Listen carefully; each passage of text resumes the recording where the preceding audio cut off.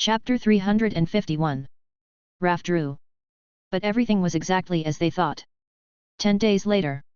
Everyone was still lying leisurely on the boat, waiting for the Infinity to start transmitting arrival information, but before all of them had waited, they waited until the Infinity began to send out a red alert. The siren began to reverberate throughout the entire ship. The harsh sound instantly woke everyone up. Even if it was only early in the morning, everyone no longer cared about any image and stood on the deck one by one. Go up and start looking around. However, after a night of sailing, when I saw the situation in the surrounding waters again, even the relatively powerful Abena, who had been roaming the New World for who knows how many years, couldn't help but see the scene. Yes, I started to sweat. It seems that we have arrived at the right place. Changnyo was wearing pajamas. At this moment, he didn't look like a king at all. Wearing a white robe, pajamas, and a pair of cotton slippers, he stood on the top deck and looked around. But at this moment, the sea surface is already showing pits and pits. This place was completely inconsistent with their inner understanding. The sea water was undulating, and there were countless whirlpools in these gaps. Moreover, the whirlpools seen from their perspective are relatively small, but when they get closer, they will find that no matter which whirlpool it is, it can swallow their entire ship. Changnyo looked at the surrounding scene very calmly, but the others were completely different. What's happening here? Enelo shouted loudly. Why did we encounter such a whirlpool? What happened here? Junhee couldn't help but asked with emotion. Ravdru, the whirlpool of water sources in the entire New World, is also known as the birthplace of the sea. It has deep sea horrors that others don't know about. It seems that all these legends should be true. Said with a smile. He is preventing so many people from entering. It seems that most people can only stay outside. Changnyo said with a smile on his lips. Anyway, it is impossible for everyone with so many people to know what the secret of Rafdru is.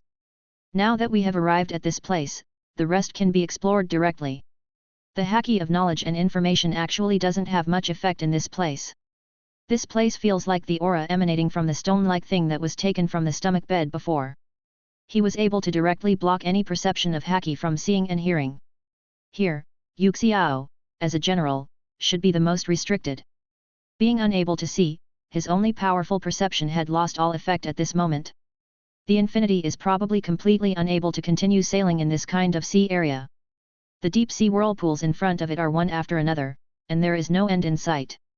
The uneven sea surface also makes it impossible to see what the situation ahead is like. And accompanied by dark clouds and lightning in the sky, it hit the sea directly.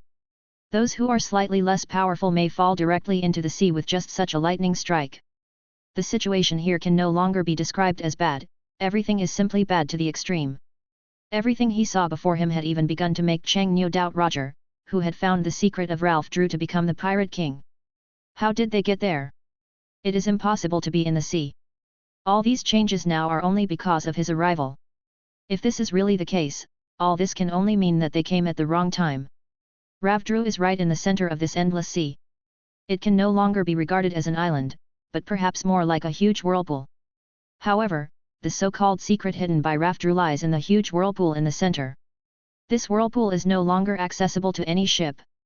Facing all this, Changnyo showed a slight smile on his lips. Sometimes some things don't need everyone to know, only a few people need to know. General Yuxiao, I will leave this place to you from now on. It seems that Rafdru does not welcome us, so let me go and take a look myself. Changnyo said. Your Majesty the King, please let me accompany you there. Junhee said with a serious expression. I'm willing to go there too. Abena and Moshank said at the same time. I won't accompany you to participate. I will leave this place to me.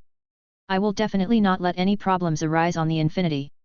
He smiled and felt relieved, but he also realized clearly that he couldn't feel anything if he moved forward now, and even the past had no effect at all. In fact, there is no need to say more, everyone already understands one very important thing, that is, Wilbu and the others seem to have been here before, and the stone currently inlaid on the ship is already very large. Good proves it all. Changnyo looked around at everyone. In such an environment, except for Gagoya who really didn't want to go, everyone else's eyes showed anticipation. Who wouldn't be tempted by a place like Rafdru, which is known as the secret treasure of the Pirate King? Even if they can't get anything, a quick look at it can prove that they have been to this place. But this time it is definitely not possible for everyone to go there together. It would be great to be able to let only a few people go there. The huge whirlpool at the center was their destination. But even standing here, the huge whirlpool you see is the size of a small sink. Everyone understands that the entire sea is now covered with large and small whirlpools, and thunder and lightning are suspended in the sky. No one dares to guess or think about what kind of situations may occur ahead. And they all understand that if they are not strong enough, even if they go there, they will cause trouble for others. This time, Anilo was rare and did not ask to follow him. Instead, he stood there calmly and looked at Chongnyo blankly. Abina and Junhee only need to accompany us, and the rest will stay on the ship. Chongnyo said. After the words fell, a space step appeared in front of them, as if it was similar to the skill they had used on Fishman Island. But this time it is advanced and suspended above the sea. Chapter 352 The Insurmountable Whirlpool. The place of Rafdru has been found, but the things in front of them make it difficult for them to move forward. Now Chongnyo finally understands the role of those road signs. It's not that, it's just in what direction is Rafdru? It refers to how to enter these vortex spaces. From the very beginning, he thought that these diesels were just simple whirlpools, but now that he got closer, he discovered that this was just a problem of the gravitational magnetic field. The vortices caused by these gravitational forces can even distort space. Even for Chongnyo, who has the power of space, everything in front of him seems so incredible. After all, even if these things lead them into the dimensional space, the scope of these whirlpool spaces in front of them is too vast, and Chongnyo does not have the ability to directly reach that area. Your Majesty the King, what is going on? Junhee looked at the distorted space road in front of him, similar to a glass bridge, and couldn't help but asked in surprise. The gravitational magnetic field is a magnetic field that can distort space. It seems that there is only one way to pass it. Chongnyo said with a frown. It's impossible to even perceive the color or domineering power of what's happening in front of you, let alone be able to find the way forward inside. In addition, the impact caused by these gravitational magnetic fields is no less than that of space distortion. For ordinary people, just these magnetic field vortices can engulf it instantly. Even for powerful people, it may not be as easy as imagined, but now that everyone has arrived, it is naturally impossible to think of quitting. What should we do now? Go back or move forward? Arbon asked. Since everyone is already here, how can they still exit? Even though the magnetic field space is powerful, it won't let our true empire walk to the door without going in. Chongnyo's face was cold and he said quite domineeringly. After hearing this, June and the two of them did not dare to say anything anymore, but looking at the endless whirlpools in front of them, even they could not think of any countermeasures. Being able to distort the space power of His Majesty the King only shows that the strength of each of these vortexes can almost obliterate them. You two retreat to the infinity first, and then let me conquer the sea area myself. Chongnyo said domineeringly. After speaking, his body began to flash with endless blue lightning, and he unconsciously began to release his overlord-colored domineering energy. Fortunately, both of them had the strength of generals at the moment, so they would not be overwhelmed by the overlord-like domineering aura of the mirror clones released unintentionally. Then please be careful, Your Majesty. Abina said, and the two of them quickly returned along the passage they came from just now without stopping at all. The location was not particularly far from the infinity, only about 500 m at most, but they couldn't wait to go back quickly and notify everyone to evacuate the sea area. These two people have been following His Majesty the King for a short period of time. Although they don't particularly understand the strength of His Majesty the King, it can be judged from the other party's attitude this time that he wants to take action directly. Forced into the sea area of Rafdru. The distance of 500 m is simply short for two people, and they can reach it without taking a breath. The moment they first boarded the ship, before anyone could ask for the reason, Junhee shouted loudly, "Gagoya, order the infinity to retreat as quickly as possible." What? Gagoya stayed there with a confused expression, and almost everyone else showed the same expression. Because there didn't seem to be any danger in front of them, why the two generals were asked to return as quickly as possible. What happened was unknown. In addition, His Majesty the King is still outside at the moment, so Gagoya really doesn't know how to do such an order. Retreat quickly. General Yuxiao yelled immediately. Hailing, start retreating as quickly as possible. Although Gagoya didn't realize what happened, he still shouted loudly. Now that the order has been issued, the Infinity activated all systems at the same time and began to evacuate to a distance using emergency conditions. What happened? The Infinity had already begun to activate and change course, heading in the direction in which it came. At this time, Gagoya began to look at June and the two people in confusion and asked seriously. "Just watch, don't ask so many questions." Abena said, his expression was very cold. However, almost all of their eyes were focused on Changnyo on the sea in the distance at this moment. "Anilu, tell me about the situation of His Majesty the King in the sea ahead," Yuxiao said with a serious expression. Here, he could not sense any situation in front of him, and he could not see clearly, so he could only rely on others to interpret it. Anilu himself looked confused. Until now, he still hadn't realized what happened. Why did he leave so quickly? His Majesty the King is still standing there, as if nothing happened. Anil said. His Majesty the King wants to be serious. There are countless magnetic whirlpools in the sea ahead. Even the power of space can be swallowed up by these whirlpools. Abena opened his mouth and said. Doesn't that mean that this time we can see His Majesty the King show his full strength? Anilu said with some excitement at this moment. Quick, let the Infinity speed up its sailing speed again. Yuxiao shouted loudly again. The people in the boat went from being confused at the beginning to becoming even more confused now.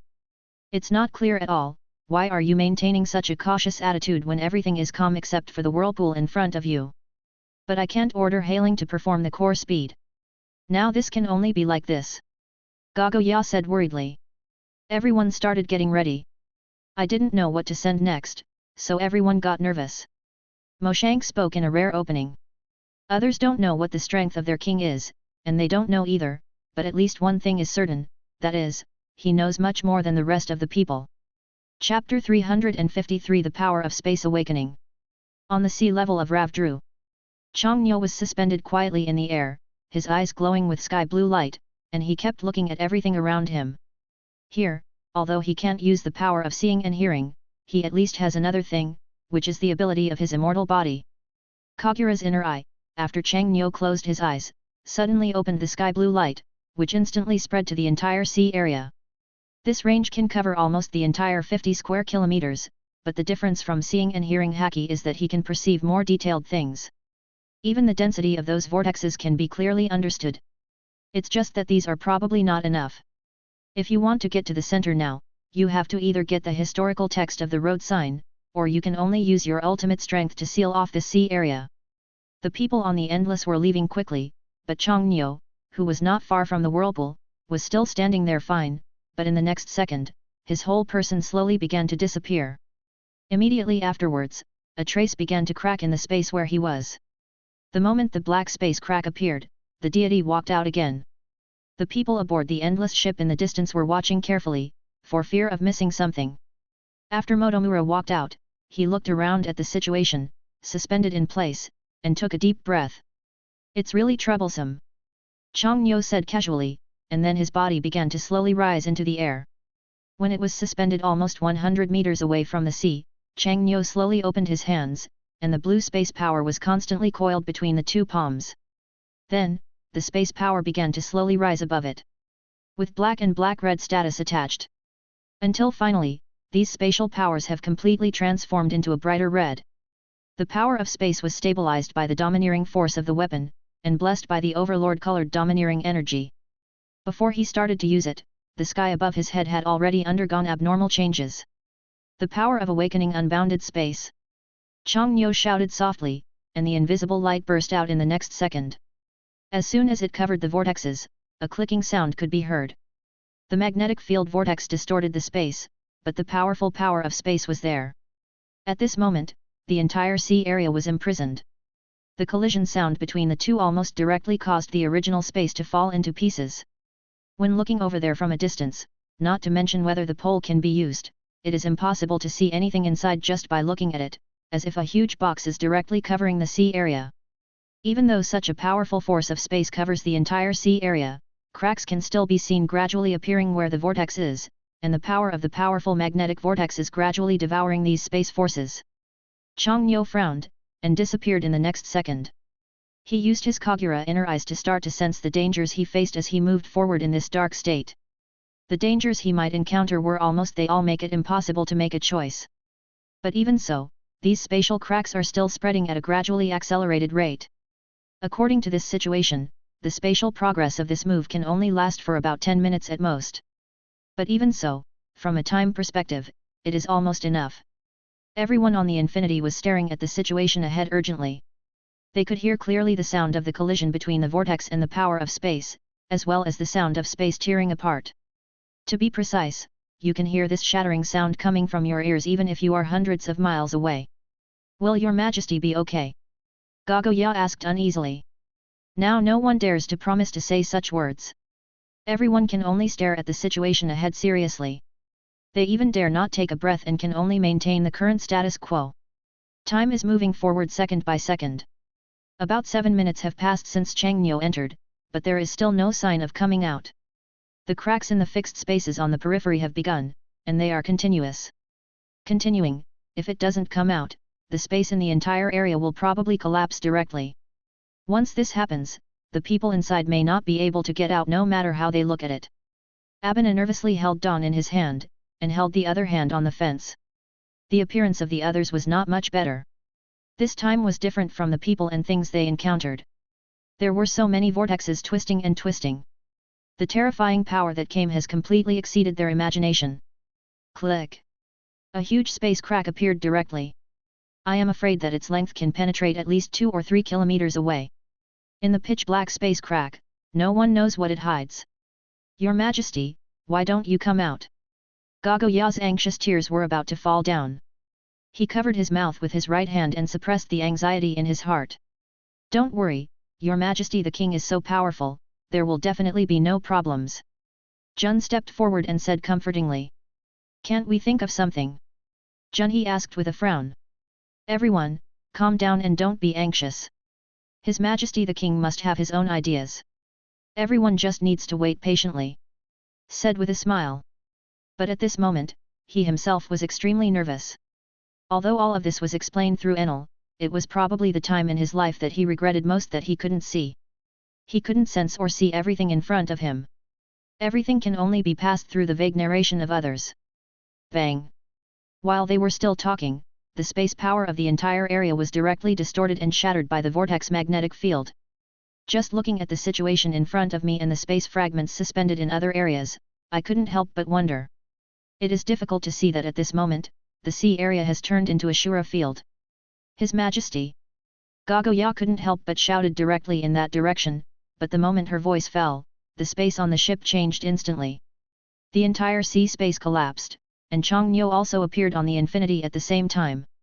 No one could bear to be surprised, but at this moment, their king looked in terrible shape. Especially the mottled blood stains, covering almost the entire body. Leave. Chapter 354 The Candidate to Become the Princess. This scene really shocked everyone, and none of them knew what to do. The moment his front heel entered, Junhee immediately started shouting loudly, What are you still doing? Leave quickly, and the ship's doctor will follow to see His Majesty. As soon as the words fell, everyone started to do what they wanted to do in a panic. For them, they had never seen this scene before. His Majesty the King was actually so seriously injured. They had never dared to imagine it for a long time. But when Changnyo returned to the room, after Zhongnan endured the pain and took off his coat, the staggering wounds on his chest and back were directly and shockingly displayed. Especially one of the wounds on the chest penetrated directly to the point where the internal organs could be seen. If this was the case above, it was almost impossible to mention the legs. All the injuries in this life were caused by the damage caused by space debris in those moments when space collapsed. Even if he stayed in the one-dimensional space, he still could not escape the fate of almost being destroyed. If it weren't for the powerful healing ability of the immortal human body, he probably wouldn't be able to get out of that sea area at this moment. Although the injuries on his body are relatively serious, they are also healing rapidly at a speed visible to the naked eye. But when he saw what was inside, he still couldn't believe it. Sitting on the bed, Changnyo seemed to have forgotten all the pain, quietly thinking about the scene he had just seen. And now he finally understands why the Pirate King is willing to use his own life to unveil such an era of great pirates. It's just that no matter what angle you look at it, it's impossible to leak a single word of the things that exist in Ravdrua from the true empire.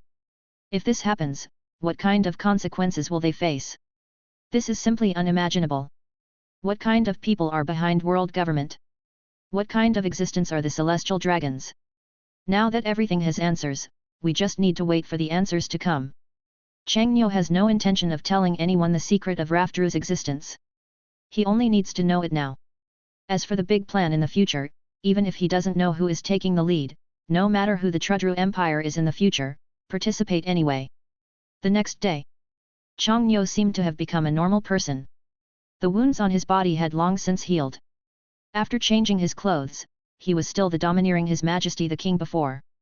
The others stayed in bed all day with little rest or food, and were all anxiously waiting for the situation of His Majesty the King to come out.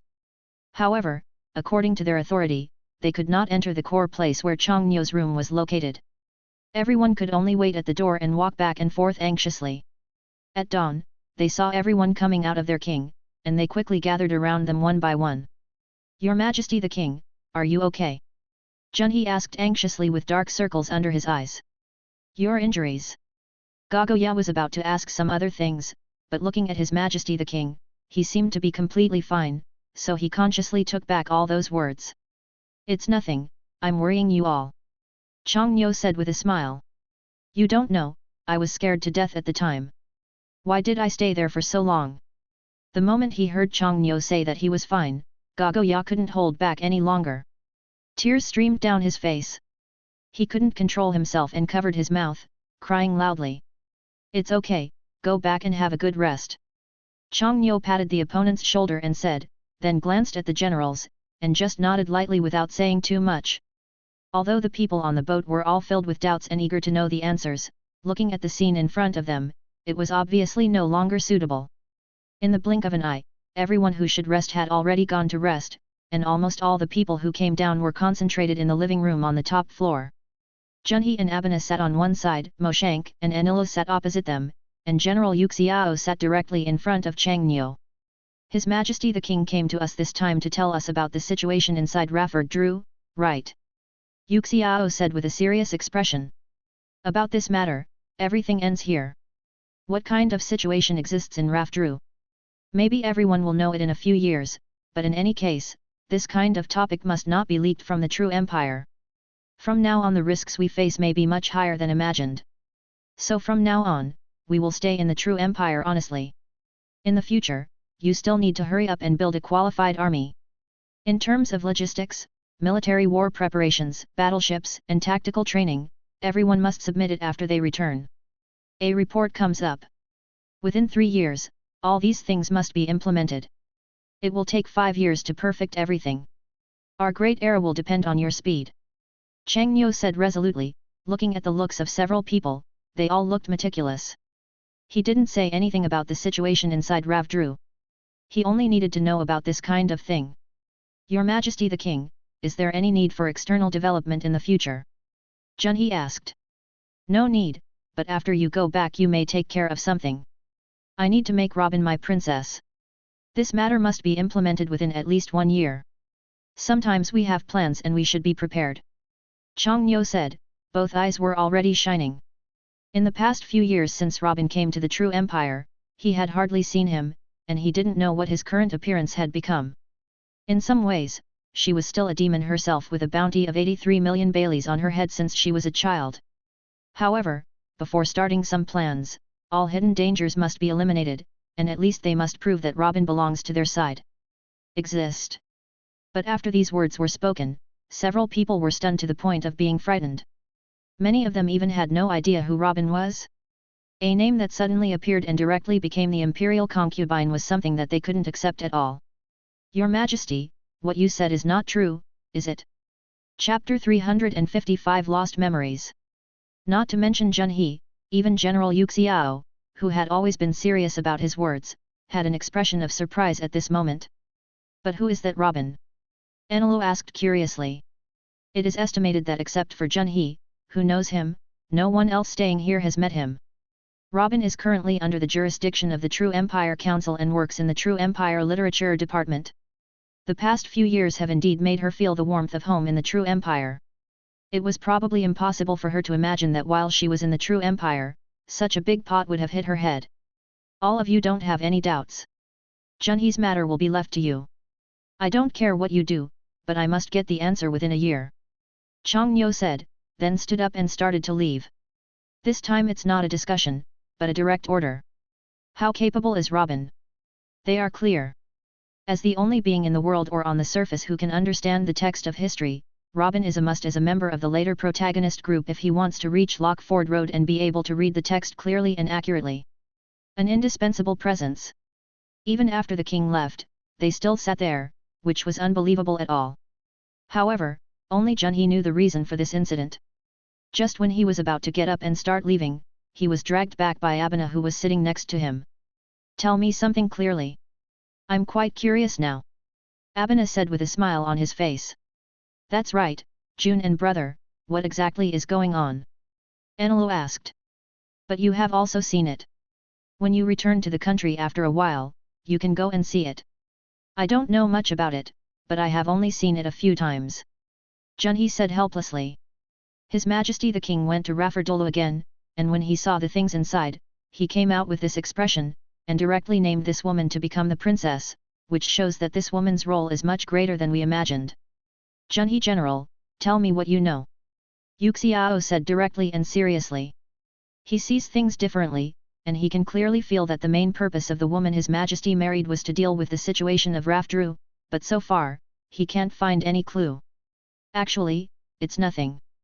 This person named Robin is a woman brought back from Alabasta a few years ago. The only thing I know now is that he is from the West Sea, and he is also the son of the devil. He is offered a bounty of 83 million belly by the navy.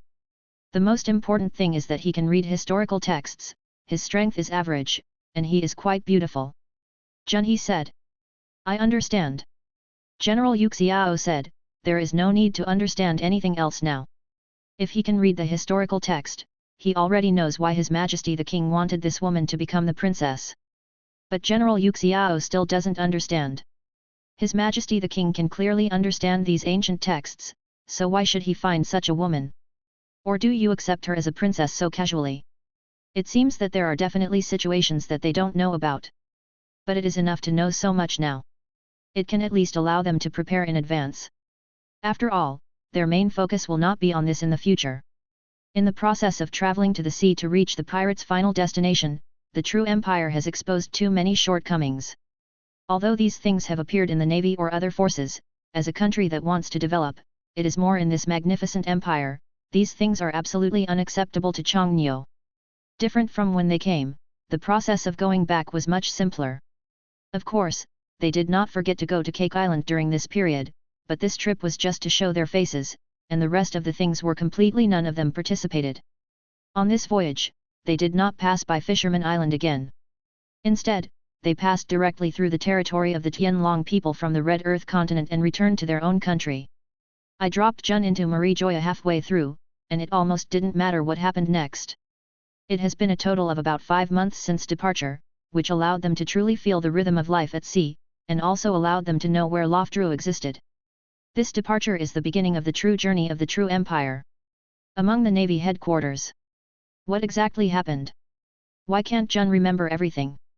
In the office of the Navy headquarters, Marshal Sengoku questioned angrily, but at the same time he also felt quite confused.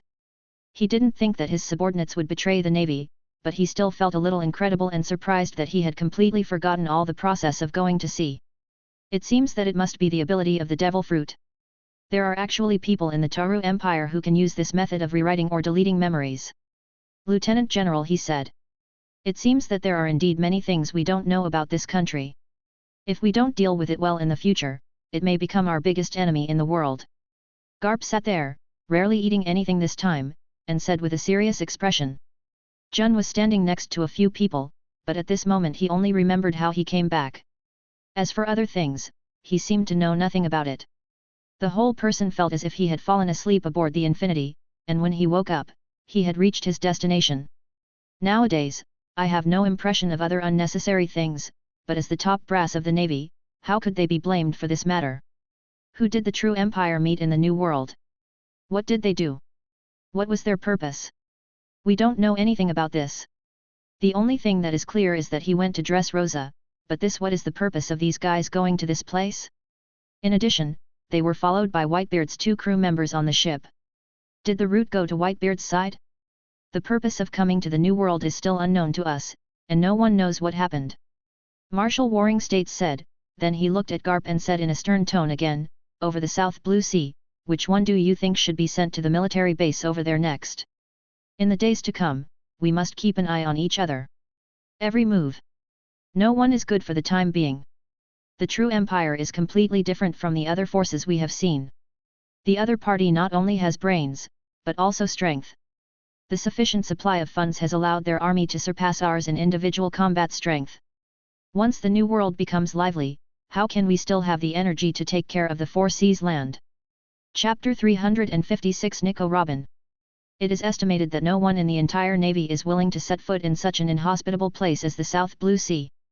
Not to mention whether there will be anything going on. If conflicts arise, it is hard to say whether they can come back alive.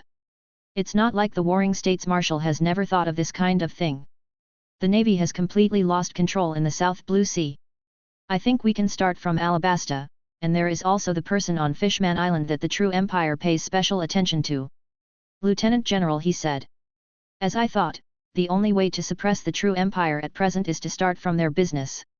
The country of Alabasta occupies 1/3 of the economic lifeline of the true empire, and this country has been around for a long time. He had already started to get jealous before, so he would send a few people over to help. As for the one on Fishman Island, I don't think it's necessary to touch it for the time being. Otherwise, if it causes the true empire's resentment, it won't be worth the loss for our navy. Warring States said. There is nothing we can do about the Toru Empire now. The opponent's development speed is really beyond our imagination. If we want to curb it commercially, we can only notify the Shishibukai and let them do something about it. Garp said, knowing that this kind of thing was not very feasible, but he still said it. As the highest-ranking figures in the entire Navy, the three of them speak with sufficient weight. But at this time, Jun, who had been standing aside without speaking, looked at Garp in confusion and asked, as the 4 emperors and 1 emperor, the Toru Empire is a first-level member country of the world government, and merchant ships have priority. The right to summon the Navy, I think this kind of thing is not feasible, right? I think this is a good statement. I will ask the CP personnel of the world government to inform the Shishibukai to do this later. Warring States said. This group of people are now in a hurry and seeking medical treatment. The existence of the true empire has put them under considerable pressure. This group of people who have always been in a superior position now feel that the other party is not simple. Nowadays, they already know a little bit about the strength of Emperor Toru. At least in terms of personal strength, he has completely surpassed the existence of the 4 emperors. Just by fighting against Wilbu, he had instantly swept the entire pirate world. No one will look down upon the true empire just because it is located in the South Blue Sea.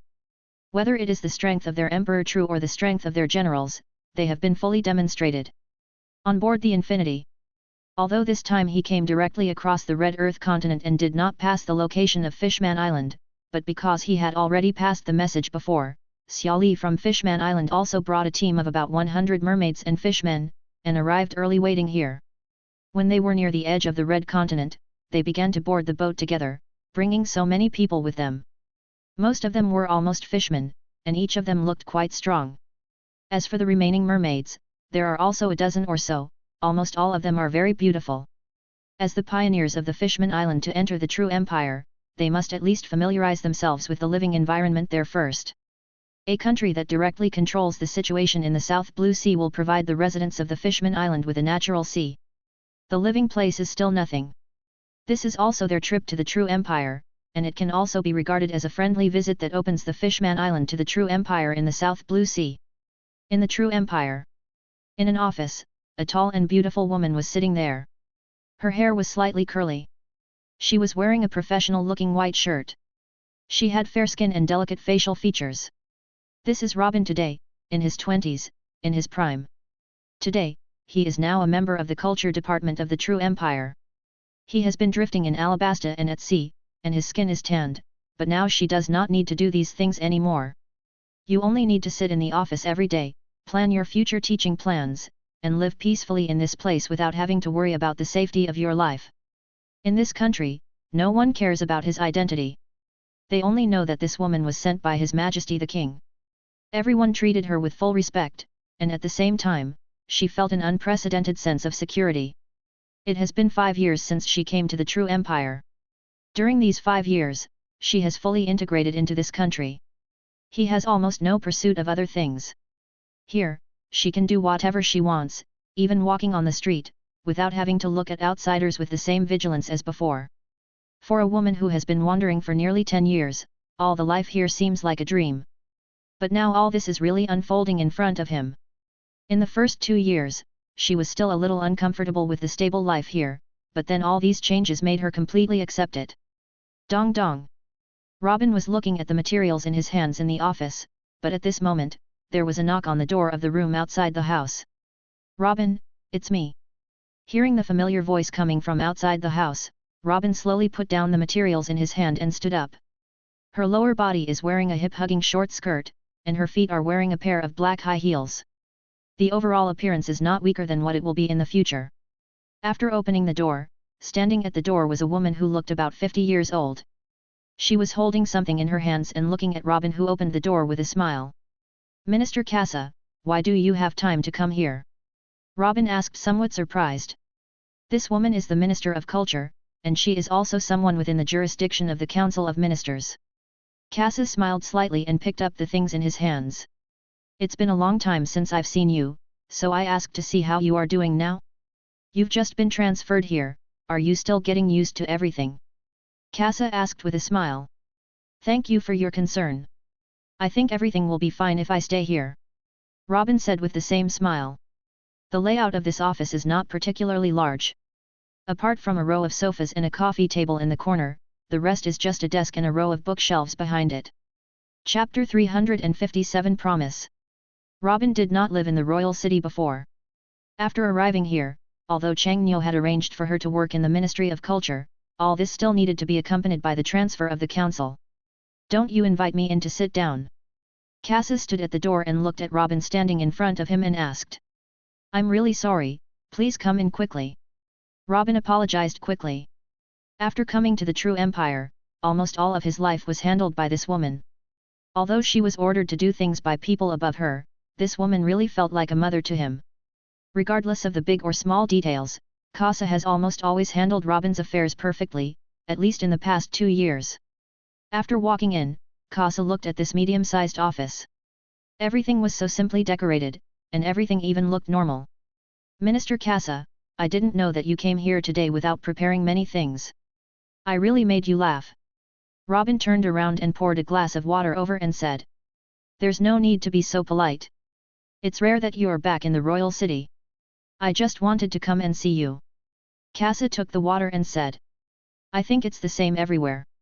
The city of Moroya where I stayed before was pretty good, but I didn't expect to be transferred back all of a sudden. To be honest, I'm still a little uncomfortable. Robin sat down and looked at Casa opposite and said. The royal city is a good place. After all, everything here is full of the sense of the times. It is also the easiest place to develop. The most important thing is that you can occasionally see His Majesty the King. Minister Casa stared at Robin across from him with a smile on his face and said, wanting to see the look on the other person's expression with every word he said. As a person who has been there, Robin used to face all kinds of people almost every day. She could tell that something was wrong just by looking at the other person's words and expressions. When Minister Casa comes here this time, it seems he's not just looking at me, right? Robin asked with some confusion. He, I just came to see you. After all, we have known each other for so many years. I came here just to ask, how do you feel about this country after being in the true empire for so many years? It's good. At least I like it here now. Robin said, the confusion in his eyes became more intense. You must have met our king before. What do you think of His Majesty? Minister Casa asked directly. This kind of topic is already somewhat obvious. In fact, it was Gagoya who arranged for her to come here to meet before she came. The purpose was to understand Robin's views on His Majesty the King in advance. Now all these things are going on in an orderly manner. As the Minister of Culture, the reason why Casa is still ahead of Robin in terms of title is mainly because the other person is a very educated and intelligent woman. Robin was a little confused, listening to the words of the woman sitting across from him, but then he said bluntly, I have only met His Majesty the King once. Since then, except for on the screen or in newspapers, the rest of the time, but I haven't heard anything about him. What has become of His Majesty the King now? I haven't paid attention to it for a long time. Besides, as a person, I am afraid that I will never have anything to do with His Majesty the King in this life, right? That's not necessarily true. By the way, in all these years since you've been in the true empire, have you ever met a man you like? Minister Casa asked, getting straight to the point. How can I still think about this now? It's good to live alone sometimes. This is not possible. If it is possible, what do you think of our king? Minister Casa asked. A blush suddenly appeared on Robin's face. When he first met True Emperor Changnyo, the contents of the chat had already been displayed in his eyes. His thoughts returned to how he was a few years ago. Although the face in his memory was a little blurry, he could still recall and repair various faces based on the face in the newspaper. But with this person who is almost incomparable to him in this life, Robin really can't imagine what kind of demeanor the Emperor True is like today. Different from the previous ones, when I first came to this country, the True Empire was just a developing country. Compared with today, it is simply a world of difference. But just a few years have passed, and the entire country has now become something else. This scene has become a dreamlike existence for many people. From a small country at the beginning to an empire that actually controls the entire South Blue Sea, its military strength can even make the most powerful forces in the world fear it. Although it cannot be said that all of this is the work of one person, it can be said that all of this is the result of one person. As His Majesty the King's Changnyo, he has indeed made an indispensable contribution from the beginning to the end. With such a man, Robin couldn't imagine how he could be with him. His Majesty the King is extremely important to the true empire. Not only is he handsome, he is about the same age as you, and he is powerful. He is also able to care so much about the people of the country. Such a man has become the idol in the hearts of all the little girls in the entire kingdom. This is an incredible destination. Minister Cassis smiled again. You suddenly came here to tell me this matter. What's the use of saying it? Is it possible that His Majesty the King really likes me? What if you like it? If this is really possible, what's the harm in marrying him? Robin put aside his thoughts and spoke almost in a joking tone. Mainly because of his understanding that Emperor True has now become a being that everyone looks up to in this world. Being able to become his princess, what kind of people are needed? It was almost unnecessary to think about this kind of thing. He definitely had no chance. But facing Minister Casa who took such good care of him, Robin still joked and said. But it would be better if he didn't tell the joke. After hearing this, Minister Casa was stunned for a moment and then stood up suddenly. The whole person was immediately a little excited and incoherent. Are you telling the truth? Is it possible that what you said is true? Robin said with a slight smile. It's obvious that she still treats this as a joke. After all, for Robin, this kind of topic is a joke, and the possibility is the highest. How could two people who have never been in a hurry come together for no reason? Chapter 358 Determining the Time. Robin could only sit there and stare blankly at the figure who had walked out, not understanding at all what the other party meant. But less than 10 minutes later, Minister Casa walked in happily again. Robin, since you have agreed, then you will be ready to become the most noble imperial concubine in the entire true empire. Minister Casa said excitedly. Robin suddenly became confused, and his expression was no longer the joking state before. He stood up and looked at the somewhat excited Minister Casa who stood in front of him in confusion. What exactly do you mean? Robin asked directly. What else can it mean? The main reason I came here this time is to ask you, what do you think of our king? And this time, His Majesty the King personally gave the order to marry you. As a member of the true empire, imperial concubine, this matter has been communicated to the council several days ago. The reason why you were transferred back is actually for this purpose. The king's secretary, Gagoya, will personally handle this matter, and General Jun and General will be responsible for related matters. Since you have agreed, then this matter will be settled. I have just reported it to the king's secretary. I think the council will start preparing for His Majesty the King's wedding in the near future. Minister Cassis said with some excitement. But Robin was even more confused at this moment. It was clear that he was just joking. Why did it suddenly become real? What made him even more confused was why the aloof Emperor True would marry him. Although all this was unknown, there were already different ripples in her heart. But I'm not prepared for anything now. I don't even know what happened. Isn't it inappropriate to make such a rash decision? Robin asked. What else is there to make a choice at this time? His Majesty the King can be said to be the best man in the world, and he has chosen you as the imperial concubine. In other words, you have no choice. Minister Cassis said that in his heart, His Majesty the King is undoubtedly the best being among them. Even if the current Emperor Trunyo makes any decision, the people of the entire country will support it without hesitation, let alone today. There is no official imperial concubine in Chongnyo, and Hancock who stays on the daughter island is just a person with a bad name so far. Minister Casa has already seen the doubts on Robin's expression, but how can she refuse now? Can you tell me the specific situation? Robin said with a slight sigh. Now you can stay here with peace of mind, and you can put the work at hand aside for a while. You will definitely not need to do these things in the future. In the past 2 days, the leaders of the council department should come to see you. By then, they will probably inform you of the specific details. Minister Cassis said. I see. Robin said, looking a little at a loss. How could things turn into what they are now without realizing it? The most important thing is that she was not prepared at all. She was lamenting that she was suddenly transferred to the royal city, but before her whole body got warm, this situation already happened. In this way, Robin, a woman, felt at a loss for a moment. Then you just stay here and I'll leave first. There are some things I need to report over. Minister Cassis smiled and patted Robin on the shoulder, the light in his eyes almost full of envy. If she wasn't too old, she would probably want to participate in such a situation. Such a rare opportunity actually hit this little girl's head. I don't know how many people would hide on the wedding day. I cried bitterly at home. The king's intention to marry Robin was currently only being circulated among high-level officials. Originally, Chang Nyo just handed the matter over to Junhee and gave him 1 year to handle it. But I didn't expect that this girl would actually turn her back and arrange the matter to Ga Go Ya, who even eagerly conveyed it to the Senate. This situation is like an order to the Senate. When everyone received the news, everyone put down the work at hand and went all out to do this.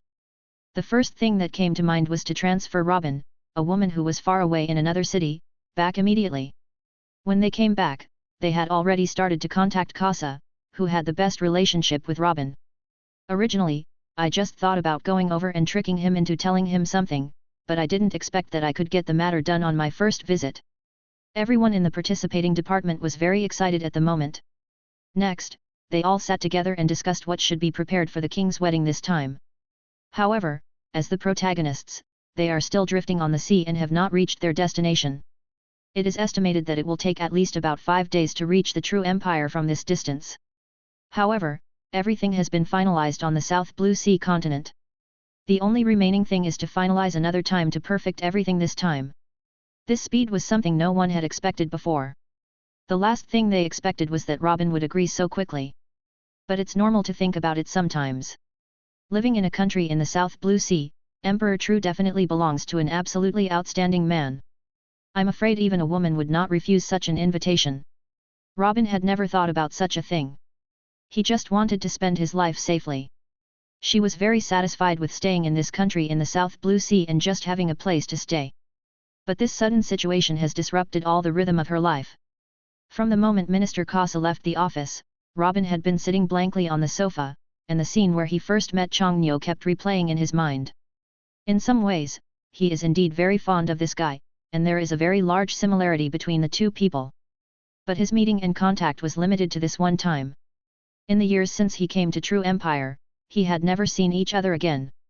Chapter 359 Treaty against Alabasta. On the Infinity. Now the entire ship has completely entered the first half of the Great Route. This speed is already considered the fastest pace. But this time, since everyone has come out, it is natural to go and see another one of their strongholds. Alabasta is the economic lifeline that carries 1/3 of the True Empire. Although it has been managed by Lost Art, even though 5 years have passed quietly, everything is still as planned before. Even after 5 years of development in Alabastan, all the factories in the True Empire still have not paid any taxes. The only reason is to use the previous contract as an excuse to ask the Alabastan country to start pay those costs for the construction of basic works. In fact, it is revealed that the factories and infrastructure projects built by the Empire here are already making the economy of the country of Alabasta grow day by day. Although they cannot get the taxes from those factories, the economy driven by these factories has still made Alabasta a big economy. The Palestinian state is making a lot of money. Although it is not as much as the fraction that the true empire received, it can at least make Alabasta many times richer than it was 5 years ago. But at the same time, this country was no longer willing to let so much money flow into the true empire as before, and its inner dissatisfaction had even increased with the bewitchment of those ministers. Minister Loss taught, "We have clearly agreed before that we will not charge any taxes from the true empire within 5 years. After 5 years, we will follow the normal taxation of the country of Alabasta. Why are you going back on your promise now?" In the main hall of the Alabasta Palace, the fat minister Zo pointed at Luasta and said angrily. I don't know how many times they communicated and quarreled, but every time Lhasa acted almost as he was. Minister Zo, and of course King Cobra, little brother, this time has not passed long. Don't forget that the true empire also signed a treaty with you. The true empire invests 150 billion belly every year to assist Alabasta. For the development of the country and the improvement of people's livelihood in Alabasta, all industrial and commercial facilities of the true empire in Alabasta are exempted from tax for 5 years. At the same time, don't forget that there is another treaty signed, that is, our true empire needs to charge targeted fees for infrastructure construction. However, when the early signing was made, we have already informed you that the implementation of all projects can be carried out by the true empire first. To pay the cost, Alabasta will need to deduct it from taxes in the later period, or directly pay the corresponding infrastructure construction costs. So far, these infrastructure projects include road projects, hydropower projects, desert greening and seawater desalination projects, totaling about 150 projects. Up to now, the total fees paid for various facilities are about 580 billion belly. According to the tax treaty signed by the true empire with the country of Alabasta in the early stage, the true empire commercial industry does not need to pay anything to Alabasta under the non-profit status. Tax expenses, under the net profit, are based on a fixed tax of 3% per year like Alabasta.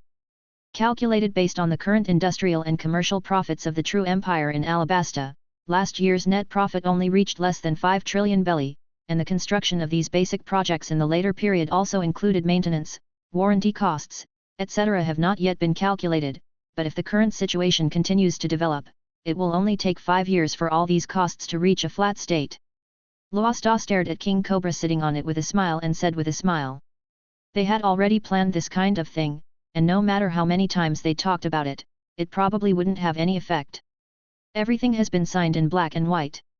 No matter how dissatisfied Cobra and the princes and ministers of Alabasta are, the outcome of the facts has been determined, so what if they are dissatisfied? Minister Zo was so moved that he held his chest after what Luasta said. He really didn't know how to deal with the next words. King Cobra, who was sitting on top, also had the same expression. You said that we have been arguing about this matter from last year to this year. It is really unnecessary. You have also seen the development of Alabasta in the past few years. The royal family's current income should be compared with previous years. Is it going to increase many times? The emergence of the true empire will only make Alabasta a better living environment. It will take us up to 5 years to directly change all your deserts into oases. Isn't this what you want? Lhasa stared at Cobra seriously and asked. You are right. There was indeed a treaty signed before, but can you take a look at the current situation? The true empire is now so rich that it is the envy of all countries in the world, but if you look back at Alaba in today's national life in Stan, whose money in anyone's pocket has not returned to the hands of your true empire? Minister Zo asked angrily. I don't want to discuss the same topic many times. As the Minister of Commerce of the true empire stationed in the country of Alabasta, I often need to clarify my position. I also hope that you, the country of Alabasta, can do the same. Think about the problem from your own standpoint, and don't do such noisy things for nothing. In the end, it will just make everyone feel ridiculous. Lusta said. Let this be like this, and no one should mention it again. Cobra frowned and said calmly. He really doesn't want to discuss this kind of thing anymore. From last year to this year, he discussed it almost 10 times, but every time it was the same topic repeated, and it ended up being nothing. But I guess if we can't discuss this kind of topic, we may still discuss it. Being brought up again, even though everyone knows that there will be no better results, this situation is nothing more than an expression of inner anger. Chapter 360 Princess True. At least the last time I came here was several years ago, so coming here this time is so refreshing. This place still looks like a desert country, but the whole place is full of greenery, and it is no longer the same scene as before. High-rise buildings have also begun to appear in rape flower, and it seems to have begun to develop towards a modern society. This place is currently the most prosperous place in the entire Alabasta country. 40% of the factories established by the true empire in this country are all in this city. The port is indeed the largest development in this area. The advantage. After Chongnyo and the others arrived in the country of Alabasta, they did not notify the king and ministers of the country, and the group just took a walk around. He didn't even have a meal in this place, so he turned around and left. Chongnyo just wanted to see what kind of results Lhasa Star had achieved in this place. A place that can carry 1/3 of the economy of the true empire is enough to prove that Lhasa is indeed talented in this area. As for Alabasta's thoughts, Chongnyo already knew about them 2 years ago. King Cobra has always maintained a restless heart. The reason why there is no movement at present is just because of the current strength of the true empire. In fact, everyone knows this relationship well. I just wanted to take advantage of each other, but I didn't expect that the development of the true empire has far exceeded everyone's expectations. As a result, the entire Alabasta can only recognize the status quo. Although I would occasionally say a few words, in the end these things were almost settled. As for the infrastructure construction in Alabasta, what kind of sky-high price will it ultimately reach? This thing is almost entirely decided by the true empire. Sailing again. On the infinity. Your Majesty, the Council of Ministers has responded. Ms. Robin has agreed to become the imperial concubine, and the date has been set in 2 months. The Minister of the Council of Ministers asked me to consult you on who needs to be notified to participate at that time. On the top deck, Jun and Chongnyo, who was lying on the sofa, reported softly. However, these words directly caused Chongnyo, who was lying there, to open his eyes instantly and even sit up suddenly. Are you kidding? This matter was not left to you to handle, so why is the Senate Department involved now? Your Majesty the King, I also want to do it myself. The key is not that I have never done this kind of thing before. Junhee smiled sheepishly and said. Chongnyo looked helpless. He originally didn't want so many people to know about this matter, but he didn't expect that it would be better now. It is estimated that after he opens his mouth to confirm the time, almost all the people in the country will know about this incident. Matter. He raised his head and glanced at Junhee. He didn't say anything more. Instead, he covered his head, lay down again and closed his eyes. Your Majesty the King, your previous arrangement was within 1 year. Is it possible that the time has been shortened to such a short time and you are still not satisfied? Junhee asked doubtfully. Then let's arrange it this way without forcing Robin. Chongnyo asked with his eyes closed. Concerning this, you can rest assured that there is absolutely no force from anyone, everything is agreed by Ms. Robin herself. Junhee said quickly. Forget it, you've done a pretty good job on this matter, so let's inform them to prepare. Chongnyo didn't know whether it was helplessness or other expressions in his heart, but since things had been done to this extent, there was no room for regret. Robin is indeed a very good woman in some respects, not only with rich learning experience, but more importantly, the role she can produce. The other people sitting next to them were all suppressing their inner thoughts. From the first words spoken by Junhee, these people were listening with their ears pricked up, but in the end they still maintained a calm attitude. With calm expressions, no one opened their mouths to speak.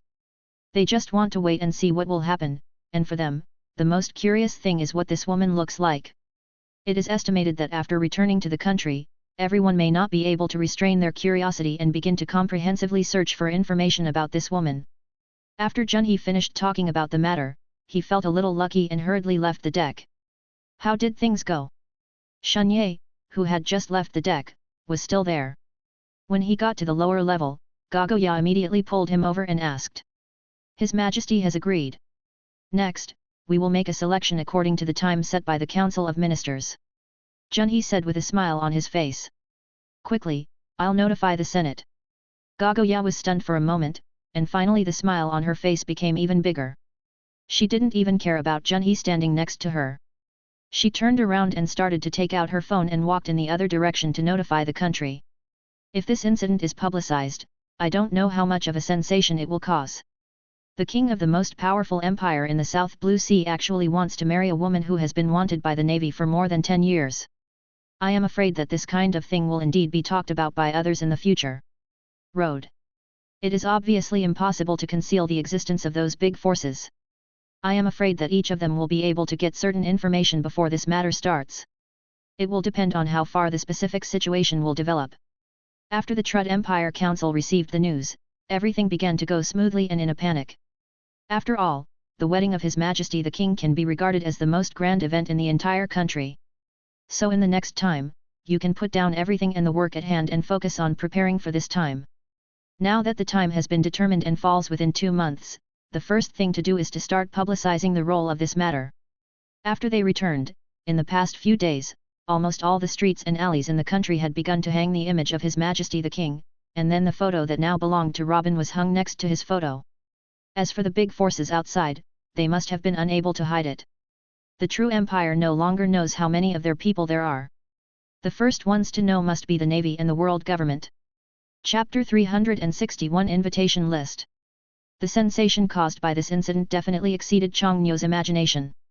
Although he had already thought about it, it might cause quite a stir, but he would never have thought of the extent to which these guys from the Senate had publicized this incident. In just a few days, this matter has become the most popular news in the entire True Empire. Even the World Economic News is about to start a comprehensive report on this matter. The most important thing is to follow and shoot it in real time. As the person involved, Robin's schedule has been almost fully booked these days. Not to mention, he still stays in the office to sort out the information on hand, and the people from the counseling department come to pull him to try on clothes every day. There are already countless. Day 5. Chang Nyo and his party finally docked at the port of Nanhua. This return to the city can be regarded as the end of their overseas trip of nearly half a year. Even if the true empire no longer has their presence, the entire country can still be in order of continued development. After arriving at the port, it was still in the morning, and the people on the boat had even begun to rush to get off the boat. The first thing they thought about was probably to see what the future Princess Trudeau would look like. What does it look like? But before all of them stepped off the Infinity, a huge billboard about 50 m high appeared on the port. This scene could be seen even from several kilometers away. It was a huge billboard. The photo is hanging here at the moment. This is why the council hangs a huge photo for others to see in order to let the people of the entire country know what the future imperial concubine will look like. But looking like this now makes people feel a bit ostentatious. The propaganda activities of the Senate Department are really too big. It is estimated that Robin is walking on the street now, even the blindest person can recognize her. Chang Nyo looked at the huge photo and just shook his head slightly, but he had to say that just by relying on the image in the photo, Robin could indeed become the image of a goddess in the minds of all men. Perhaps in some ways, Robin is even more attractive than the Pirate Queen. The wedding of Emperor Toru of the South Blue Sea has become the focus of discussion in the entire pirate world almost instantly. Whether it is the navy or the powerful pirates, their eyes are also focused on the Toru Empire at this moment. In the royal palace of True. Your Majesty, this is the invitation list for your wedding this time. Do you think there is anything else you need to add? Federo, the minister of the council, has just become the chief minister of the council of this country last year. He is only about 40 years old. He is dressed in domineering clothes and has such a sophisticated style of doing things. Each of them is undoubtedly giving he added a bit of color. Chang Nyo leaned on the sofa with a listless look on his face, facing the things Federo brought over. When he opened it, he saw that the invitation content on it covered almost all the major forces in the entire pirate world. There are even kings from many countries who are also included in the invitation. The main reason is that the national defense of these countries is almost all partners of the True Empire. Even King Cobra of Alabasta is now here. Within the invitation range. The main reason is that Chang Nyo's wedding is coming soon. In more than 2 months, even the pirates from the big forces in the New World will probably need a lot of effort to rush over. But this kind of thing almost doesn't matter anymore, and I have never thought about making this matter too ostentatious.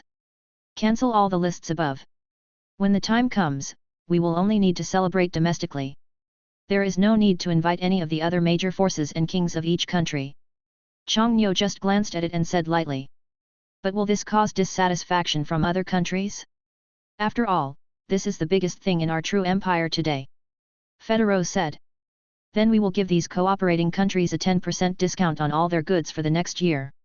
This can be regarded as a demonstration of the great power of our True Empire. Chang Nyo said with a slight smile. Then I will do as you tell me. Do you know if there are other things that need to be paid attention to regarding the wedding? Just as Federo was about to leave, he turned his head again and asked. Just look at the arrangements. Oh, and also ask Robin to come over and see me once in the next 2 days. No problem, Your Majesty. Federo said, then turned around and started walking outside. The true empire is now in a lively mood. The king's wedding has become a topic that everyone must discuss after dinner.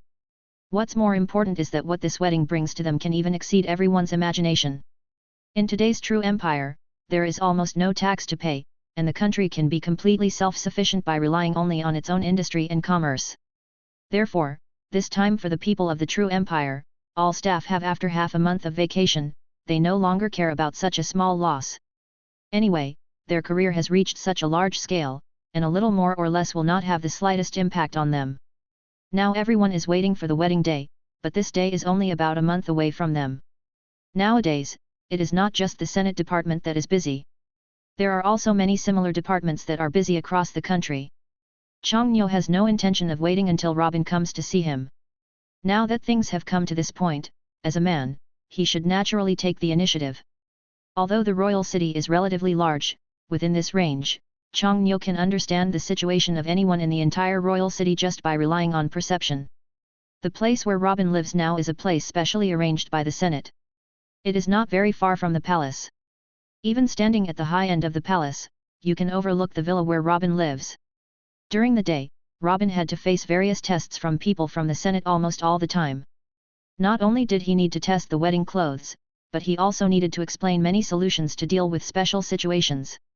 Chapter 362 Peeping at the Future Wife.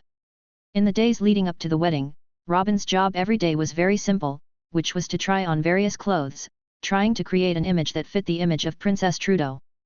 But today is extraordinarily different. As King Tru, Chongnyo, this time he secretly ran out to see what his future woman would look like.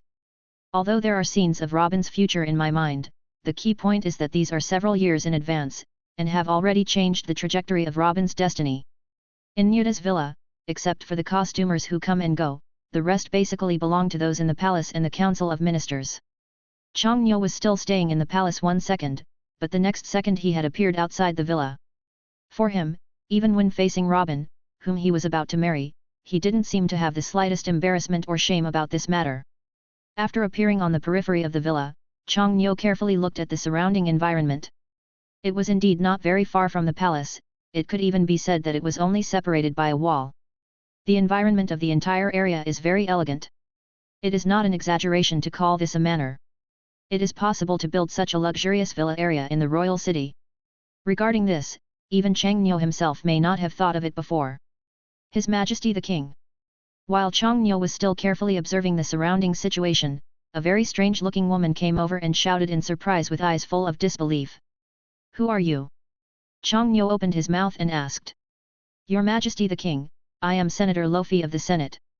It is a pleasure to see you here, My Majesty the King.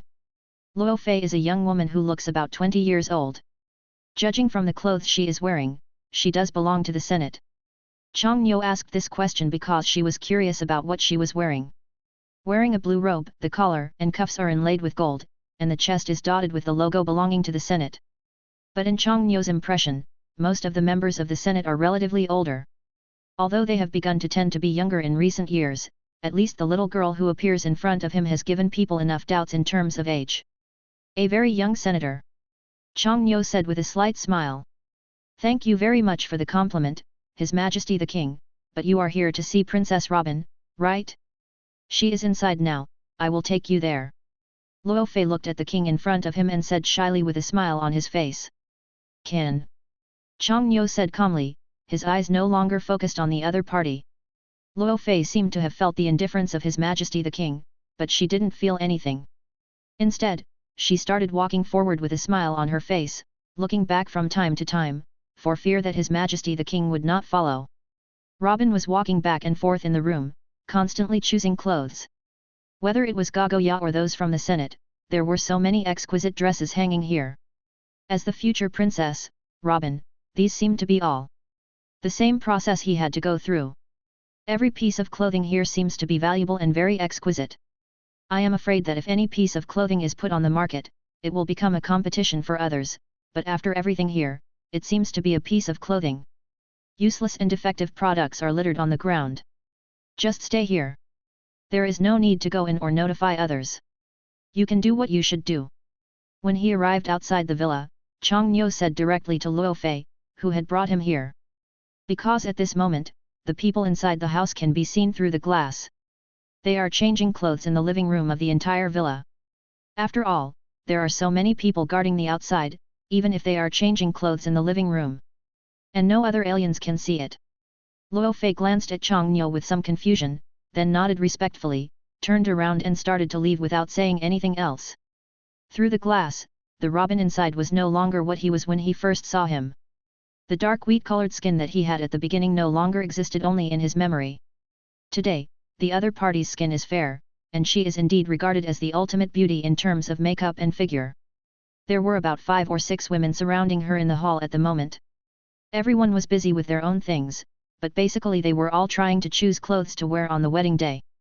This is not just a grand ceremony for the people in your own country or the palace, but also a major event for the entire world. Therefore, the clothes worn by the imperial concubine for this wedding need to be screened through layers and finally selected. A piece of clothing that can bring out the majesty of the Toru Empire. But as the real protagonist, Chang Nyo, it seems that no one has chosen any clothes for him from the beginning to now. Everything has been done according to the normal process. It is even as if he has nothing to do with the wedding process. Everything has been ignored. It's like someone else is arranging the wedding. Chang Nyo stood outside and could only see the backs of the people inside through the glass. As for the front, he couldn't see anything from here anyway. The people inside were busy and did not notice the situation outside. Even if anyone turned their head, they might be able to see His Majesty the King standing outside. As for those outside who already knew that His Majesty the King had been here, everyone is doing the work at hand honestly. Anyway, after staying here for about 10 minutes, Chang Nyo didn't even think about disturbing the people inside, so he just started to leave. It wasn't until nearly 10 minutes after Chang Nyo left here that a person in charge came in confused and said, "Did you notice just now that His Majesty the King has already arrived?" What? The few people staying in the living room were all a little shocked, even Robin himself was a little surprised. Did we fail to do anything just now? Could it be that His Majesty left directly because he saw that we did not do well? One of the women, who looked to be in her 40s, was a little confused at the moment. She kept checking the process of her work just now, for fear that there might be a flaw somewhere that would make His Majesty the King angry. But all this was just her overthinking. Chapter 363 Representatives sent by big forces. But all the things that are supposed to come will eventually come. 1 month later. On this day, everyone in the true empire was happy. All streets in the entire kingdom, including factories, were hung with giant banners, and even the fields and countryside were filled with festive red lanterns. These things are all done voluntarily by the people of the kingdom of Ru, and they also want to share the joy and celebration of this country. Not to mention on the road, you can see those festive objects basically every few meters away. Just relying on these alone has given the true empire a different style. Reporters from major newspapers in the entire pirate world also swarmed in, and representatives from major forces also arrived in this country one after another. This time the true empire rarely differentiates between pirates, navy, and merchants. Although it may have a certain impact on the security of the country, at least this time everyone is safe and can enter the country directly. For this wedding ceremony, the true empire has even dispatched nearly 100,000 troops to guard the entire South Blue Sea area for inspection. As long as everyone in the South Blue Sea area is involved, as long as they are outsiders, no one can escape the fate of not being inspected. However, at this time, I am afraid that no one will come to the South Blue Sea to cause trouble at this time. Although the Toru Empire did not invite anyone to participate this time, whether it was the pirates of the New World, the current world government and the navy, even the kings of the surrounding countries all sent representatives to participate. In fact, everyone has their own little calculation and wants to understand the situation here. At least this time was the closest they got to the true empire, and these people were naturally unwilling to give up. Naval Headquarters. That guy Aokiji should have arrived, right? There are still the same people in the Sengoku office, but this time, in addition to Garp and Lieutenant General He who have been staying here, there are 2 more people, Sakazuki and Kizaru. Sengoku sat in his seat and asked Garp who was eating cookies. You ask me about this kind of thing, how do I know?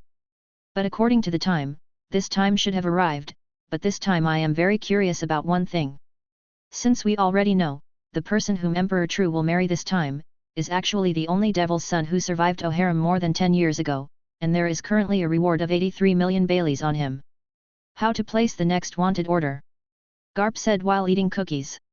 A woman who can read the text of history does not seem to be a threat to our navy, but the world government requires an answer to this matter. Warring States said with some melancholy. Don't blame the world government every time. The world government has the ability. Let them handle it on their own. Don't just blame the navy for this situation. We can stabilize the stability of the new world. What we do, that's enough. Lieutenant General, he said with some dissatisfaction. What you said, why don't I know that the current wanted order is issued by the navy? If the wanted order is withdrawn, it will have an impact on our navy. But if it is not withdrawn, what will the true empire think? Warring States said. Now that she has become Princess True, according to the temperament of Emperor True, she might cause some big trouble. Instead of this, even if she loses a little face, withdrawing the wanted order seems to be a better choice. Garp said nonchalantly. Instead of us discussing it here, why not leave this matter directly to the world government? As long as our navy doesn't take action, can we change the situation from life or death to only capture alive? Sakaski said. It seems like this is the only way it can be at the moment. As for how to deal with the relationship between the true empire and the world government? That depends on them. Warring States smiled slightly, this matter was now settled. Robin has always been a wanted person, but the image in the photo is already more than 10 years ago. Even if he stands there and allows others to move, there are probably a few people who dare to do it. There is no need to think too much about the matter. Wresting others from the hands of the true empire is not a very cost-effective deal at first glance. But in any case, at this point in time, it is impossible for the arrest warrant of Princess Trudeau Robin to be spread. For the navy, it is good to maintain the status quo. At least both sides are pretending to be confused. It seems that both parties have just taken a step back. There are still 3 days left before the wedding, but during this time, the representatives of the pirate groups in the New World have gradually begun to move closer. The 4 pirate emperors also sent their respective representatives to this country. The first to arrive was naturally the Whitebeard pirates, represented by Marco, followed by the Big Mom pirates, represented by Katakuri. Following closely was the Beast pirates, who had appeared from the very beginning but had never been heard from. Probably even Chong Nyo himself had never thought that the guy from Kaido would actually send someone here to give him a gift. Although he didn't know what his intention was, since he was here this time, he should naturally be treated as a guest. As the last Yonko pirates, the red-haired pirates didn't have anyone from the entire pirate group, but this time they had gifts delivered to them at the same time. The one who came from the navy was General Aokiji from the headquarters. Almost all of these major forces have one thing in common, that is, there are not particularly many visitors. Basically, 1 or 2 come, at least at this time. Is such that on the South Blue Sea, whether they are pirates or navy, the degree of tacit understanding still needs to be maintained. No matter what the hostility was before, they are not on their own territory at this moment. The true empire also exists in the form of a country. With many rules of their own, they can only stay in peace here. Even though they entered the port one after another and disembarked from the ship, they entered the country together. The only difference was the distinction between the reception staff, but at least when they came to this place, no one would distinguish them because of their identities. Treat. Chapter 364 Preparation before the wedding. According to all the plans he had in mind, he had begun to proceed in an orderly manner. This wedding was beyond his expectation that it would be so grand. But now it's too late to say anything. There are only 2 or 3 days left before the wedding. No matter what the situation is, even if it is beyond the scope of the plan, you can only bite the bullet and keep going. Your Majesty, arrangements have been made for the guests from the New World, as well as those from the Navy and the World Government. It's just that the people from the World Government don't seem to be so honest. In the main hall, Junhee walked in quickly and reported to Chang Nyo who was sitting there. Observe them carefully and let them go as long as they don't do anything excessive. The other thing is to strengthen security during this period. It is estimated that there will be a large influx of people from other cities in the next time. The allocation of police, the work must be done well by those in the Senate. Chang Nyo said nonchalantly. Okay. Junhee nodded, but there was another person standing behind him at this moment, and this person was also the next protagonist, Robin. This time, he couldn't help but specially ask to come to the palace, at least to see what his future husband looked like. Although she had no opinion on the marriage, at least she needed to see it before getting married. What kind of person did you marry? After Junhee finished speaking, he stood there blankly. As for Robin standing at the door, Chongnyo had already discovered the situation of the two people from the moment they came over. So Junhee didn't. When he left immediately, Chongnyo glanced at the other party helplessly. As a long-term partner, the other party already understood the meaning of His Majesty the King without any words. Come here, sit down, and talk. Chongnyo leaned on the sofa and shouted softly. Seeing the situation in front of him, Junhee felt that it was really inappropriate to stay here any longer, so he quickly turned around and walked towards the door. Robin was standing at the door. Even after hearing the words, he was still a little uneasy. Everyone had already come here. Although he definitely wanted to go in, he could only take a deep breath in the end, as if he had made a big decision, and walked in slowly. Today, Robin is wearing a long black dress, which is a tight and casual style. Her shawl hair flows directly to anywhere on her shoulders. It is nothing more than a small hairline treatment at the top. Your Majesty the King. Robin walked over and shouted with some anxiety in his heart. Sit down. Chongnyo sat upright, smiled slightly, and said with a little tenderness in his eyes. The next two people sat there facing each other, both of them constantly looking at each other. At least now the image of Emperor True has indeed been deeply imprinted in Robin's heart. A man who has always been called the best in the world, and now in close contact with him, Robin feels that this is not much different from the contact a few years ago. At least the other party's appearance is still the same as before. The king in my impression still looks brighter, but he has a little more depth in his personality. Why did you come here suddenly today? I always need to know what the man I want to marry next looks like, right? Robin said with a smile. The two looked at each other for a while, and the atmosphere seemed less awkward than it was at first. Robin seemed a little more relaxed as he spoke. Now that everyone has seen it, what do you think? Chongnyo asked with a slight smile on his lips, staring at the other person's fair face. Just a little curious. Robin said, doubts were indeed showing on her face at this moment. After biting her lip, she said again, I don't know, can I understand clearly why you want to marry me? There's no reason. If I like it, I'll ask your opinion. If I agree, I'll get engaged directly. There's no need to make emotional matters so complicated. Chongnyo closed his eyes slightly and leaned slightly towards the sofa behind him. He said these words very straightforwardly. Haha, I didn't expect that His Majesty the King is really humorous, but your answer is indeed a bit surprising. Robin said with a smile. It has been so many years since you came to this country. What do you think of the true empire now? It's very good. At least it has made me give up the wandering life. I like it here very much. Robin said, his expression already filled with warm joy. No matter how strange the king in front of him feels, at least Robin feels so safe at this moment. From her youth to the present, only she knows what she has experienced in the process, but now this everything has changed dramatically. Chongnyo looked at this somewhat pitiful Robin. Although he didn't like the other person as much as he imagined, at least in the next time, these feelings could be slowly cultivated. If you have anything you want, you can tell me. At least for today's true empire, if you want to do many things, it is just a matter of effort. Chongnyo said. No need, everything here is very good. I don't have any needs. If I say the only need, it is that I hope His Majesty the King will treat me better in the future. Robin changed the names as he spoke, with a bit of playfulness in his tone, but this moment made Chongnyo feel a little embarrassed and at a loss. Ahem. Well, just stay here today. All the things that need to be done have been done. Then we can have something to eat together. Chongnyo stood up awkwardly, and then said helplessly to Robin who was sitting there. Okay. Hearing Robin's words of refusal, Chongnyo just smiled.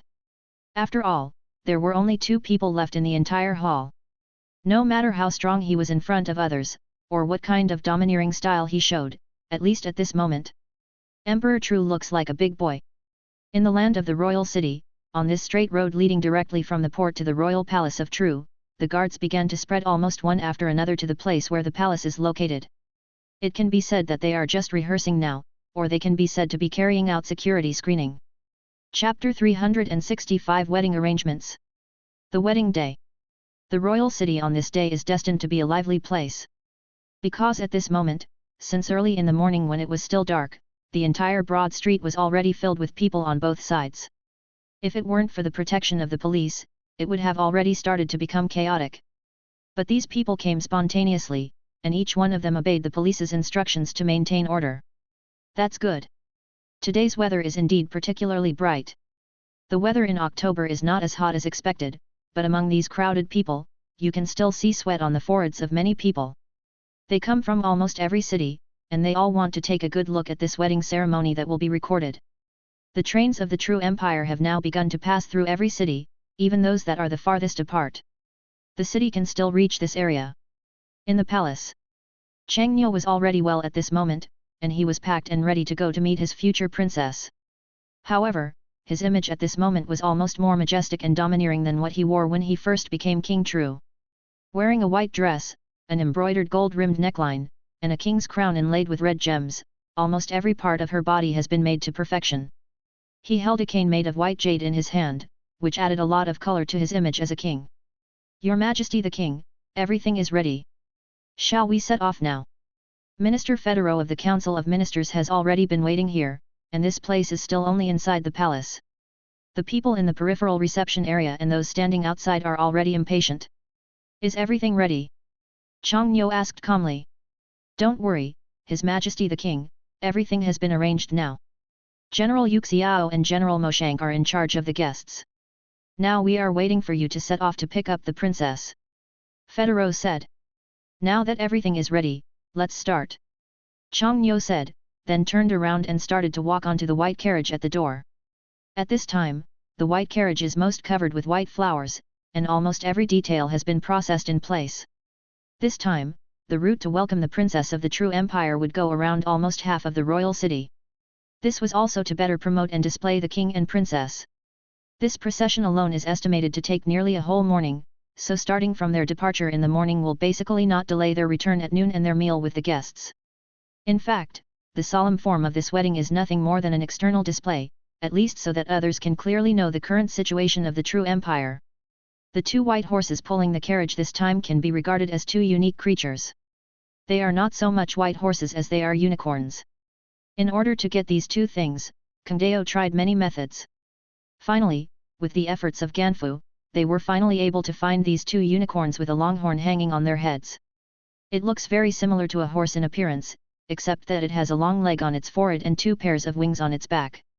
Of course, they believe that only such a gift can be in line with the wedding ceremony between their king and princess.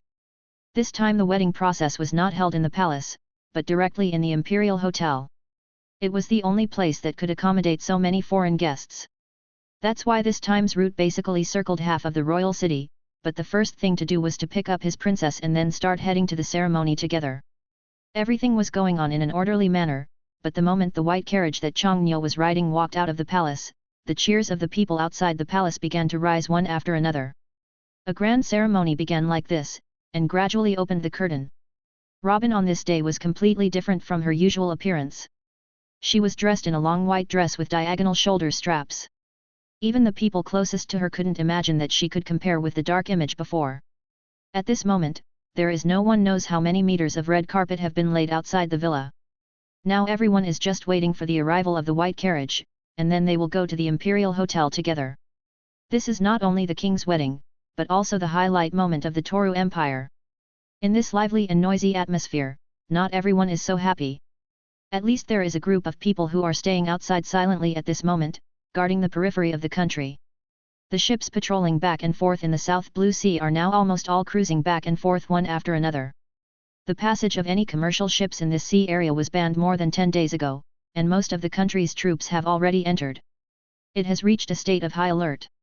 After all, as long as this incident occurs, if a joke is made, the dignity of the true empire will be greatly affected.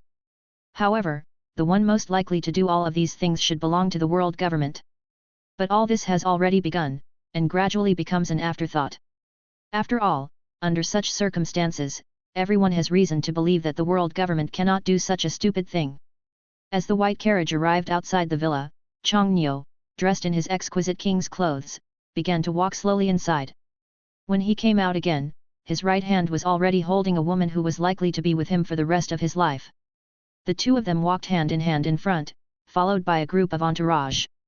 The next and most difficult thing to do was to face the people of the entire country. From the moment they boarded the carriage, countless cameras were focused on them. In the nearly 2 months of training before, Robin spent more time accepting this kind of expression in the highlight moments of so many cameras. At least everything was done in an orderly manner. The carriage started again, but this time there were 2 people sitting in it. When passing through those wide streets, the people on both sides were almost shouting at the top of their lungs, as if they were afraid that their king would not see them. No matter from which angle you look at it, at least the royal city today is the most lively place, and the population concentrated from those cities is estimated to have reached nearly 20 million. Chapter 366 Don't cause trouble here. At this moment, the Imperial Hotel really shows his face. A building whose top cannot be seen from below, looks so domineering and brilliant no matter from which angle it is viewed. The Imperial Hotel is completely built in accordance with modern design and is constructed with high-tech peripheral glass machines. The overall height of each floor of the building must be at least 6 m, and the total height is nearly 1 kilometer. Outside such a huge hotel, in front is a square with a height of nearly 2 square kilometers, and next to it is the country's largest port. It can be said that the construction of the Imperial Hotel has concentrated on some of the country's most advanced technologies. At this moment, the huge square outside the hotel is completely occupied by festive things. A long red carpet extends from the outermost road to the hotel. At present, almost all the guests who come are staying in the square. After all, as for the banquet hall in the hotel, they are also busy making preparations at this moment. As the Emperor of the Taru Empire is getting married, and the protagonists have not entered, they, the guests, will hardly step in. The hotel is close to the edge of the road. The square is now filled with people, and most of them are people from the Empire. The entire square is also surrounded by special forces at the moment. Except for the people they invited, no one can. People probably can't even fly in. As the white carriage arrived, Chong Nyo held Robin's hand and slowly got out of the carriage. This scene seemed to have become a fairy tale, and many people watching had emotions in their hearts. I really didn't expect that Emperor Tru would be so young. In a corner of the square, a guy who looked like he lived in the 5 Great Mountains with 2 huge ivory tusks hanging around his neck was chatting with another guy next to him who looked young. This man looks quite handsome, with a serious and steady face. He has white hair, brown skin, and black wings. He has a wreath-shaped tattoo around his left eye. He has a well-proportioned figure and is tall and strong. However, his whole body, including his face, was covered in pitch-black clothes, wearing a mask, goggles, and helmet, and black double-breasted clothes with 2 skulls on the collar. Wearing black gloves, not leaving an inch of skin exposed. There are decorations on his arms and legs, and a long knife hangs on his waist. He looks quite handsome. These 2 people are the representatives sent by the Beast's pirates now. As a major pirate force in the New World, the Beast's pirates can allow them to attend such an important wedding this time. This has explained a lot indirectly and directly.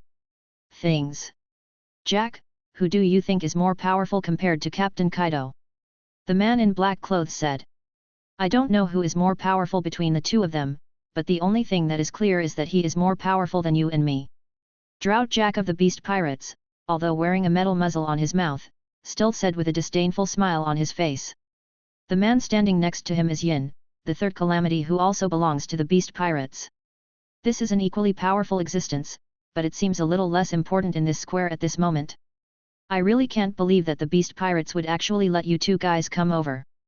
Katakuri of the Big Mom Pirates watched the 2 of them chatting and unconsciously walked over and began to say mockingly. The tension between the 2 forces instantly started. Originally, they were all old acquaintances, but how could there not be conflicts between the 2 major forces? This moment was clearly reflected. Drought Jack stared at Katakuri with red eyes and said in a cold tone, Boy, do you want to die? Haha, I really want to fight you when I get the chance, but I don't know what your strength is. Katakuri asked. Then I can let you experience it now. Yin stood there indifferently, watching the quarrel between the 2 of them with interest. Although he knew that there was already a lot of grievances between the 2 of them, he didn't seem to want to say anything at this time. Or to help. Drought Jack's whole body has begun to clench his fists, and the aura bursting out of him has begun to affect the people around him. But at this moment, Changniu had begun to hold Robin's hand and slowly walked in this direction. Although they were still several hundred meters apart, their every move was actually within the range of others' perception. I tell you, you two, please don't have any quarrel today. No matter what grudges you two have, if today affects our king, the true empire will not be polite at all.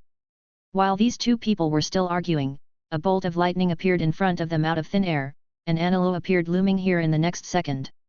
However, he himself was not here.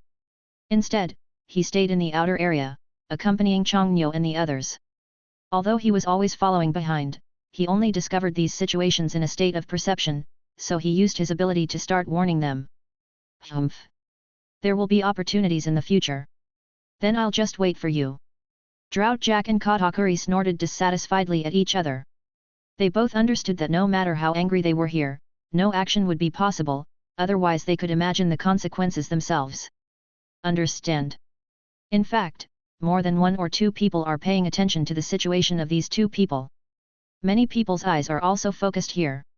Aokiji, the general of the Navy headquarters, got an ice cube and sat there with great interest, quietly looking at everything around him. In his perception, if all the pirates in the square in front of the Imperial Hotel were gathered together, they would be worth at least hundreds of billions of belly. It was such a scale that made him feel extremely shocked. When I first came here, I had already guessed that the four emperors might send people over, but when I got here, I discovered that except for the people representing the red-haired pirates who came the least, every remaining pirate group there were dozens, even hundreds, of people coming. Chapter 367 Robin's Thanks. But this relatively unfamiliar face seemed extremely familiar to Changniu. Unexpectedly, everything started to develop according to the original plot rhythm. Ace successfully became the captain of the 2nd Division of the Whitebeard Pirates, and has now begun to be reused by this pirate group. Maybe it's because his identity has a great advantage, but I have to say that the little guy Ace's character is indeed in line with the philosophy of the Whitebeard Pirates. It was extremely lively outside the Imperial Hotel today. Changniu was holding Robin in a white wedding dress. No matter from which angle you looked at it, the two of them were such a perfect match. Changniu, who is more than 1.9 meters tall, is holding Robin, who is 1.8 meters tall. Almost every step of this scene has been recorded by various cameras. This wedding feast was also directly and simultaneously broadcast to various places throughout the country, and even some places abroad were broadcast live. There are countless newspapers flying in the sky. This time Emperor True's wedding has indeed caused a sensation in the entire pirate world. But most of what they know belongs to those powerful beings. It is actually relatively difficult for ordinary people to get access to this level of information. Although the wedding ceremony was very grand, it was extremely simple in terms of ceremony. This kind of thing was nothing more than publicity and notification to the outside world. At the same time, it could let the outside world know the current situation of the true empire. On the long red carpet, the two people walked hand in hand side by side, but everything started to pause a little when they reached the side of Admiral Aokiji at the Navy headquarters. Nowadays, Robin's image is completely different from before, but his news is always paid attention to by the lazy and lanky man in front of him. King Z sat quietly on a seat made of ice in the square. Looking at the two Robins walking over, his thoughts unconsciously returned to the scene where O'Hara was massacred more than 10 years ago. The scene that day. When they were only a few meters apart, Robin stopped and looked at Aoki, who was sitting there calmly. Changniu knew the relationship between the two very well, so he stood aside without saying a word, and everyone else also focused their attention here. Long time no see. Robin had a slight smile on her face. At this time, she didn't have the slightest fear. She spoke as if the two of them were acquaintances. I'm glad to see you come this far. This affiliation may be the best one for you. King Z didn't stand up, he still sat there, without any emotion, more just caring. Before, thank you very much. Robin said. Go quickly, there are so many people paying attention. King Z smiled and spoke. After saying these words, he seemed to have put down a heavy burden. Although the smile on his face was very polite, only he knew that after Robin became the Princess of True, she life has just begun a new turning point. Let's go. Robin turned his head to look at Changniu and ignored Ching Pheasant. In other words, now was not a good time to reminisce about old times. After all, it is not a good situation for two people to stand here under the eyes of so many people. Chang Nyo was very aware of the relationship between the two and was also very emotional, so he continued to hold Robin's hand without saying too much and began to walk towards the red carpet. Aoki just sat there and stared at the backs of the two people walking forward with some satisfaction, but at this time another navy man who followed him asked curiously, "Admiral Aoki, do you know that woman?" "Roughly the same," Qing Ji said casually, without even turning his head to take a look. After Chang Nyo led Robin to the door of the hotel, those behind him began to walk towards the hotel one after another. The hotel's door is about 10 meters high and is completely forged with high-tech information. The moment they approach, the entire door opens slowly and automatically. The service staff inside stand in 2 rows to guard the door. On both sides, they welcomed the arrival of His Majesty the King. The music in the entire hall also started to sound as they entered, and the atmosphere gradually changed from the seriousness just now to the more lively feeling now. For outsiders, they are not at all curious about what kind of woman King Trudy will cause to become the imperial concubine. The only thing they are more curious about is what kind of identity this woman is. Therefore, every move about Robin was basically revealed in front of those reporters. The moment I only chatted with King Z for a few words, people began to speculate endlessly about what kind of relationship they had. It's not just the Navy personnel who have so many ideas about this. Even the Yonko team are all confused and wondering, what is the identity of this Robin? They had all done enough homework, but what they could find out about the sudden appearance of Princess Trudeau was almost trivial. In the huge hotel, as far as the eye can see, there are tables filled with tables, leaving only a wide road paved with red carpets in the middle. This road leads directly to a huge stage in front, even for such a wedding ceremony, but it's just that it's more grand than ordinary people's weddings, with more guests in higher status, but there aren't many other changes in form. The wedding was very simple and easygoing. At the end of the day, everyone was already tired and exhausted. But it was good. On such a perfect day, it was spent without any dangers. No matter whether it was the True Empire or the South Blue Sea region, nothing happened at all. FREWBNV. This wedding ceremony, which attracted everyone's attention, also ended quietly. However, in the newspapers that were flying the next day, this incident seemed to have become the headline content of all major newspapers. Even the largest newspaper in the world like World Economic News, the entire first page of the newspaper is all about the wedding of the True Empire. The appearance of the wedding has completely made everyone realize what kind of person the current Princess True is, but at the same time, for those who know his identity, one can only shake their head slightly and sigh, but he doesn't say too many words. Chapter 368 The protagonist goes to sea. When Emperor Toru got married, the news had already spread throughout the pirate world the next day, or in other words, it had already spread before. It's just that no one knows what Princess Trudeau looks like or what her name is. However, the day after the wedding, the newspapers publicized it overwhelmingly, and this moment caused an uproar among others. At least in this corner of the world, many people still know the existence of this woman. No, in such a desert-filled place, a strange building was built alone here. Crocodile still maintained his previous image, holding a huge cigar in his hand, sitting on a chair, reading the newspaper in front of him. I really didn't expect that the little follower back then would suddenly become such a big shot. It's quite interesting, Crocodile said with a smile on his lips. Now he has already changed the contents of the original plot. Without Robin, a person who can understand the historical text, he no longer pursues the things recorded in the historical text. No one can understand it anyway, so what if they find it? It's just that for him, all this only changed the outcome of a future, but the actual process has not changed at all. He is still a Shishibukai, but the difference is that the country he is targeting is completely different. The rise of the Toru Empire also seems to have created a lot of value for him. Now Crocodile is no longer willing to just be a pirate, and also wants to create an empire of his own in the desert. The situation on the entire sea is almost completely different, and everyone's emotions when facing this kind of thing seem to have changed a lot. Above the East Blue Sea. Inform them that today is free for everyone. As long as you can afford it, you can order whatever you want. In the Barity restaurant, GP, who was missing a leg, said to the others next to him. Just because of this sentence, everyone showed an expression of disbelief. When did a big man who buttoned up his clothes become so generous today? Old man, is there nothing wrong with you today? Sanji asked dully. What's wrong? I'm having a lot of fun today, so I started treating everyone to dinner. Do you have any objections? Jeep hit Sanji on the head with the hat on his head and said with disdain. I don't agree. It's only natural to pay for meals. Nothing can stop them from not paying for meals. Patty, who has a burly figure, said. Just do it if you want. Why are you talking so much nonsense? I'll pay for all the food today. Jeep said domineeringly. That's pretty much it. Patty said and ignored the matter. Anyway, for him, as long as he paid, it didn't matter who paid. That's not what Sanji thought. At least Jeep behaved completely differently today. He had never seen him so happy. Although it was a bit confusing, what he could think of was that not long ago, the old man saw the newspaper related. A place like theirs would occasionally send some newspapers over. Sanji himself had read this newspaper, and the only thing he could think of was that it was related to the Taru Empire. He had already known in the early days that the old guy Jeep was originally from the true empire of the South Blue Sea. Now that he saw his king getting married, it was normal for him to be so excited.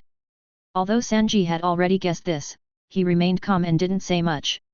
And as time went by, he became more and more curious about the true empire. The key to being able to belong to the old man's country and to be so highly praised by him is that this country's reputation has now reached such a high level that it is normal to be curious about others. But all of this stops here, and the rest of the development can already proceed at a rapid pace. The peaceful life continued like this, and in the blink of an eye, almost 3 years passed. It is revealed that everything in the empire is developing in an orderly manner, and it has begun to deploy its own full-scale plan. Everything seems so normal now. As the king, Chang Nyo's current image is not particularly different from before. He does not have a big beard on his face like other people, but he still maintains a refreshing state. The only difference now is that the person following him is holding a baby who looks to be several months old in his arms. But at the same time, in the windmill village of Donghai, car passengers have begun to stage an alternative journey. Everyone, I'm going to start. This is a man with black hair, about 1.8 meters tall, wearing a red vest on the upper body, blue pants on the lower body, and a pair of slippers on the feet. The only difference is that there is a straw hat on his back. The protagonist's official departure to the sea may not be of much concern to many people, but there are definitely many people paying attention to him at the moment. All the processes were exactly the same as the original route. Nothing seemed to have changed. When we first set out on the sea, it was still a small canoe. Not to mention the strong wind and waves, even sitting on it felt a little shaky. When Luffy went to sea, all the few people in the village came out to see him off. From the moment he got on the small boat, it meant that his own destiny began to gradually evolve. But the moment he just set out to sea, a huge sea dragon of the Neptune type in the original plot directly exposed half of its body at this moment, with its bloody mouth open, as if it was going to swallow him and the ship together. But under the aura of the protagonist, he stretched out his arms in the next second and shouted rubber bullets. The arm immediately extended a distance of nearly tens of meters and punched the sea dragon in the abdomen. With just the force of this punch, the sea dragon was directly punched and sank to the bottom of the sea, never to be seen again. Maybe it's dead, maybe it's escaped, but no matter from which aspect, this sea dragon is definitely a bug in this plot. After all, more than 10 years ago, he was able to bite off an arm belonging to the current 4 emperors by himself. Is it possible that he was beaten to death by just one punch from such a little guy today? But who would study so much now? Chapter 369 Robin starts to set off. But after Luffy, the future protagonist, left, the innocently smiling faces in this village began to show different expressions at this moment. All the events are proceeding in an orderly manner, and the contents of the events are almost the same as they have developed to now, without even the slightest change. In the true empire, it looks like it's already started. Chang Nyo stayed in the courtyard, sitting on a stone bench, and said with a smile on his lips. Sitting next to him at the moment was Robin, holding a several-month-old child in his arms. This was their first child. Of course, it was just a daughter. What's going on? Robin asked confused. Do you remember what I told you before? From now on, there will be something for you to do that needs to change the entire world. Soon, you will be required to accompany me on this matter. This process will take at least nearly half a year. Chang Nyo said leisurely with a smile. I remember you said this, but do you want to go now? Robin asked, her eyes full of reluctance. The main reluctance was the child in her arms, who was only 5 months old now. Don't worry, it won't take long anyway, but you still have to do some things. In this world, you are the only one who clearly understands the text of history. You have only one ultimate goal. Then it's to guide the guy you are following this time and let him find the final treasure of the Pirate King. Chang Nyo said calmly. When to set off? Just wait a little longer. You can set off in half a month. At that time, I will arrange for Enel to accompany you. You just need to wait under the upside-down mountain at the beginning of the grand route. Chang Nyo said. Well, is there anything else I need to pay attention to? Robin asked. Don't take action unless you have anything to say. You need to board the ship as a historian. As for your identity, there is no need to deliberately hide it. Of course, I think you should also gain something. It's a great sense of comradeship. Chang Nyo put his hand on the other person's shoulder, stroked the child's little face with the other hand, and said with a slight smile on his lips. After I leave, won't you go and bring her back? Robin asked. Hancock has her own mission, and living it like that is fine. Chang Nyo said. At the beginning of the official plot, all the big guys have begun to plan everything in the future. I don't even know how many people have begun to place bets on a ship. Those people spent more than 10 years to form this plan. In the end, no one knows exactly how far it will develop, but the true empire will definitely be involved in such a thing no matter what. This time the plan was not intended to hide anything from anyone. Robin was still in the identity of Princess True, at least in terms of safety, which was a complete guarantee. Everything went quite smoothly. Half a month later. On the Infinity, Robin was sitting alone on the deck, with Enel standing behind him. The two of them stared at the sea in front of them quietly. It had been so many years, and it was the first time that they left independently. South Blue Sea area. Sister Robin, why do you think His Majesty the King wants you to carry out such a mission? Isn't the true empire doing well now? Enelu asked a little boredly along the way. There are some things that are beyond our ability to study. Judging from His Majesty's expression, it seems that this matter is indeed very serious and involves many aspects. He has stayed in this country. We must protect the current stability. That's all I can do, isn't it? Robin turned his head to look at Enelu and said with a smile. This guy curled his lips indifferently. He was not curious about this kind of thing at all, but for someone with Princess True's status to join a pirate group, it is estimated that if this matter spreads, will make everyone's jaw drop. The destination of their voyage this time is to go to the entrance to the Grand Line, under the upside-down mountain, where they will stay on the whale rab and wait for the arrival of the protagonist and his gang. It is estimated that it will take about a month from the time Luffy sets out to sea to reach the entrance to the Grand Line. Everything has been completely planned by others, and everything is even done under the eyes of others. The rhythm of everything is exactly as expected. After the Infinity sent these two people to the whale review, he began to return independently, just throwing these two guys on the back of the whale. Sure enough, it is a very big fish. Although I had already prepared for it before, I didn't expect it to be so big when I saw it this time. Enelu stood on the back of the whale and shouted with emotion. Keep your voice down.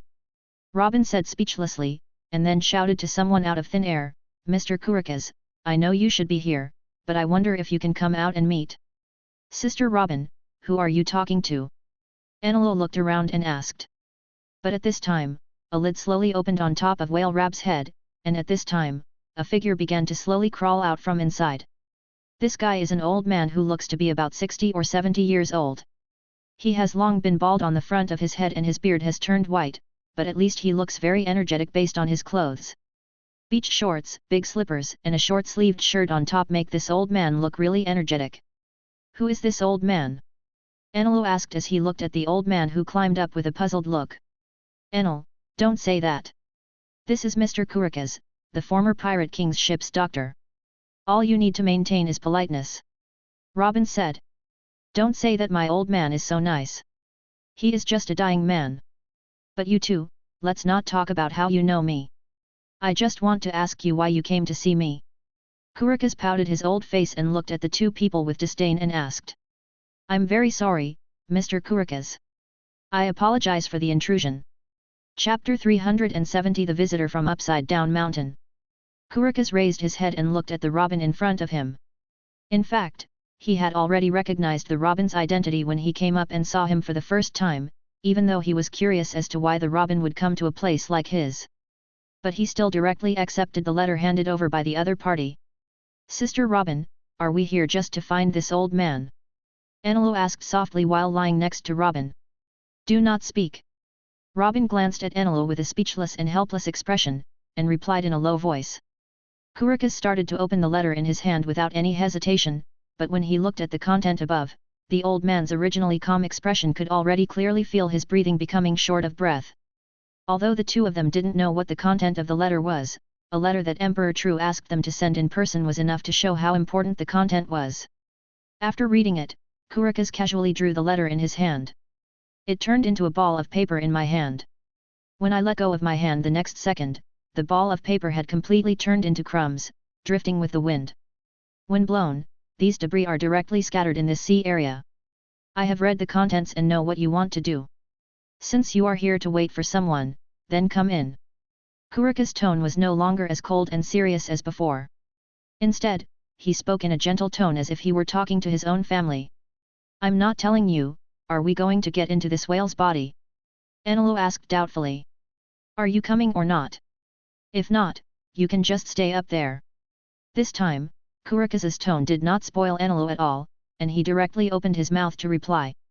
After speaking, he began to walk down the path above Rab's head.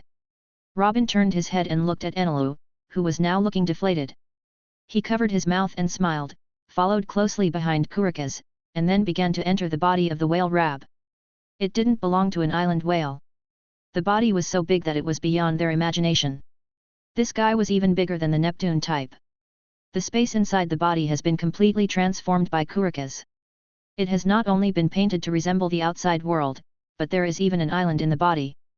Following the whale's breathing, there is still an uninterrupted breeze blowing through his body, so even if he lives in this fish's body, people will not feel the slightest discomfort.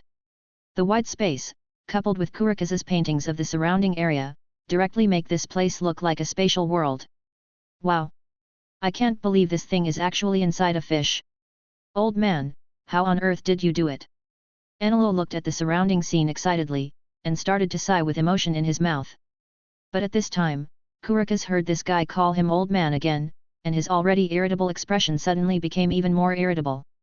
While Anilu was not paying attention, Kurika's raised his fist and instantly moved in front of him. Although Anilu had dared to know the opponent's move, he was still punched directly to the ground in the next second. You brat! If you want to eat here, then go work for me. I really don't know how you are still alive today after talking so much nonsense all day long. Kurika said speechlessly. Sister Robin, don't you have to work? Anilu asked curiously as he quickly stood up. I remember this sentence. I don't mind telling them later. Robin said with a smile, but Anilu's expression quickly changed. He hurriedly drooped his face and said listlessly, Sister Robin, I was joking just now, how can you take it seriously? But don't worry, I will definitely he can do the work of 2 people by himself, and he will never let you go hungry. You're talking so much nonsense, hurry up and work with me, old man. Kurika said in a fierce tone. Robin stayed where he was, lying quietly on the lounge chair belonging to Kurika's, leisurely admiring the scenery here. Although almost all the scenery here is painted, it has to be said that the space inside the whale Rab is indeed so large that it makes people sigh. But at this time, the protagonist group has just arrived in Rog Town. It is estimated that it will take at least several days to reach their place. But waiting in advance here is also to prepare for emergencies. 3 days later. The upside-down mountain, which had always been peaceful, finally ushered in its lively atmosphere. Starting to slide down quickly from the top of the mountain, there was a boat with a sheep-shaped head, and the people on the boat were shouting, and they all looked frightened. Until the boat docked at the edge of Labu, everyone's reaction was almost exactly the same as the previous result. Wow, what a big fish! Usopp on the ship shouted, trembling with fear. But this sound, followed by it, made Rab, who had been in a calm state, instantly open his eyes. When his eyes opened, they were already much larger than his ship. Luffy stared at everything in front of him blankly, and then looked at the bow of the boat that had just been broken by the rapid impact, and he suddenly punched Rabu in the eye with some anger. At this moment, everyone else was not calm. Nami, the only woman on the boat, punched Luffy on the head with a grin on her face and shouted in a frightened voice, Luffy, what are you doing? That's right, you are making a fool of yourself. Do you think we have lived too long? Sanji, who had been standing aside, also started shouting loudly. As for the other person, the green-haired Zoro, his eyes were also widened, looking at the scene in front of him in disbelief. The pained Rab's eyes were covered with bloodshot eyes, and then he slowly looked towards their ship. While everyone was shivering and hiding aside in fear, he made no other unnecessary movements at this time. After a while, he slowly closed his eyes again, as if he didn't want to pay attention to this group of people. I was scared to death. I thought it was going to be over as soon as I got out to sea. Nami cried.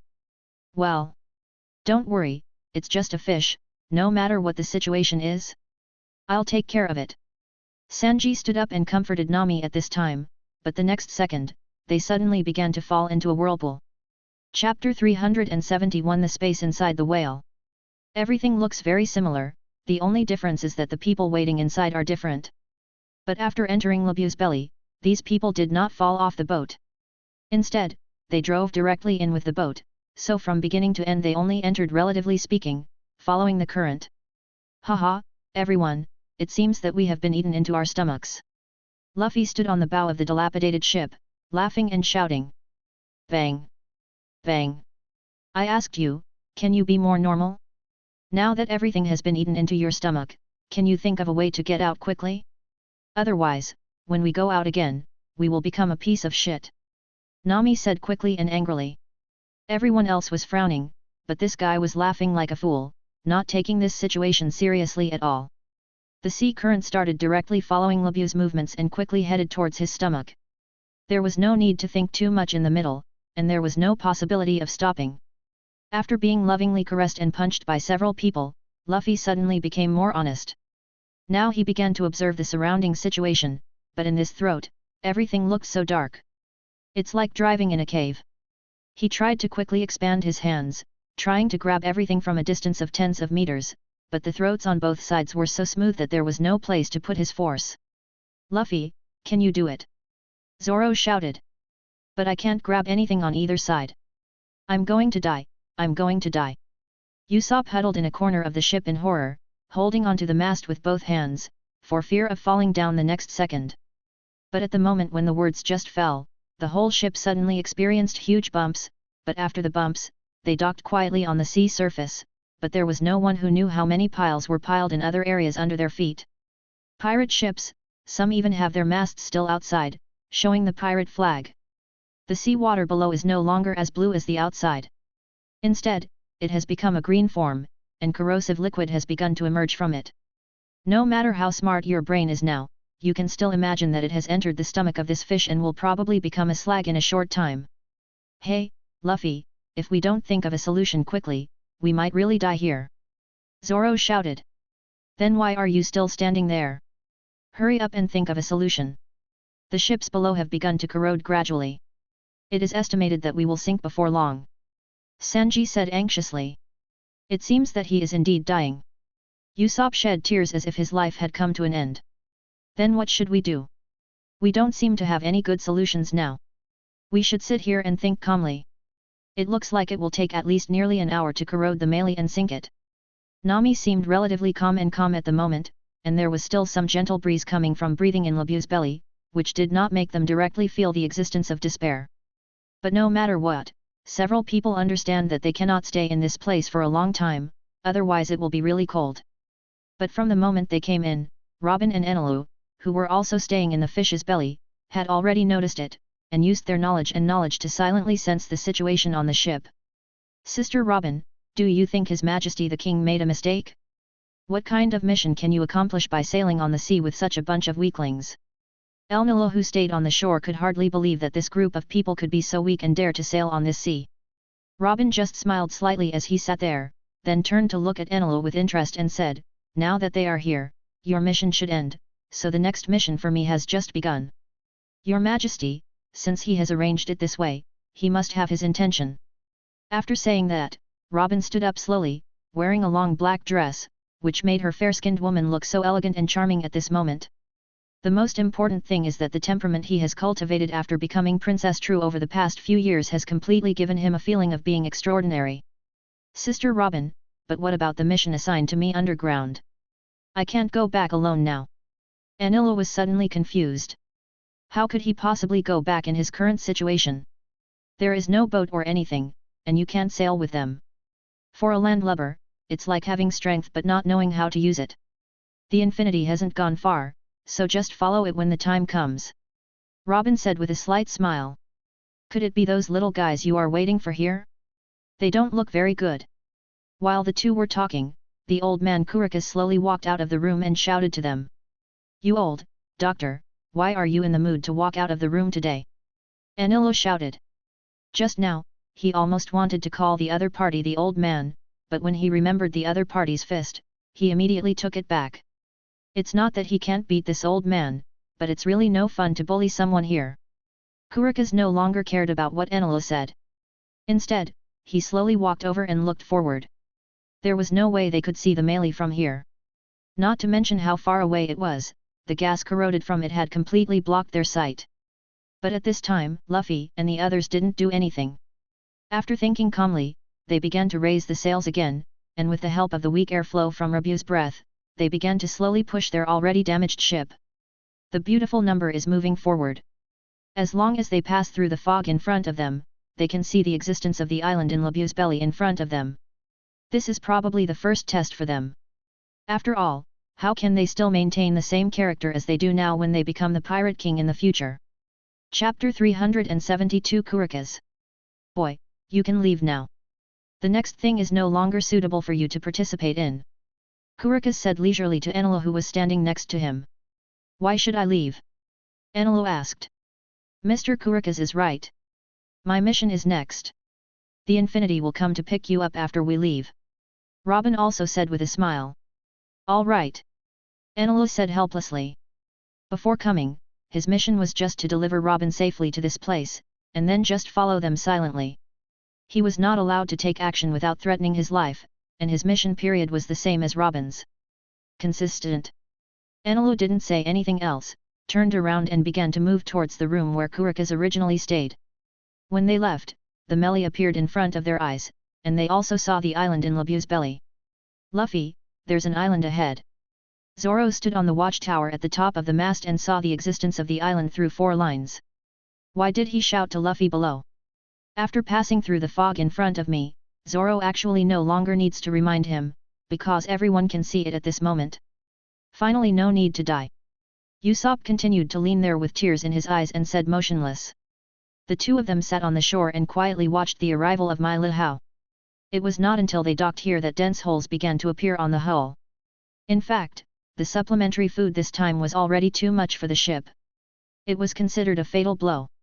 Even if it could still sail in the future, the ship could easily be broken in the event of strong winds and waves. Hey! There is actually someone inside this fish's belly.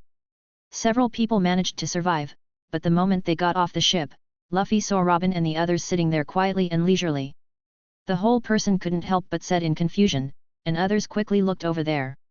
None of them noticed that there were other people in this place before, and looking at each other, they didn't seem to be in trouble at all. Could it be that people on other pirate ships encountered the same situation as us? Sanji said. No matter what kind of person he is, let's go over and ask him first. Zoro didn't have so many ideas. Instead, he started walking towards Robin directly. Nami and Luffy followed closely behind. As for the last Usopp, he basically stayed beside the Mary timidly, and even looked at the current situation of the ship with some distress. Since there are people here, doesn't it mean that there is nothing wrong with us? It's just that we are still in the belly of the fish. I really don't know what to do. Luffy just lay down on the ground as soon as he landed, not caring whether there was anyone else inside or not. He covered his face with distress and said. Sanji glanced helplessly at Luffy lying on the ground, shook his head slightly, and began to walk in the direction of Robin. Zoro and Nami also came together. Most importantly, they were curious as to why there were other people in such a big fish belly.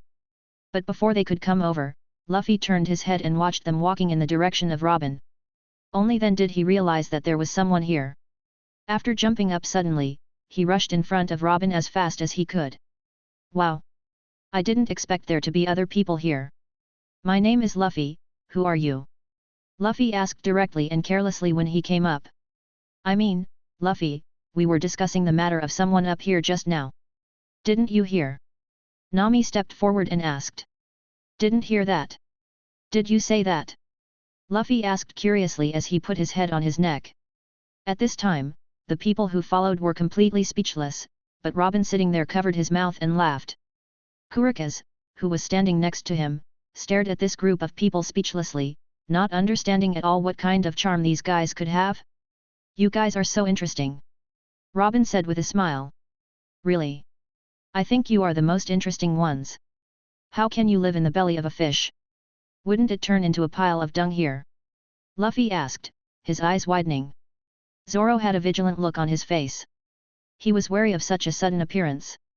However, when Sanji, who was standing behind him, saw Robin's face, his hands trembled unconsciously. A big living person stood here. It was obviously the first time for Sanji to see it, but it felt extremely familiar. He always felt that he had seen the same person somewhere before, but he couldn't remember it for a while. It seems that you are pirates? And you are just pirates who have just entered the Grand Line? Robin asked, still sitting there. Well, we are indeed pirates. My name is Luffy, the one with green hair is Zoro, the one behind is Sanji, and our navigator Nami. Of course, there is one more. Luffy introduced, but turned around and saw that there were only 4 people standing here. He looked at Nami with some confusion and asked, where is Usopp? He's probably still on the ship. Nami said casually. There are 5 of us in total, ready to take a look at the sea of this world. Luffy said to Robin again. What's so good about this sea? But it's still like that. Kurikaze opened his mouth and said directly. Old man, who are you? Luffy suddenly asked in confusion, but the sound of bang that followed immediately made everyone jump. What a rude boy. As soon as Luffy finished speaking, Kurikaze couldn't hold back and punched him in the head. Ah! It hurts so much. Luffy immediately fell to the ground and yelled. Luffy, why are you in pain? Aren't you a rubber man? Sanji asked. Rubber man can also feel pain. Devil fruits are not invincible in this world. Robin said with a smile. She doesn't mind attacking these little guys now, otherwise she doesn't know how much trouble they will cause in the future. How can it be? Nami looked at Robin in surprise, even unable to believe these words. Chapter 373 Meeting with the protagonist group. But looking at Luffy now, it didn't look like he was pretending at all. Zoro originally wanted to prepare to take action, but his hands were already on the 3 knives stuck in his waist, but when he saw Kurikaze when Si had no intention of fighting, he let go of his original alertness again. The little girl is right. Don't think that eating devil fruit will make you invincible. There are countless people who have eaten devil fruit in this sea area. It is better to be low-key and restrained. Kurikaze said with a smile. The people on the Grand Line are really different. What they say is hard to understand. Although this is the case, it feels so powerful. Luffy sat up and said with a smile as if nothing was wrong. My name is Robin, nice to meet you. When Robin spoke, he was still sitting there, but he leaned forward slightly, got a little closer to Luffy, and said with a smile. Robin. Sanji felt confused once again. Why did the woman in front of him seem to have a lingering feeling in his mind, no matter her appearance or name, but that familiarity made him feel strange at the same time. He couldn't even think of it. Where did you see it? Do we know each other? Sanji finally opened his mouth and asked. Sanji, do you know her? Nami started to be surprised, and then started to look at Sanji with even more confusion. Robin leaned there with a look of interest. It was not unusual for 1 or 2 of the people in front of him to read the newspaper and recognize her. So before coming here, Chongnyo had already told her that it didn't matter whether she had an identity or not. So what if she knew? Sanji stood there, his eyes still staring at Robin, but after thinking for a while, he still had no answer in his mind, but his lustful expression immediately appeared in the next second. Of course I have. Didn't I just meet you? Isn't she beautiful, Robin? Sanji immediately began to transform into another form. At the same time, he didn't know where he got a drink from. He knelt on one knee with a look of disapproval on his face. He had already begun to release small amounts of water from his health regimen. Star. How are we going to get out? If we don't leave, the melee will probably rot in the belly of this fish. Nami asked. Beauty Robin, my name is Sanji. This drink can only express my current admiration. I wonder if you can accept it. Sanji didn't listen to what Nami said at all, he kept looking at Robin and talking. Landful cook. Zoro next to him said something in an understated way. Regardless of whether Sanji heard it or not, he just turned his head and glanced at it and didn't talk to him again. I'm so hungry. Sanji, let's eat first, okay? Luffy was lying on the ground, not only yawning, but also grumbling, and his stomach was also growling. The key is that no one of them cares about the situation of the Mary now, only Usopp is tinkering there. What an interesting little guy. Kurika said that he no longer wanted to participate in the world of these young people. Then he put his hands behind his back and started walking towards the place where he lived. I did bring a lot of delicious food. I wonder if Mr. Luffy would be interested in tasting it. Robin asked with a smile. Where? The moment he heard what he was eating, Luffy jumped up as if he had been electrocuted, and then began to look around her. Haha, then wait here for a moment. Robin said. After finishing speaking, she slowly stood up and brought out a bowl full of food in less than a moment. She had brought these things here before. She was originally planning to spend a month here waiting for these little guys to come over. Unexpectedly, she had already arrived in just 3 days. So there is no use in keeping these things here. It is better to take this opportunity to win over some favors. There are so many delicious things, so I won't be polite. Please don't be polite. Luffy's eyes were shining as he said thanks, and Robin just smiled slightly and replied. In this place, everything seemed so casual. I had some doubts before as to why Chang'e would let her wait here for the arrival of these little guys.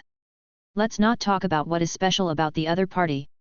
Emperor True arranged for his woman to accompany them on the road, and why they knew that this group of people could directly enter the belly of the whale rab was enough to shock them. As Luffy began to eat, the other people slowly began to let down their guard, and sat around one by one.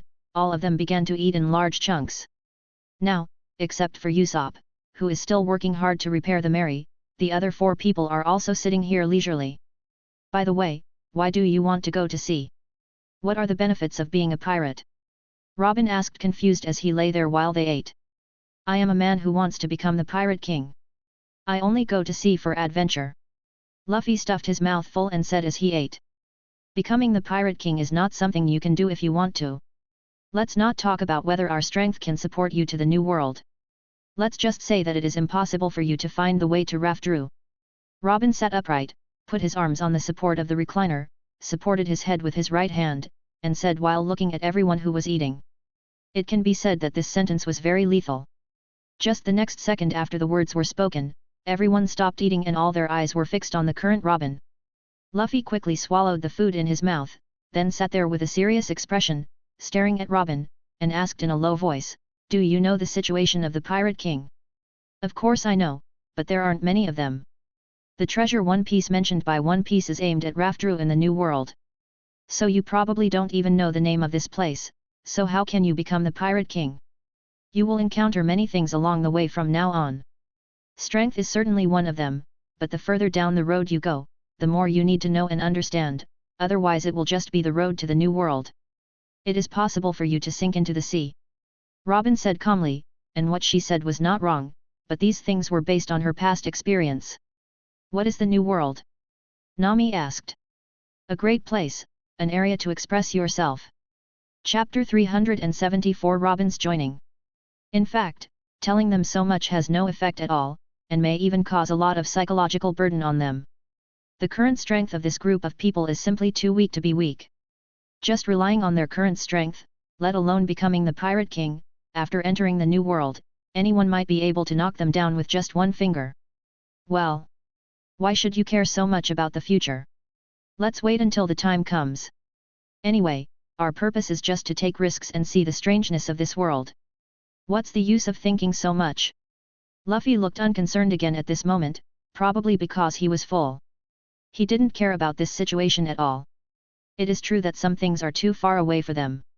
There is really no benefit if they come into contact too early. All things can only grow through hard work step by step.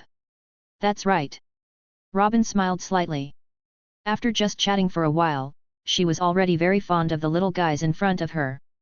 After more than 10 minutes, these guys were sitting there having had enough food and drinks, especially Luffy, who was very satisfied and patted his bulging belly. No matter how good this place is, he is still in the belly of a fish after all.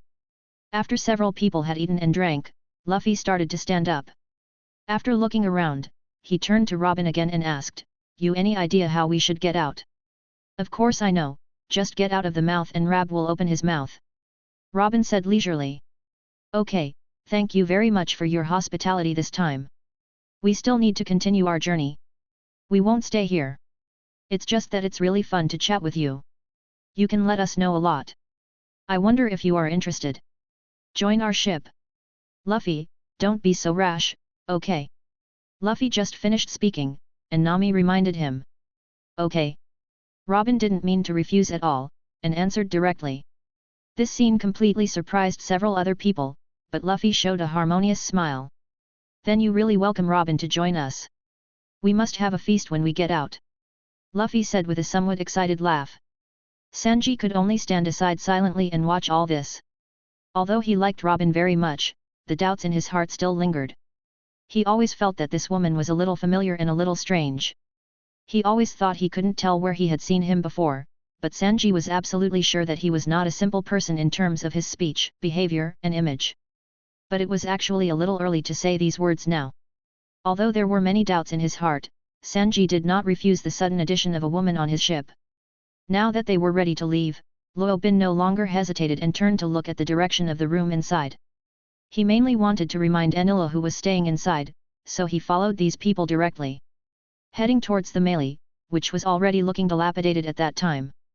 Everything was so easy and casual, without any obstacles or difficulties, and the integration speed was much faster than expected. At this moment, the melee seemed to be patched up, and the patches and scars on the outside were almost all over the entire hull. His entire main keel is still soaked in Labue's gastric juice.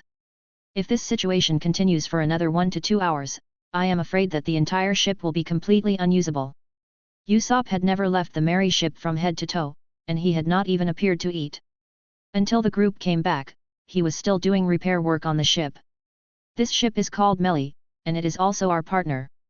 Luffy looked at Robin with a smile on his face and said, "You are really a good companion. After setting foot on this ship, if there is anything I can't do in the future, I still need your advice, Captain." Robin smiled and looked at Luffy in a sweet voice and said, "Robin, don't pay attention to them from now on. Each of these guys has their own bad habits. From now on, the two of us will be in the same room." Nami suddenly opened her mouth and said at this time, "Haha. This kind of thing really needs to be carefully observed in the future." Robin said, "I really don't know how there is such a big fish in this damn place, and it has already damaged the melee to this extent." As soon as everyone boarded the ship, Usopp's complaining voice could be heard from below the deck. Others seemed not to care at all, but Robin, who had just boarded the boat, looked at everyone and said leisurely, "Are you interested in knowing more about this fish? Maybe after telling you, it will make you very moved." "Really? What story can a fish have?" Luffy asked. "The name of this fish is Rab." Robin sat there and talked for half an hour, almost telling these people again exactly what Chang Nyo said to him. But while they were talking, they began to slowly move towards Rab's mouth. When they came out of the dark empty space in front, it already meant that they could once again come to Labue's body. The body of the island whale is really incredible. Its huge body is not even the size of one of Melee's teeth. Several people were sitting there eating and drinking while listening to Robin telling them stories about Rab.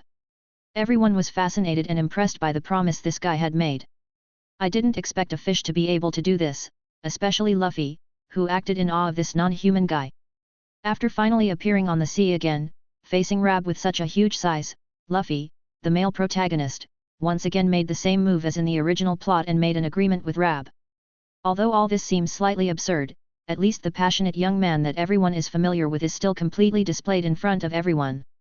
Not long after they left, a deep mark appeared on the sea surface, and the infinity also turned invisible at this moment and appeared next to Rab. But he came this time just to pick up this guy an arrow. During the rest of the journey, the infinity will always be in stealth mode, and the things that were snatched from Wilbur on this ship can also be used, putting him in a state of complete invisibility. Chapter 375 Identity. Aboard the Mary. Since leaving Rab, the atmosphere on the ship has been lively, not only to welcome Robin's arrival, but also to celebrate that these people have arrived on the Grand Line and embarked on a new journey and adventure. "Sanji, hurry up and make something to eat, I'm starving." Luffy was lying on the deck with a hungry look on his face. I know, Sanji said helplessly, but when he looked at Nami walking out of the house wearing a bikini, the cautiousness in his eyes suddenly popped out, and he was at Nami's side in the next second. He asked with a licking face, Nami, beauty, what do you want to eat?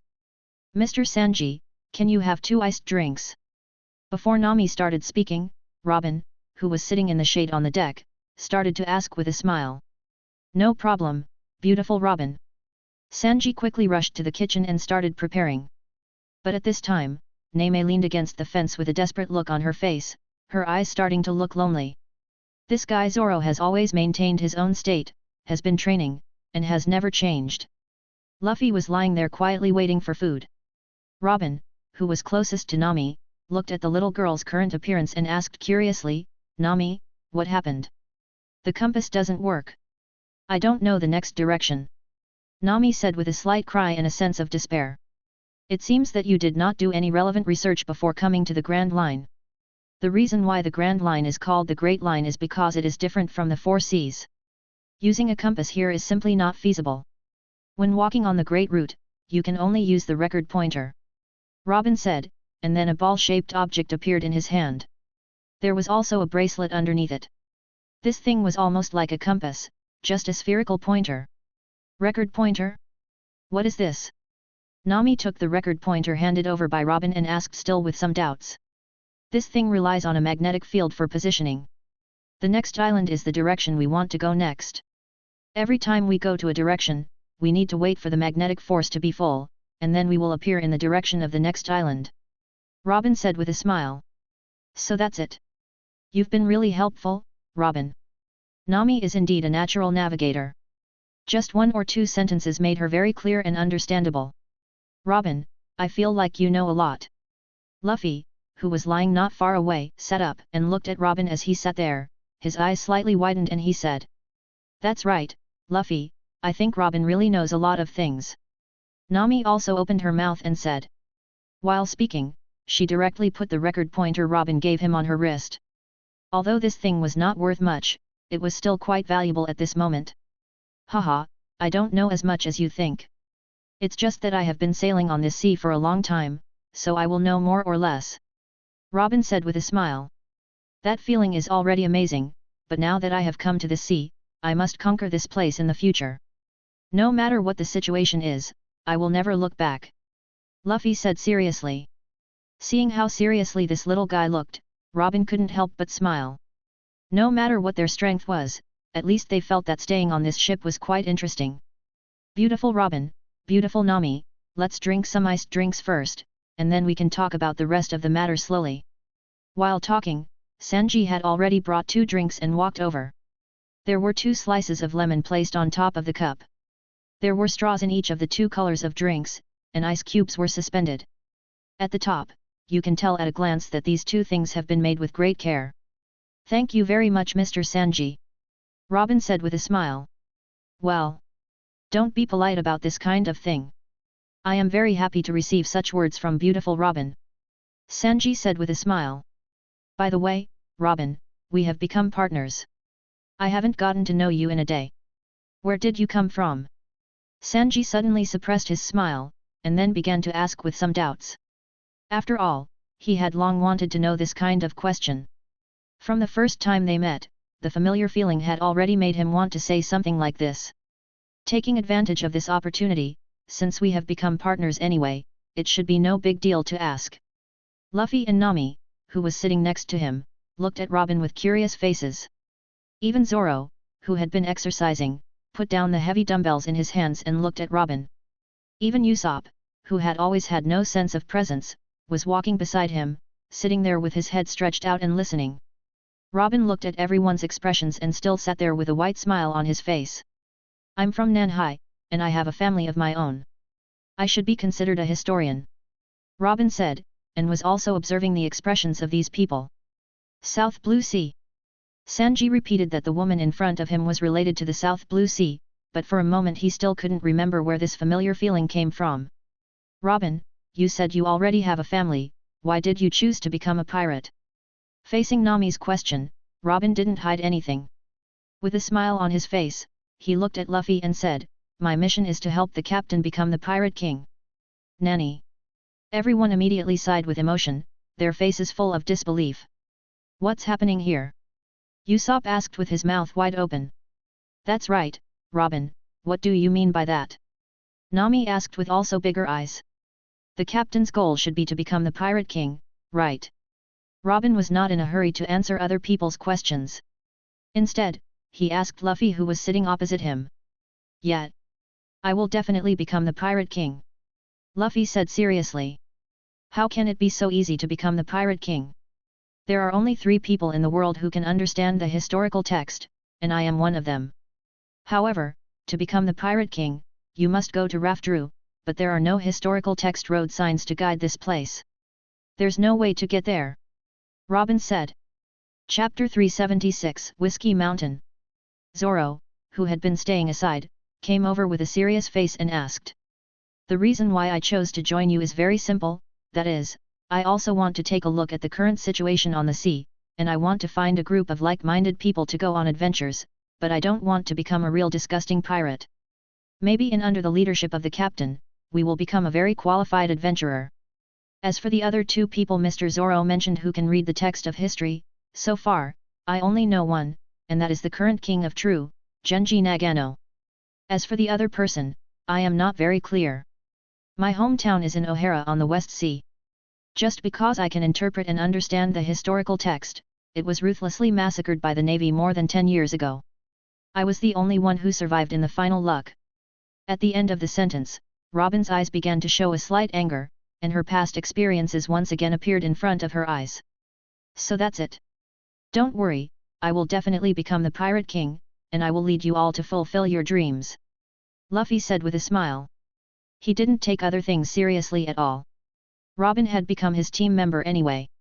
As for the identity of the other party, it was dispensable to him. The other thing I didn't tell you is that my full name is Nico Robin. I was wanted by the Navy the year I broke the water, and I had a bounty of 83 million Baileys on my head. Robin said with another smile. 83 million. This time it was everyone's turn to be shocked again.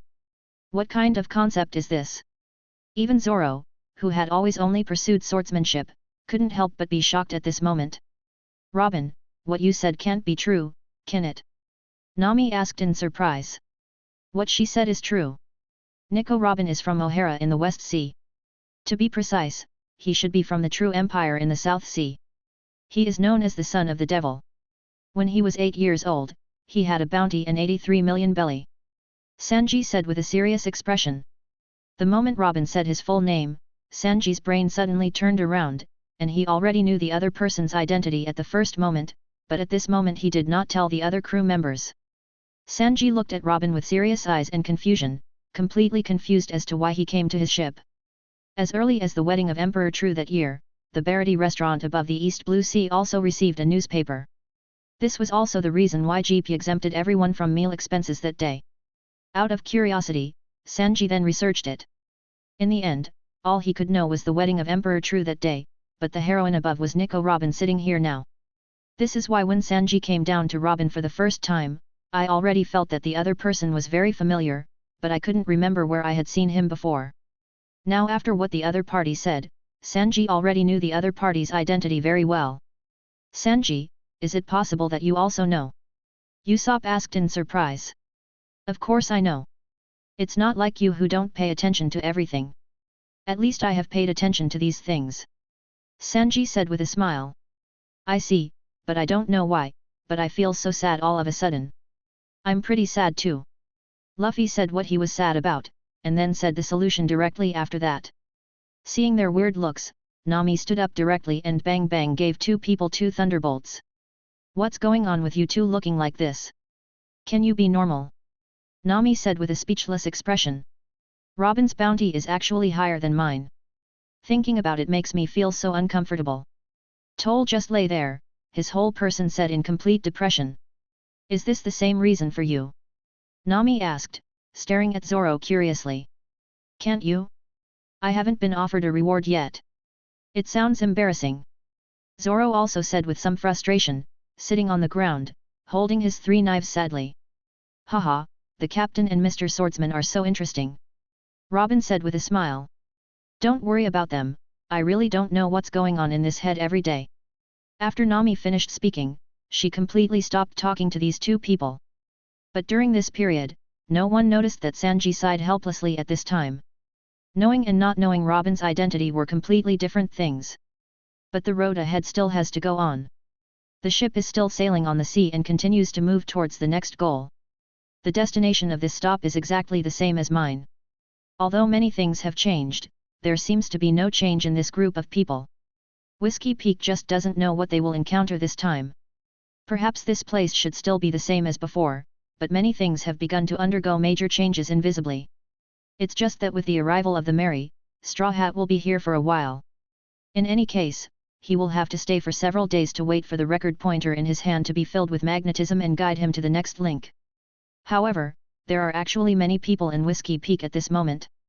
Although most of the people here are still bounty hunters, the nature of the people here has changed a lot. Ha ha ha ha mo lao mo, I haven't seen you for a long time. How are you doing there lately? On a construction site that looked like thatched houses, a man who looked about 50 years old smiled and shouted while facing another guy of the same age. Walker, I haven't seen you for a long time, but recently I often receive escort missions from the best kingdom in the North Sea. It's rare to stay for a day. The communication between the two people has at least let everyone know about their current lifestyle.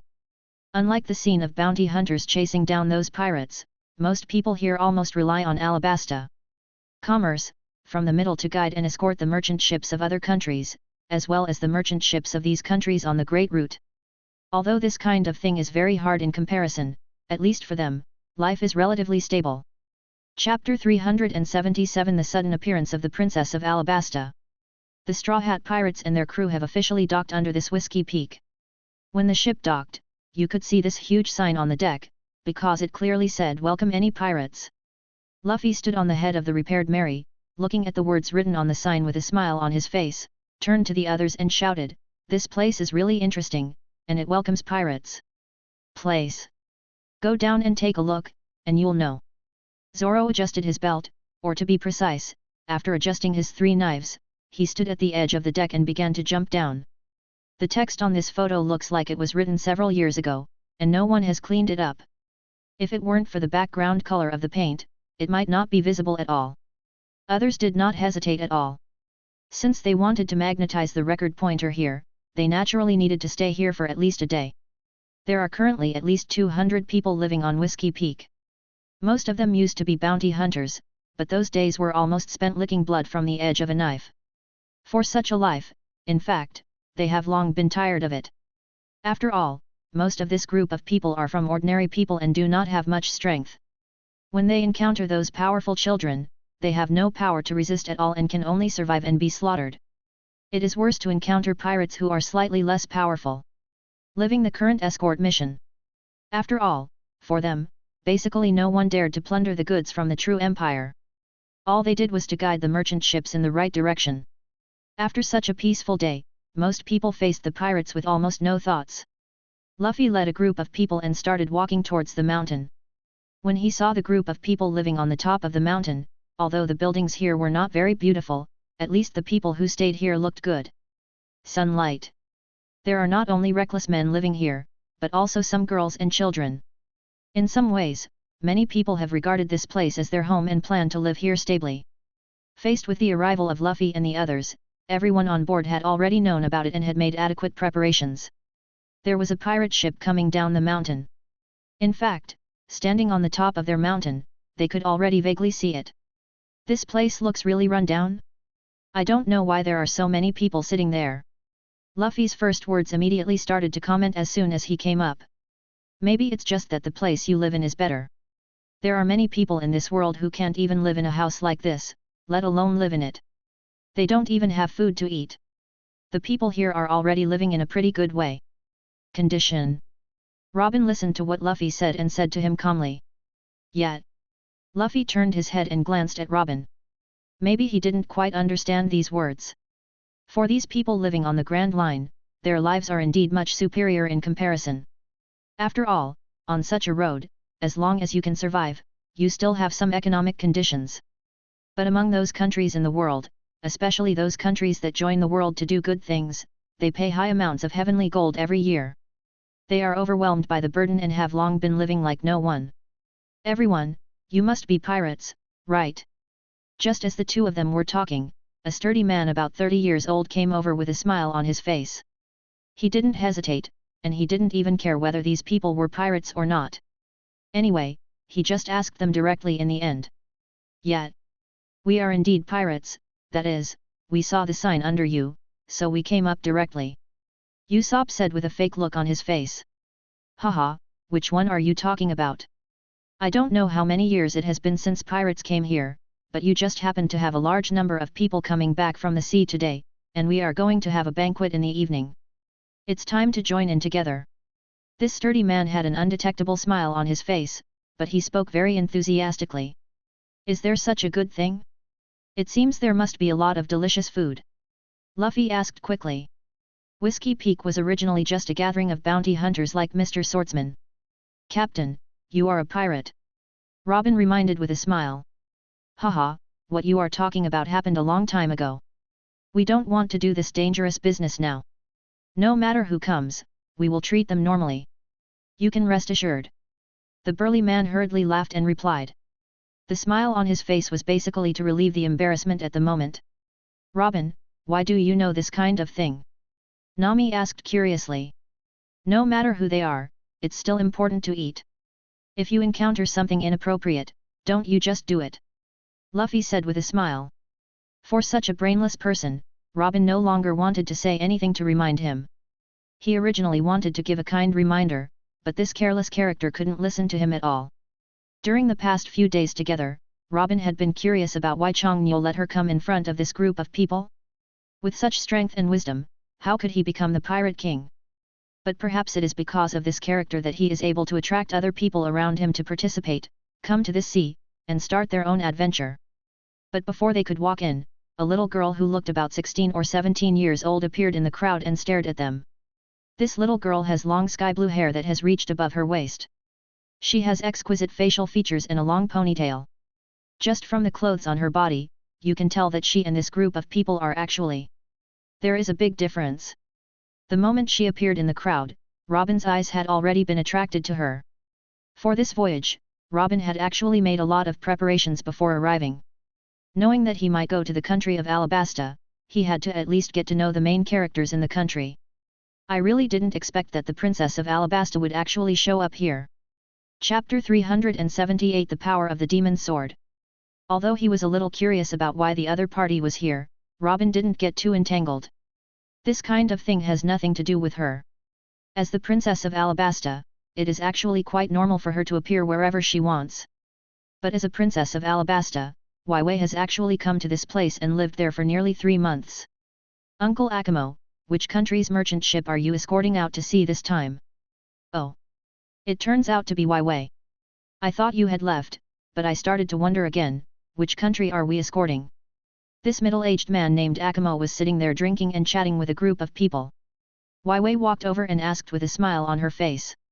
It's not that I'm too young to go to sea, so I'm curious to come over and ask you guys, which can satisfy my little inner desire.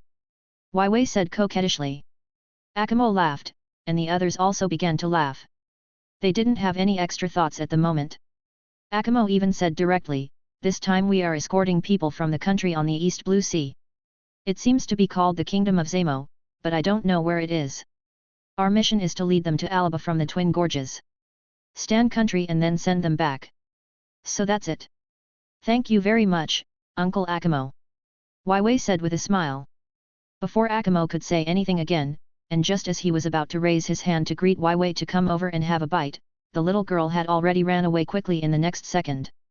When she came to a room, she skillfully took out a notebook from her arms and began to record the contents. And the purpose of his coming here is very simple, just to investigate which countries the true empire has some cooperation with, at least after his own country may accept the industry and commerce of the true empire, he can continue to maintain these old ones. Client. Although the idea is good, reality always slaps her in the face. At night. The entire Whiskey Three Peaks has indeed fallen into a lively atmosphere, with everyone staying outside and milling around a bonfire. There was also a huge leg of an unknown creature roasting on the bonfire. Others were sitting on the ground around the bonfire, almost all of them, men, women, old and young, holding wine glasses in their hands. Luffy and his group also happily participated, and the communication with this group of people was quite pleasant. Since everything had been discussed in advance, they naturally didn't have too many ideas, and during today's communication process, this group of people had somewhat understood the thoughts about this pirate group. Of course, the Straw Hat Captain, who has a bounty of 30 million Baileys, is not without anyone interested in this aspect. At least there were a few burly-looking men among the crowd. Although they were holding wine glass shells in their hands, they kept looking at the thinner Straw Hat Captain. They seemed to have already made up their minds. After all, in such a lively atmosphere, a group of people began to drink one glass after another. The whole banquet lasted until late at night. By this time, almost all the drunk people were already drunk, and almost all the people who were not drunk were already asleep.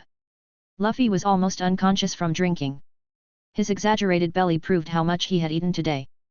Zoro's situation was not much better either. The only two women who can still remain sane are Robin and Nami. They did not participate in drinking any drinks, especially Robin, who has always been on guard. Even though they are relatively strong, there are so many people here, and there is no guarantee that there won't be a few alternative ideas among them. But the facts were as he had guessed. Although what happened at Whiskey Mountain was very different from the original plot, at least there would be some unexpected things happening here. At this moment, people gathered outside the room where Luffy and his party lived. At least there were about 20 strong men. Each of them held knives and other weapons in their hands and began to approach slowly, tapping their feet gently, for fear of causing any noise and waking up the people inside. But how can the image of this group of people be as they understand it? Not long after he fell asleep, Usopp couldn't bear to drink too much. He opened the door and was about to stand at the door to pour water. However, at this moment, there were more than a dozen people squatting in the grass under his feet. As the hissing sounds began to fall, one of the guys couldn't help but pull out the knife in his hand and prepared to chop this guy to death. Fortunately, I saw the looks in other people's eyes and finally calmed down my inner restlessness. After Usopp finished solving his own problems, he closed his eyes and silently began to walk towards the room.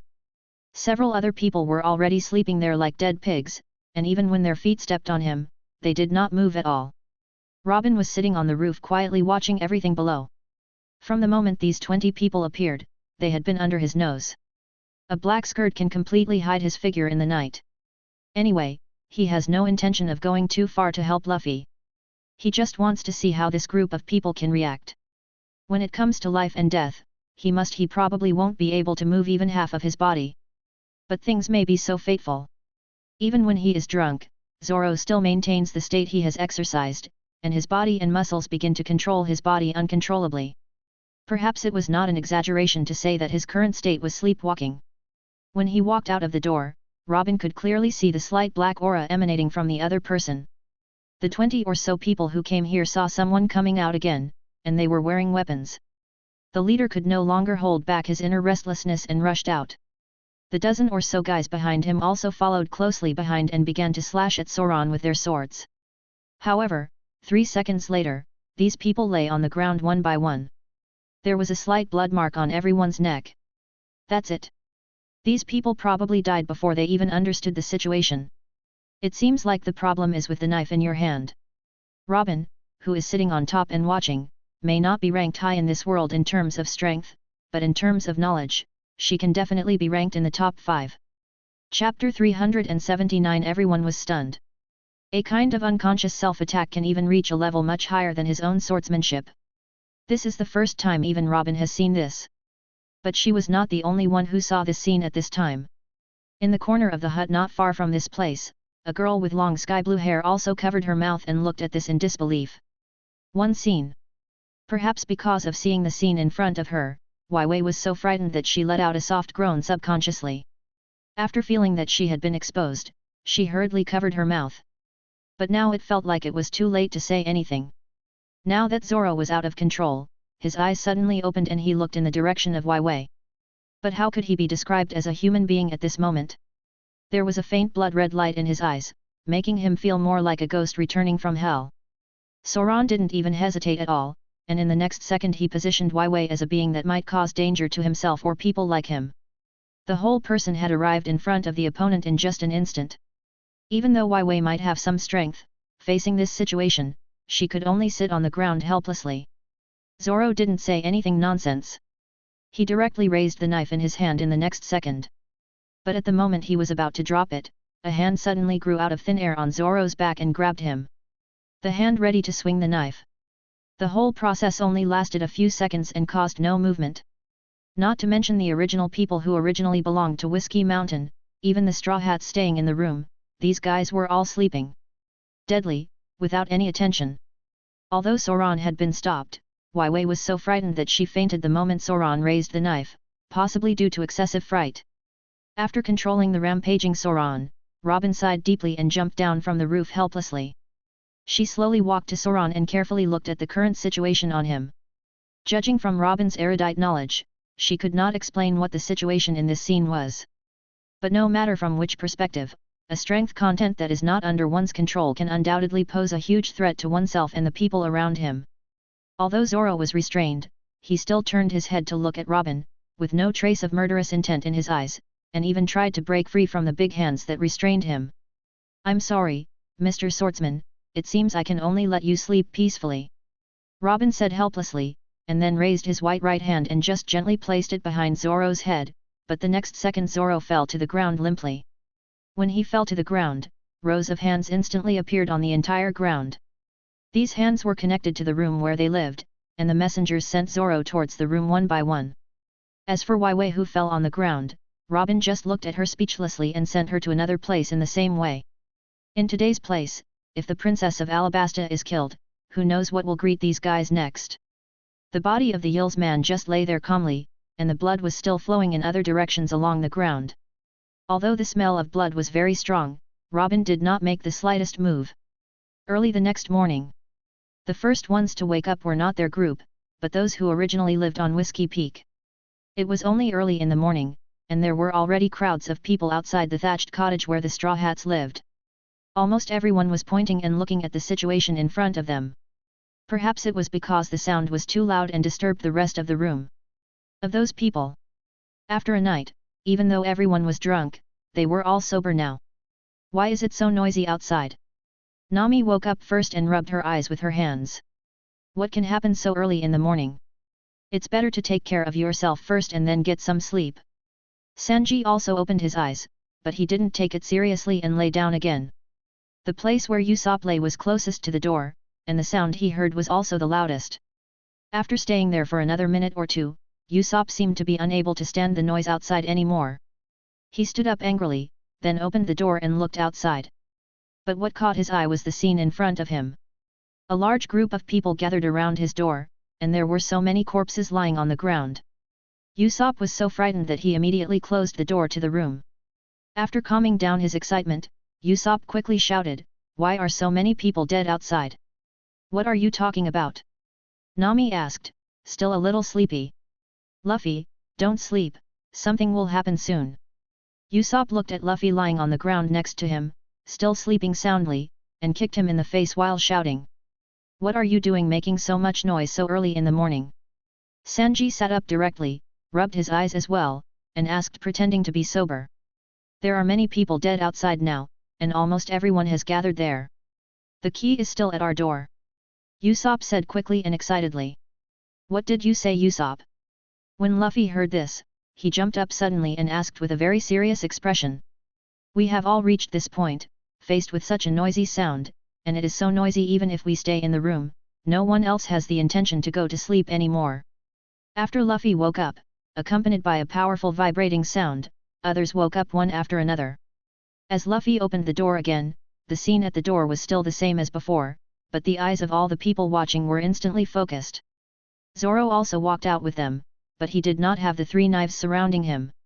Everyone looked at all this with innocent faces, even Zoro who was involved was also very curious. It's just that now he is just stroking the back of his head that has been aching. Although he is a little confused by what he sees in front of him, he is not too surprised. So it was the green-haired guy who did it.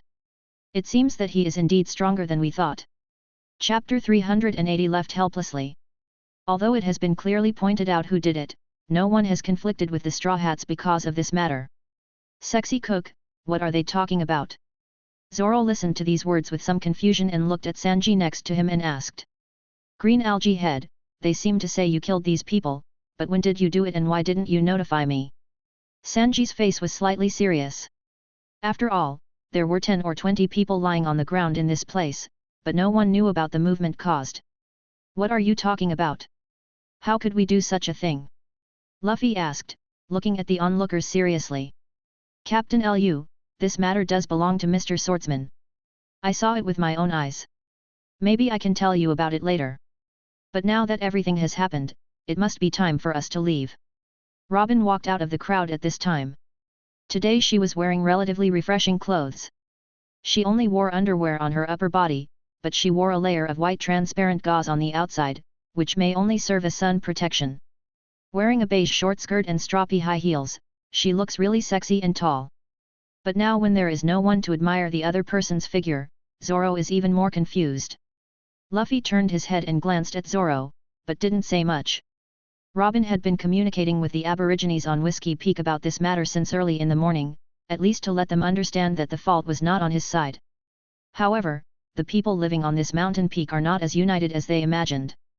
At least the 20 or so guys who participated in this operation are not welcomed by others, so they have no reason to fight with this group of people who do not know their strength.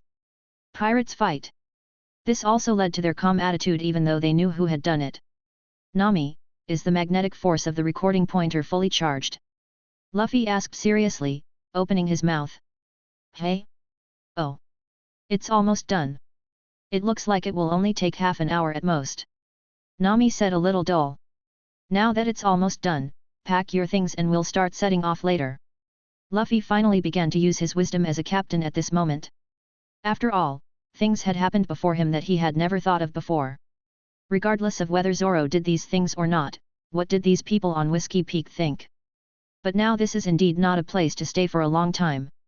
As the captain, Luffy can naturally think of this kind of thing. Even if the people on Whiskey Peak don't think much about them at this moment, they still don't know what will happen in the next second. Staying here is not a better safe place after all. Luffy, these people are really not. No need to say more, let's go first. Zoro hadn't finished speaking his doubtful words, and when he was about to quibble, Luffy responded directly. Robin, what exactly is going on? Sanji walked down the steps and came to Robin's side, asking softly. I will tell you after we start setting off. Mr. Swordsman himself may be confused about some things. Robin said with a smile. Then these people. It was indeed Mr. Swordsman who did it, but it can also be said that he did not do it. It's just that people seem to be a little confused when discussing such a topic now. After all, I was not the only one who saw this situation yesterday. Robin said again. While talking, the people in the room had already started to prepare their things. I didn't bring much with me when I came to Whiskey Peak. Now I just wanted to take a casual look, organize the things I brought, and then I was ready to go. None of the people on Whiskey Peak tried to stop them because of this matter. Even though they knew that these people were pirates and even knew that they had a high bounty on them, they were just like ordinary people. Completely indifferent to this matter. Luffy led a group of people through the crowd with serious faces.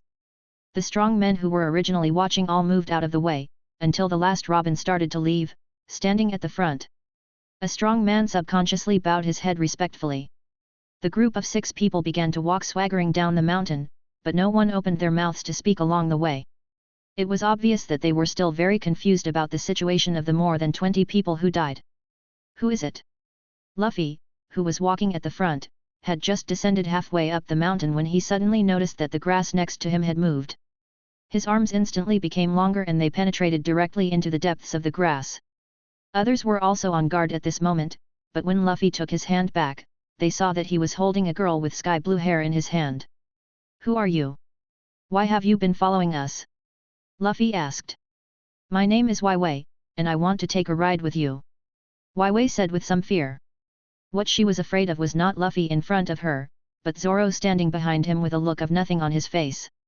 But after hearing what the other party said, Luffy also let go of his inner guard, and then asked with a playful smile, where are you going?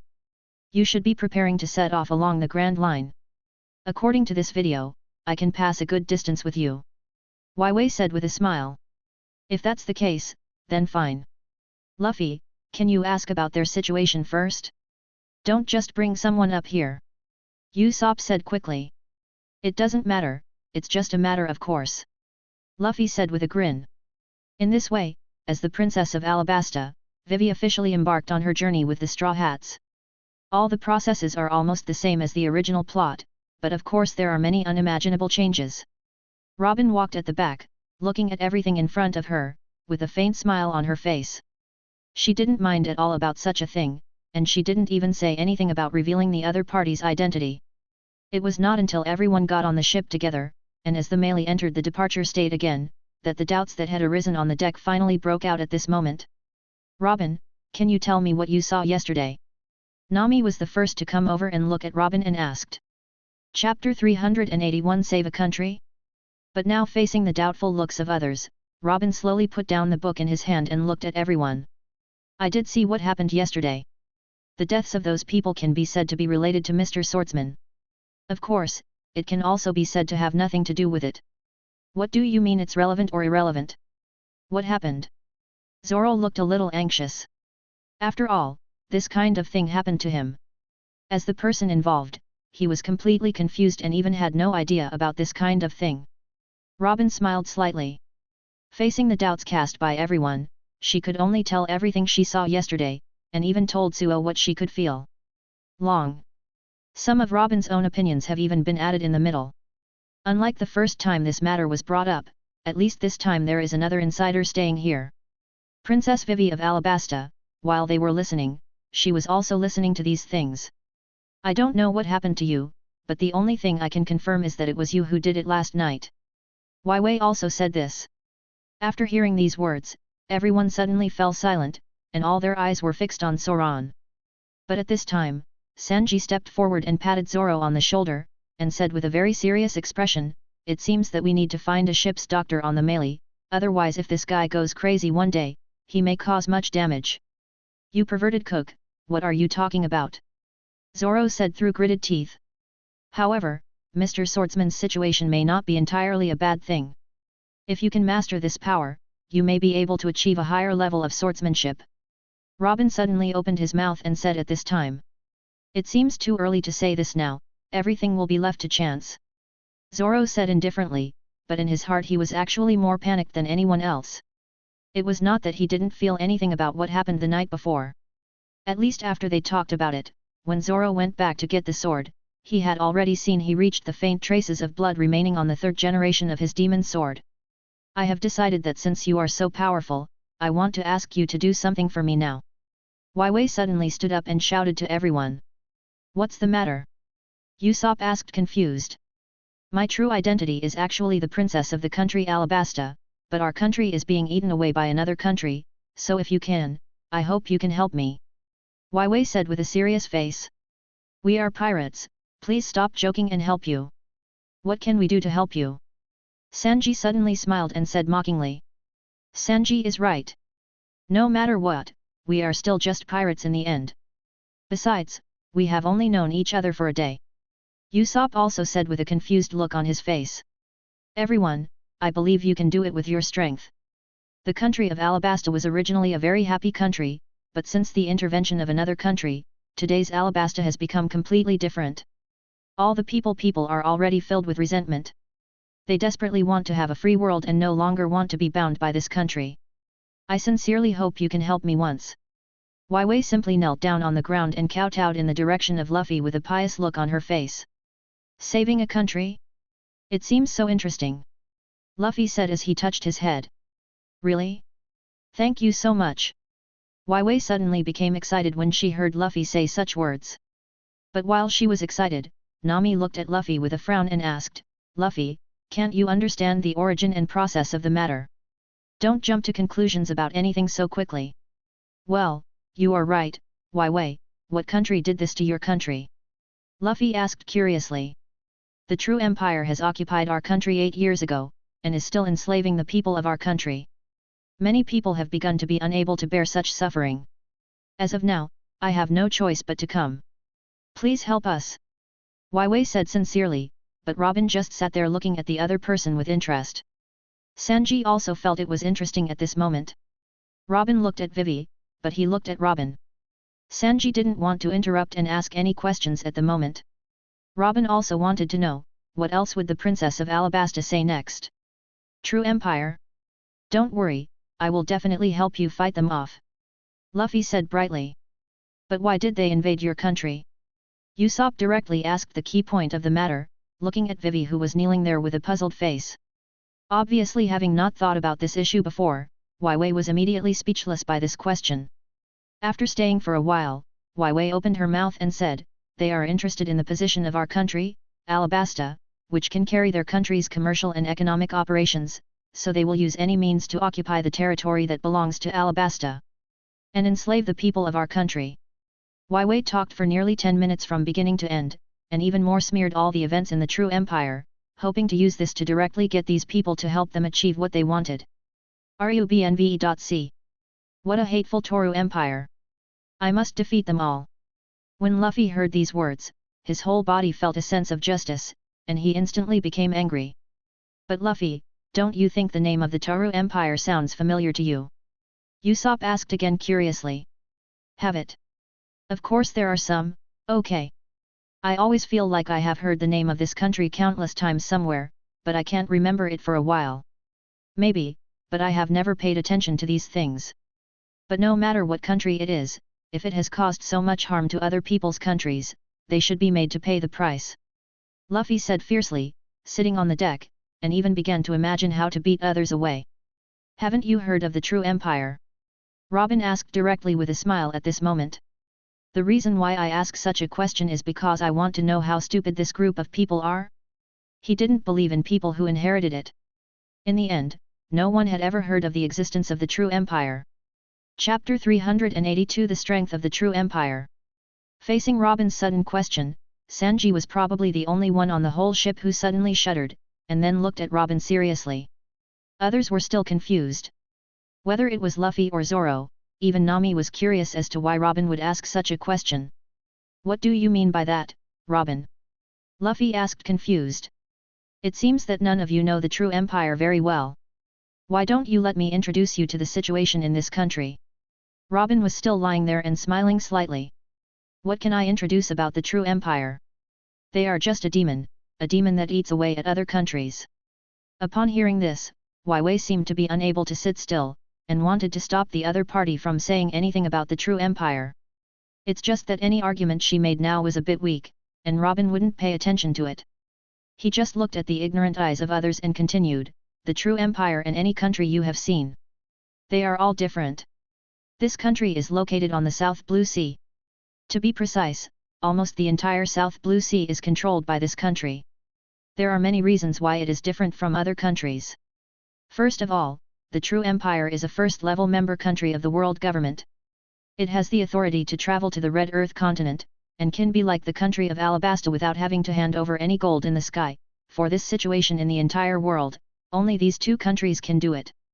But Alabasta is different, and Princess Vivi must be relatively clear about this. A first-level member country of the world government? What can this mean? If you do something wrong, you need to pay the price and humiliate other countries at will. This kind of thing must be beaten down. Luffy said righteously. Then have you ever understood the strength of this country? Sanji suddenly interjected and asked. Sanji. Nami suddenly looked at him with a puzzled face. She didn't know how to say the words that came to her mouth. Before we do anything, we probably need to measure our own strength. You haven't paid attention to the True Empire in the South Blue Sea, but I have. The old man Barity was born in that place, so I don't know anything about the True Empire in the South Blue Sea. Learned a lot. What is completely different from your imagination is that anyone can crush all of us with just one finger. Sanji said without hesitation. Is it as exaggerated as you said? Zoro sat there with a look of disdain, but it was not him who asked, but Usopp who was sitting next to him asked curiously. For you, what do you think is the most powerful force in the world? Robin asked, holding his head in his hands and looking at their expressions with a smile. Navy. Usopp spoke directly without thinking at all. The most powerful force in the world right now, besides the world government, is probably the Navy, right? Nami said. Princess Wei must be very clear about the situation of the Toru Empire. Let alone a pirate group like ours, even the most powerful pirate group in the world. Do you think they have the ability to compete with Toru Empire? Does the Empire compete? Robin asked, looking at Princess Vivi. Wei looked a little pale as she sat there, mainly because every word spoken by Robin made her feel helpless to argue. It is true that people like Luffy may have come from a small place and do not understand many things at all, but as the Princess of Alabasta, she knows many things that ordinary people cannot know. How powerful is the true empire? There is no need to elaborate too much on this point.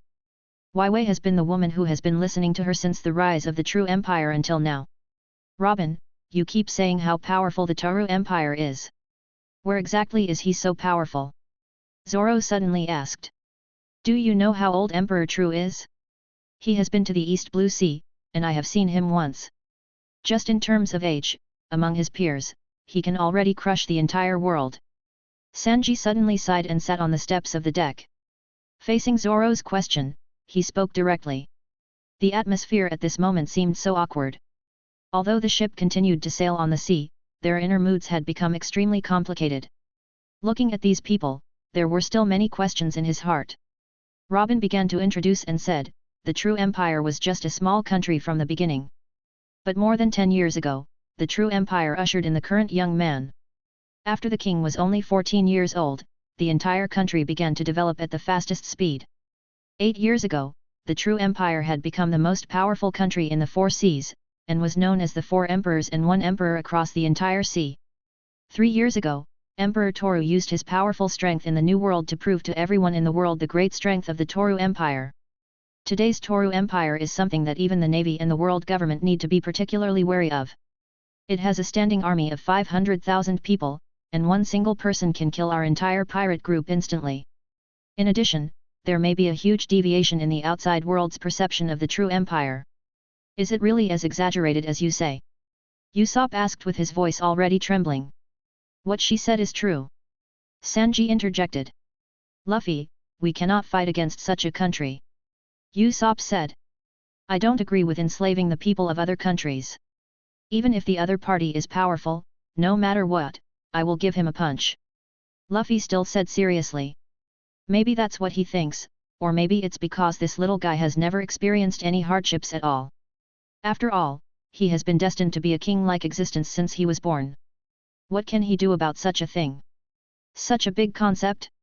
Wei, who was already a little depressed, was so moved when she heard Luffy say these words again that she burst into tears. In this regard, Robin didn't want to say anything anymore and could only watch the performance of these people quietly. Moreover, just relying on a Straw Hat Pirates to defeat the powerful Toru Empire would probably create a storm. Sorry. Chapter 383 Zepha's Information. In the True Empire. How are things arranged?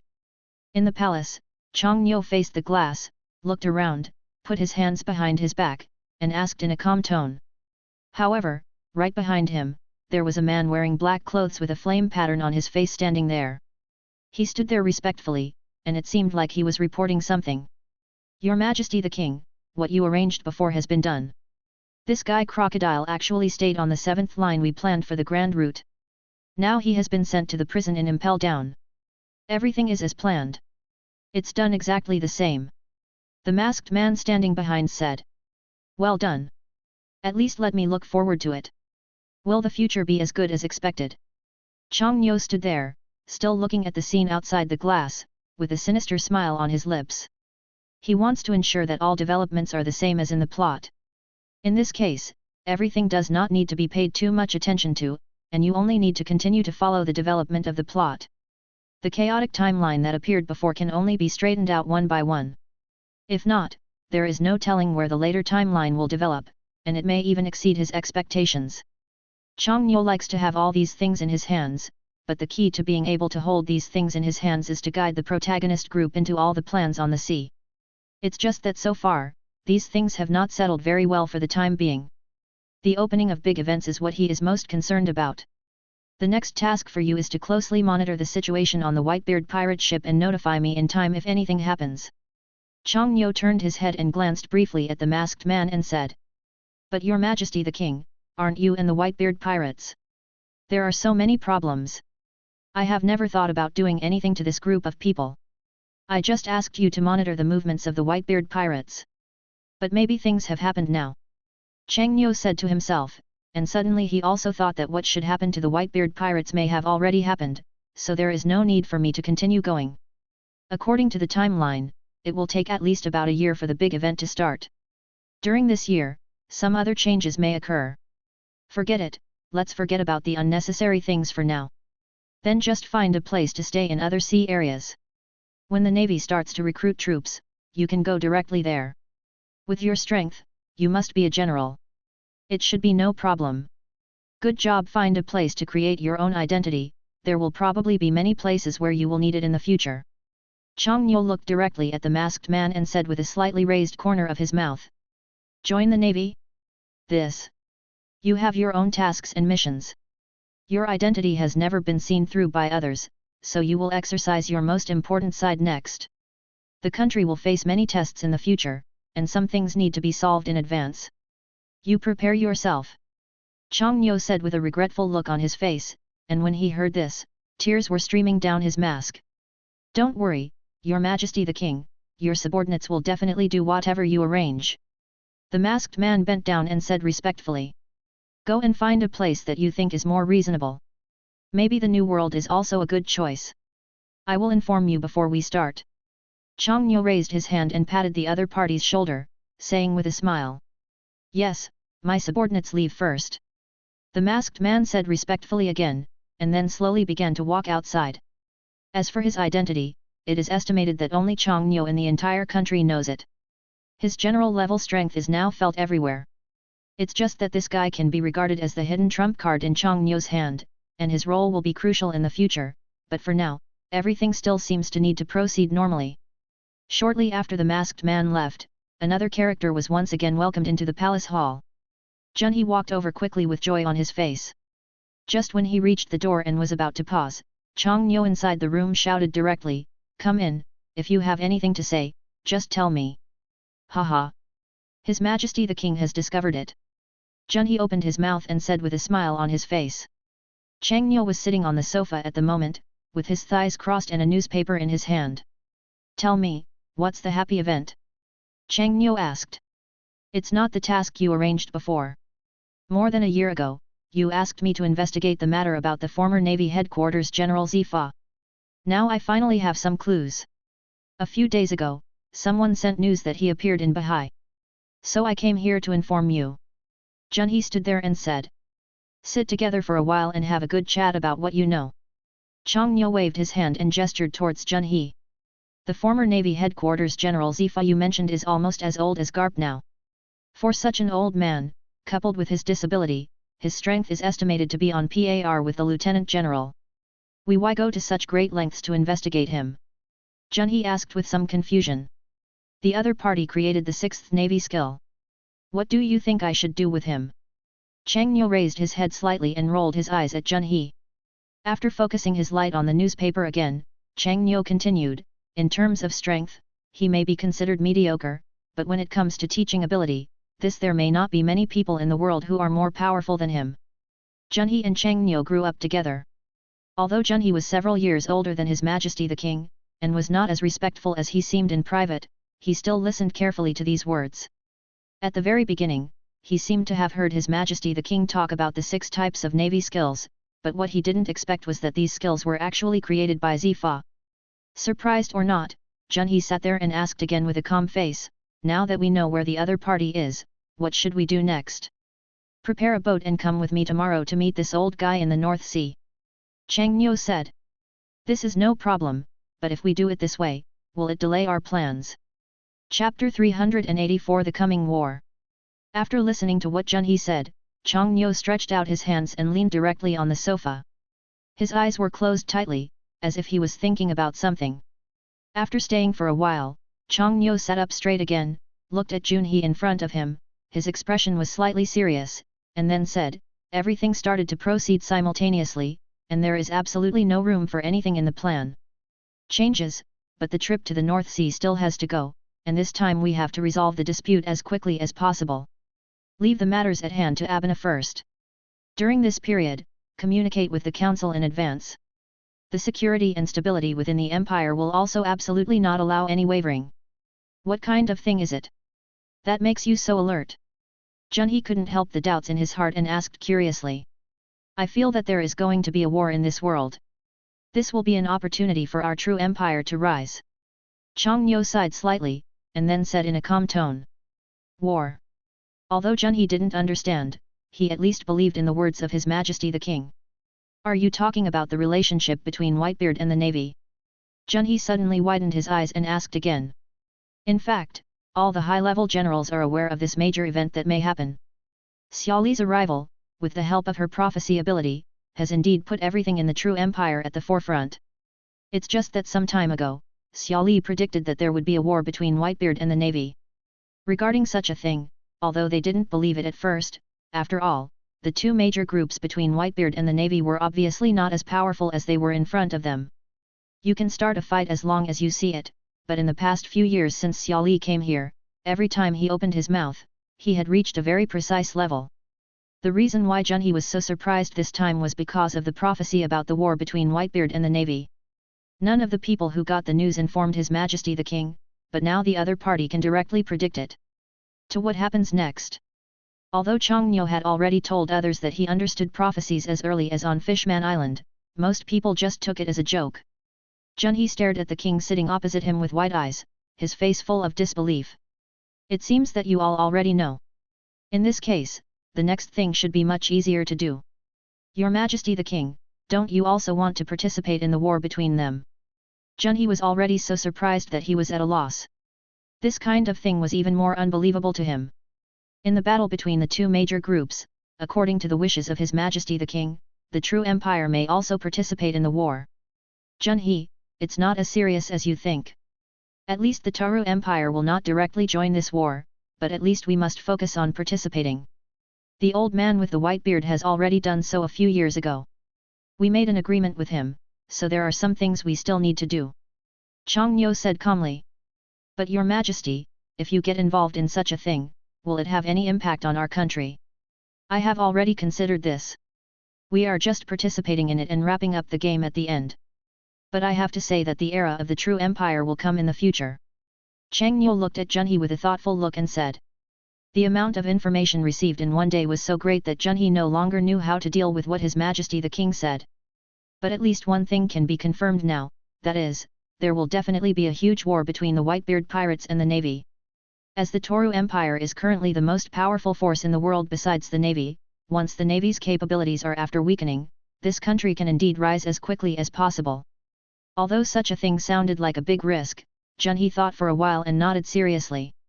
According to what you and Xiao Li said, this time shouldn't be too long. I wonder how we should make arrangements next. Junhee asked. We will consider these things later. You go down first to make arrangements for your trip to Bahai. Changnyo closed his eyes, waved his hand and said. Seeing that there was nothing to talk about next, Junhee could only follow Changnyo's instructions and start going. The trip to the North Sea is now considered inevitable.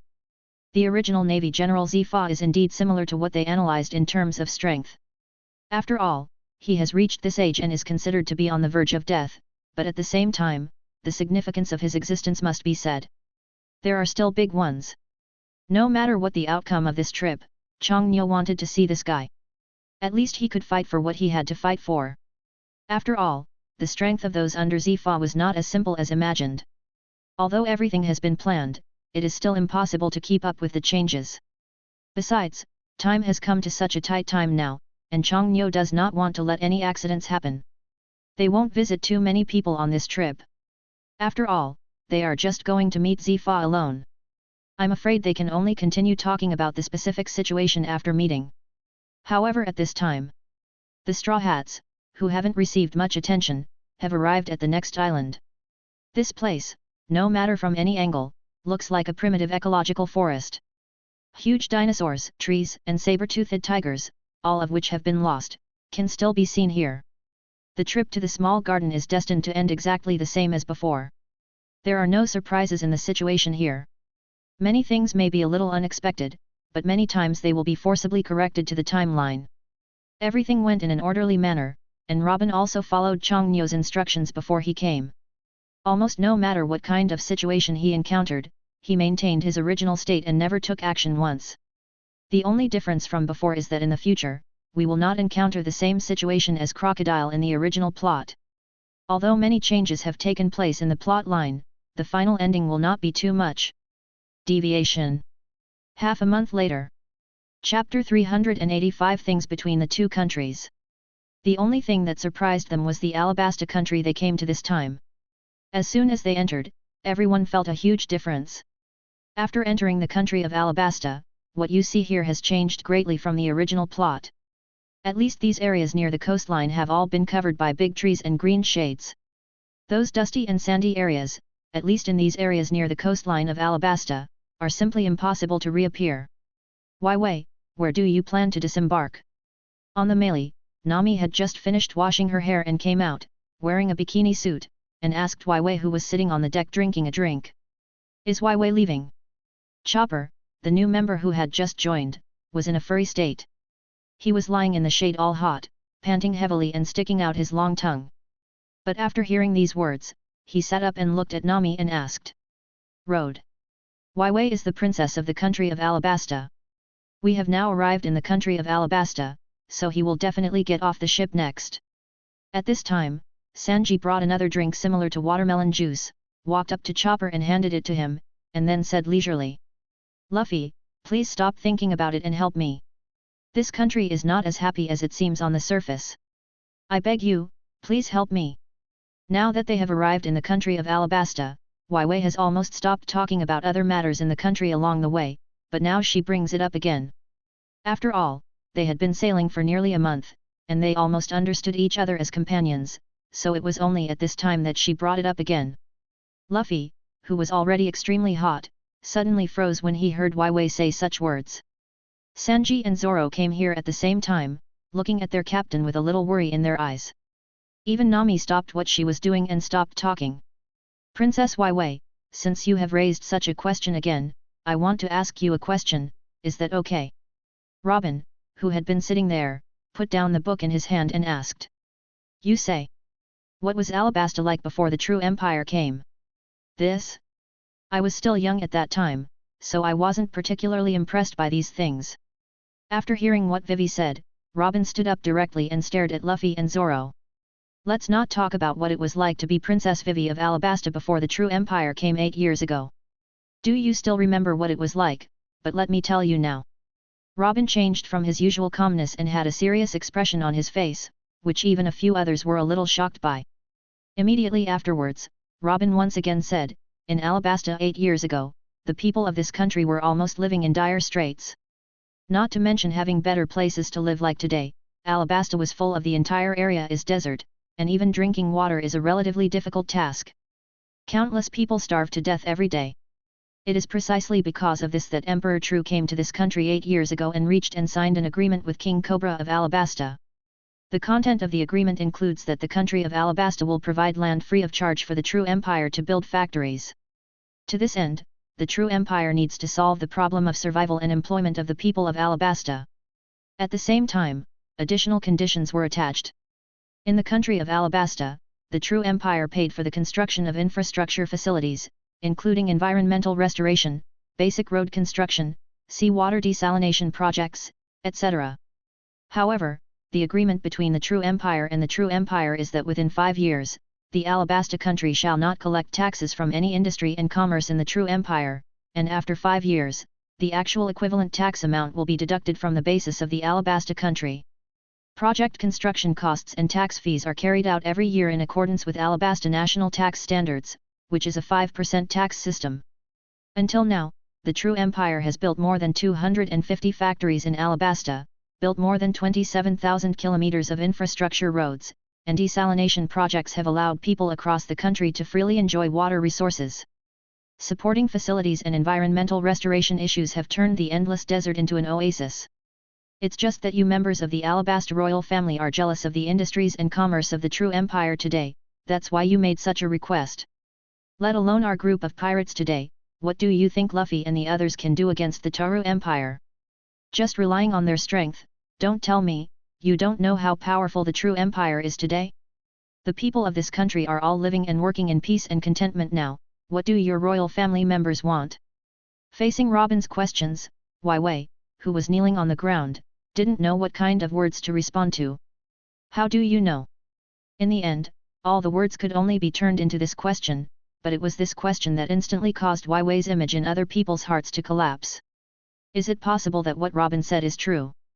Chopper asked curiously. That's right, Wai Wei, what exactly is going on? Even Nami couldn't help but ask. She lied to you. We thought so at first, but now this country has become a colony of the true empire, and the lives of the people are even more miserable. Wai Wei roared loudly.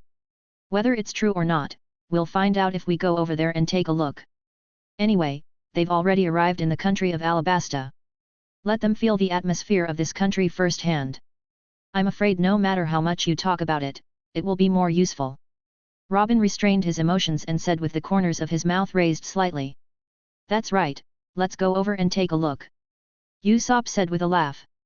Wai Wei, we have been partners along the way. If this country is really what you said, I will definitely help you without any hesitation, no matter how powerful the other party is. Luffy said with a serious expression, then turned around and sat on his sheep's head, looking towards the sea in the distance. Chapter 386 My Brother. In the end, Wai Wei could only sit there helplessly, looking at Robin with some confusion. He couldn't figure out how the other party knew about the situation between Alabasta and the true empire. This kind of thing should only be understood by people from the two countries, but her mistake was that from the beginning to now, she had never learned about the origins of the people on this ship. After entering the country of Alabasta, the Melee docked directly at the Rapeseed port, the country's largest harbor in Shijing. It basically belongs to the most important industrial and commercial base in the entire country of Alabasta. The actual control of this place is now almost in the hands of the true empire. Although it is within the borders of Alabasta, their country does not any right to operate any business or industry here. It is precisely because of this that the princes and ministers of Alabasta hate the true empire now. The main purpose is for profit, because in their view, the country's infrastructure projects have now become a bottomless pit. Even though they have begun to collect taxes and fees related to the true empire, they discovered in the end that these are still only a drop in the bucket for infrastructure construction. If this situation continues to develop, then for the members of the Alabasta royal family, they will only have to watch the true empire make money in their own country. The port above Rapeseed Flowers has now become a modern city with many high-rise buildings, which is at least in sharp contrast to other areas of the country in Alabasta. It has even become the economic lifeline center of the entire country. The daily income here is almost equal to that of the entire country, which is much higher than the annual tax revenue of the entire country. A group of people walked vigorously on the ground made of smooth rocks. There was no landscape on both sides, and all there were endless shops. Along the way, various hawking sounds continued. Luffy, I think the people in this country live a very good life. At least it's many times better than where we are. Usopp said as he walked away. In fact, Luffy himself was watching. After all, everything he saw in front of him had refreshed his outlook on life. Living in this place was already everyone's ideal paradise, with wide streets on both sides and dense crowds of people strolling back and forth. No matter where you came from this perspective, it doesn't look like he is being oppressed. Wai Wei walked at the back alone, her head lowered, and she didn't say anything from beginning to end. In fact, she is the one who knows best. After all, the only people who are truly oppressed and dissatisfied in this country are the princes, ministers, and their royal family members. She is jealous of everything the true empire has done in this country, but with the ability of her own country, there is nothing to do. Luffy, you go and take a good look first. I want to take a stroll around this street. I feel like I can buy a lot of clothes again. Nami's eyes began to glow golden, and any nearby shops looked so tall in his eyes. I'll go shopping by myself too. Sanji said. Robin, do you want to go shopping together? Nami took 2 steps forward, then turned her head and looked at Robin walking behind alone and shouted. Sure. Robin smiled slightly, then turned around and followed the pace directly ahead. I'd better go buy some food with Sanji. Usopp looked at the slightly awkward atmosphere and instantly started running in the direction Sanji left. Luffy walked all the way. Although he looked at the surrounding situation with curious eyes, his heart was also full of many questions. After all, the current Alabasta country is not at all like what Waiwei, who was following behind, said. Hey, Luffy! Everything was still such a coincidence, as if it was already destined. While Luffy was walking forward with Zoro, a high-pitched voice came over. Following the sound, Zoro asked curiously, Luffy, who is that guy who looks so mean? My brother. Luffy said with a grin, and the next second he quickly rushed in the direction of Ace. Ace! Luffy shouted as he ran. Bang! But before he could run over, a person rushed out from nowhere and stepped on Luffy's face. Without any precautions, Luffy was even kicked away by the kick. A distance of more than 10 meters. Straw Hat, I finally found you.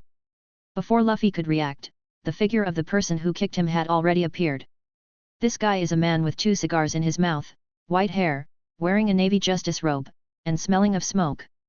Behind him was a young beauty wearing glasses, a long knife hanging on her waist, and also wearing a navy justice robe. Why did you chase this guy here? Zoro looked helpless, and the long knife in his hand was already ready to be drawn out to fight. Luffy, are you okay? Ace hurriedly ran over, because at this time, Luffy's entire head had been inserted under the stone slab, and the ground had even been cracked by this kick. Colonel Smoker, should we capture him directly here? This white-haired man's name is Smoker, the naval leader of Rogue Town. He ran such a long distance just to catch this pirate who slipped away from under his nose. Although the kick had been carried out, the little beauty behind Smoker opened her mouth and asked with some doubts.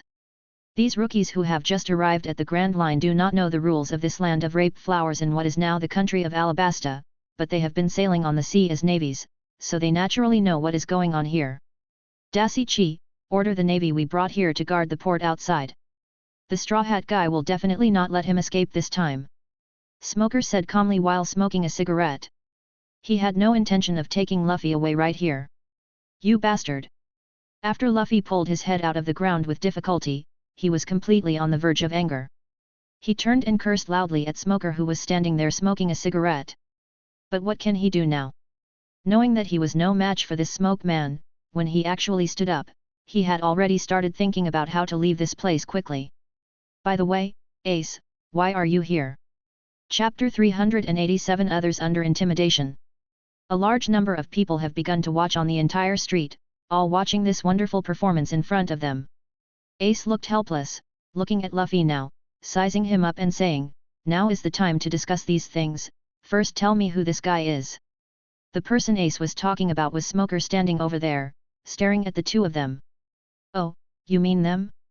This is Smoke Man, the Admiral of Rogue Town. He's so powerful. Luffy said with a look of admiration. Whoever he is now, it's better for us to leave as soon as possible. Ace said with a smile. Straw Hat Boy, I'll be waiting for you outside. As soon as I let you leave here, I will definitely let you enter Impel Down City's prison. Smoker said with gritted teeth while smoking a cigarette. Then wait until you catch me. Luffy bared 2 rows of teeth and looked at Smoker with a smile on his face. Did he not care about the other person's threatening words? Smoker also frowned. What can he do now? All he can do is watch the other person's back as he leaves. Colonel Smoker, why don't we take this opportunity to take down the Straw Hat Boy directly? Dashki asked with some confusion. After all, judging from the situation just now, Smoker could indeed catch Luffy in an instant, but in the end he just stood here without taking any action and said some threatening words. What effect could it have? Smoker sighed slightly and said, you think I don't want to take action? Standing next to him is Fire Fist Ace of the Whitebeard Pirates. Apart from this, do you think you can take action if you stay here? Okay, I get it now. Dashki pushed up her glasses frame a little aggrievedly, lowered her head and said awkwardly. Princess Waiwei of Alabasta still followed Luffy and started to move forward with Ace. Zoro also followed behind, but he kept looking at Ace. Luffy, I didn't expect to meet you here. It's really surprising. Ace hugged Luffy's shoulders as he walked, his arms hugged his neck tightly, and said with a smile on his face. I didn't expect to meet you here. It's really unexpected. Luffy said with the same laugh. I'll take you to the front to have something to eat first. Originally I just wanted to stay here for a day, but after seeing your reward order last time, I guessed that your route might pass through Alabasta, so I'm here. I've been waiting here for 3 days. Ace said with a smile. Really? But what are you doing in Alabasta? Luffy asked. I am now the captain of the 2nd Division of the New World Yonko Whitebeard Pirates. There is a guy there who betrayed the pirates. I am here to find him and bring him back. Well, it sounds very powerful, but let's not talk about it now. I will have a good drink later. Luffy said with a grin. Luffy, is this really appropriate for us? After all, that guy Smoker has already chased us here. Zoro stood behind, listening to the conversation between the two, and quickly reminded him. Luffy, this should be your teammate, right? Ace released his hold on Luffy's shoulders, turned to look at the green-haired Zoro, and then asked Luffy. Well, this is the swordsman on our ship. Hello, it was really helpful along the way. Please pay attention to my younger brother. He usually does things a little unreliably, which makes you suffer. Ace said to Zoro and bowed down politely. Seeing this scene, Zoro raised his hands and didn't know what to do. Facing such a polite Ace, Zoro really couldn't understand what the relationship between them was. Well, Ace, there are still several friends on our boat now, but they have all gone to buy other things. After dinner, they must come to our boat to sit for a while, and I will give you a good introduction then. One time. Luffy said with a smile. That's certainly possible. With such a polite person, is it possible that he is really a brother? Zoro stood there and stared blankly at the polite Ace. It was not that he had never heard of it when he went to sea with Luffy before. But when he saw the real person today, he was really shocked. It was really hard to imagine that such a person and his captain could actually be brothers. By the way, Luffy, is this also your companion on the ship? Ace asked, staring at Vivi in confusion. The main reason is because he has felt that the relationship between Waiwei, Luffy, and Zoro is not like that between partners. This is Princess Waiwei of Alabasta. She should be considered half of our companions now. Luffy scratched his head, thought for a moment and said. The Princess of Alabasta? It's really unimaginable. Ace said in surprise. By the way, why did you just say that you don't have to worry about staying here no matter what the situation is? That guy Smoker is staying outside, and he is so powerful that we can't touch each other at all. Zoro asked, looking at Ace with some confusion. He is a natural ability fruit. You are definitely not his opponent now. The reason why I say you don't have to worry is that the land of rapeseed flowers is the industrial and commercial center of the true empire in Alabasta. Anyone is welcome here. But no conflict is allowed in the land of rapeseed flowers, otherwise the responsible party will come and arrest both parties. Ace said. True empire? Isn't this the country you were talking about, Waiwei? Luffy asked, turning towards Vivi. What's wrong? Before Vivi could say anything, Ace looked directly at Luffy and asked with a dull look on his face. You are right. This is the true empire I mentioned. It is a country that can make rules at will in our country of Alabasta. Waiwei opened her mouth and said. But I think this is good. At least it not only ensures the safety of the people, but also prevents pirates from entering the country of Alabasta. Zoro said. Ace stood there and watched the conversation between the few people, with confusion on his face, not understanding what they were communicating with at all. Chapter 388 National Conditions in the Eyes of Outsiders. The four of them were walking and chatting, and only Waiwei, who was following behind, felt very complicated. After a while, Ace brought Luffy and Zoro to the entrance of a hotel. The hotel was a 3-story building structure, but both the facade and the outer decoration looked quite exquisite. Moreover, the outer circle is entirely made of glass. In this situation, in the pirate world, such a hotel is simply the ultimate luxury. Luffy, I chose to be here today. It felt pretty good last time. Ace said with a smile on his lips. It's okay, you can do whatever you want. Luffy didn't refuse and just followed in. At this time, there were not many people in the hotel, but the overall decoration did look quite luxurious. After a while, the food was served, and at first, the two of them almost looked like they were devouring it. After eating for a while, Luffy leaned back on his chair with some satisfaction, looked at the food in front of him and said, I didn't expect the food here tastes really good. Right. Ace looked at Luffy's expression seriously, with a satisfied smile on his face as well. These are just hypocritical appearances. Waiwei sat there and didn't actually move her chopsticks from beginning to end, and she was still muttering in a low voice. I think the people here live a pretty good life, why would you say something like that? Zoro asked doubtfully. What's going on? Ace had already felt that something was wrong from the very beginning. When he heard these words, he was even more sure that he was not wrong. In order to prevent his younger brother from causing any big trouble, his eating-loving expression instantly froze there and asked seriously. Said Soran. Ace, Wei said that the true empire enslaved the people of Alabasta and forcibly occupied this country's territory. Originally we. Shut up, Luffy. Before Luffy could finish speaking, Ace instantly felt furious. He frowned and whispered angrily at what Luffy was going to say next. As if he had sensed something was wrong, Zoro's brows began to frown, and the expression on his face suddenly became serious. He is not like Luffy, a big brother. Although he usually only shows the potential of dementia, sometimes when it comes to the subtleties of some things, Zoro still handles them well. When he saw Ace's current expression, he seemed to have sensed that the essence of the matter was different. Luffy, do you know what the Taru Empire means today? Ace calmed down his anger and turned into a serious and calm question. I heard Robin say that the true empire seems to be very powerful. Luffy still grinned and spoke as if he didn't take this matter seriously at all. The true empire is not something you and I can afford to offend. No matter what happens, even if this thing is true, it is definitely not something you can get involved in. Ace said. Is the true empire really as powerful as you say? Zoro asked in shock. Although they had heard Robin introduce the situation of the true empire before, none of them seemed to take it seriously. After all, these people had never come into contact with the major forces in this world before. But this moment is completely different. Ace, do you know this true empire? Luffy also began to suppress the smile on his face, and then asked with full seriousness. I have been in contact with it. 3 years ago, I went to the true empire. It was so powerful that it was almost despairing. I see. It doesn't have much to do with me anyway. After all, I am the man who will become the Pirate King in the future. Luffy then said with a sudden grin. This guy. Ace stared at his younger brother speechlessly. At the same time. At this moment, in another place in the land of rapeseed flowers, Smoker and Dashki were also staying in other restaurants, but there were several Navy soldiers standing outside. Smoker sat here with a calm expression, continuing to smoke his big cigar, and looking at the surrounding environment with a calm expression on his face. However, as Dashki who came out with him, she was not as calm as expected. Colonel Smoker, can you tell me about the situation here?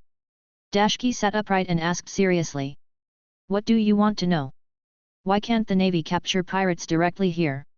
In order to prevent conflicts, the Navy does not want anything to happen with the true empire, so within the scope of their jurisdiction, no one from the Navy is allowed to carry out forceful arrests in these areas. Smoker blew out a smoke ring and said.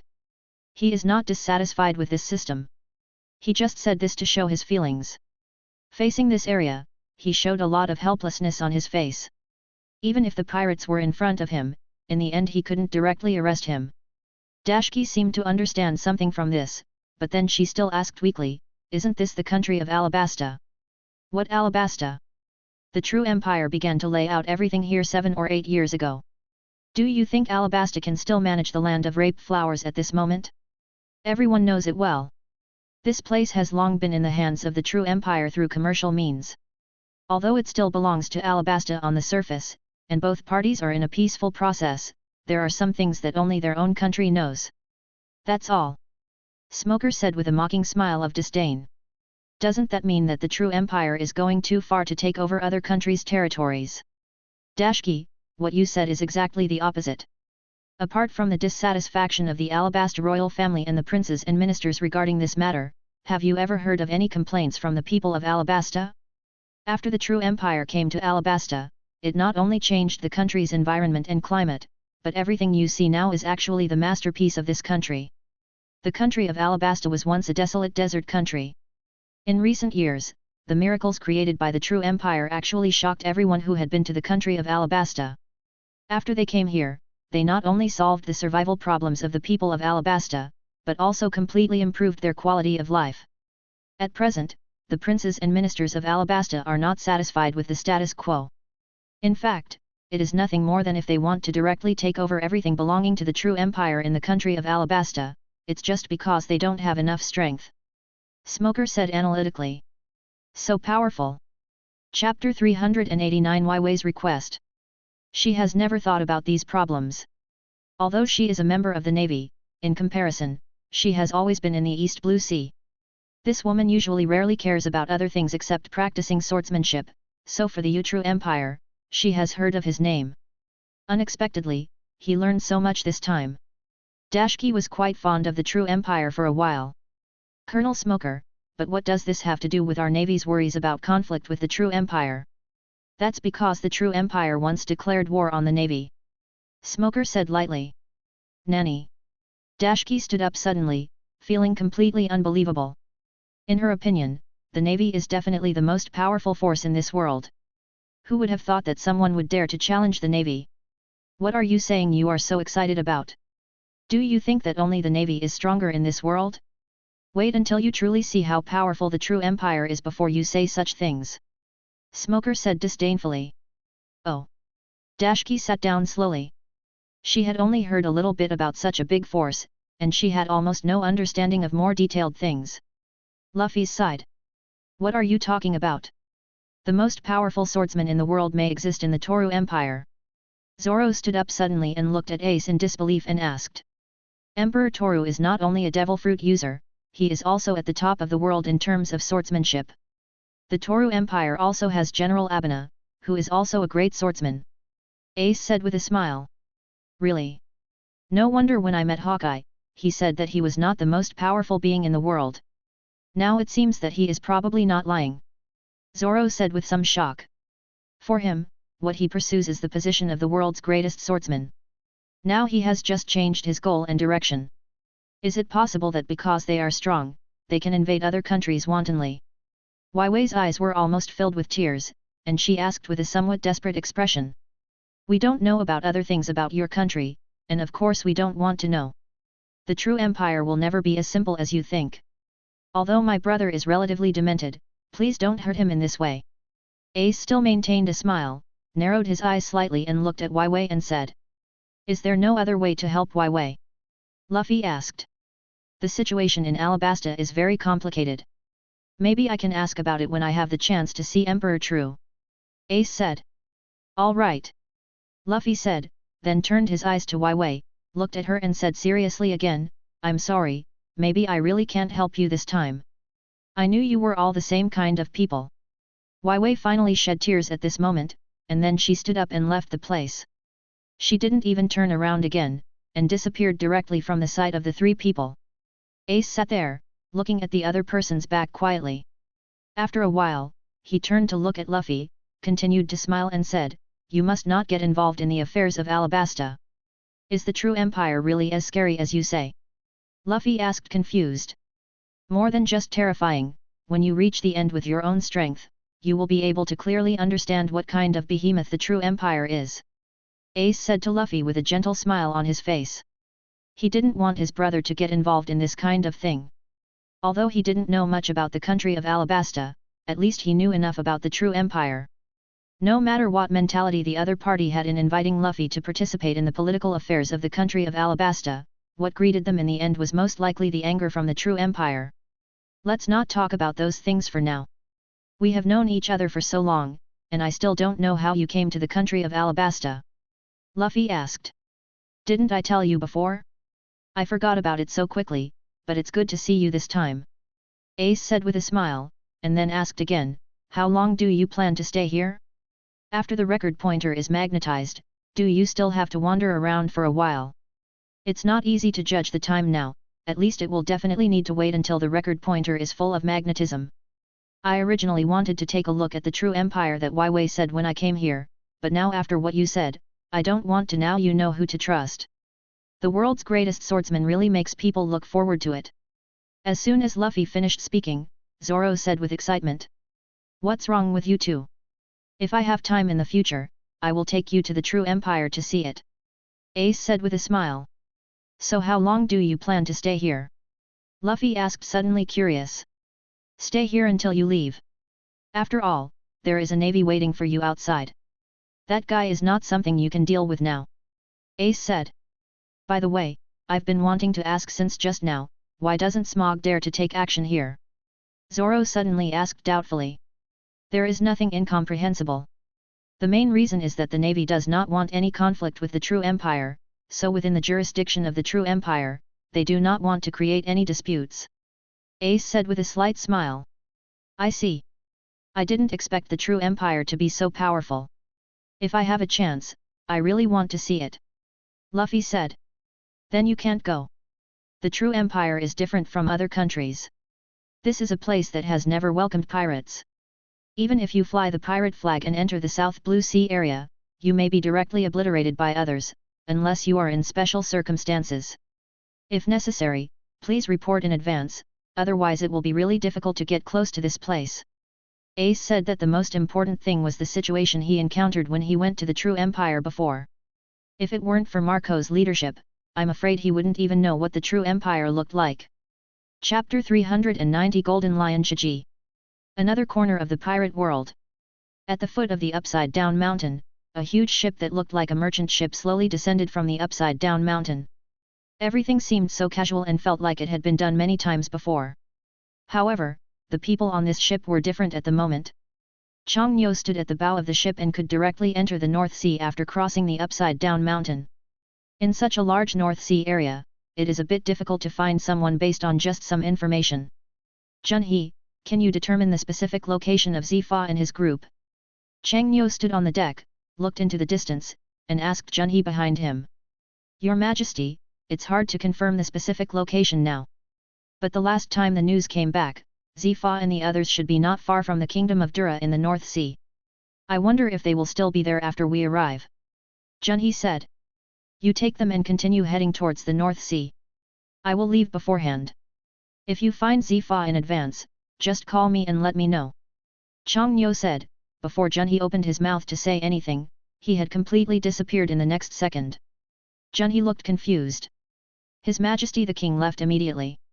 The key was that the other party didn't even take away the phone bug, so how should he contact him then?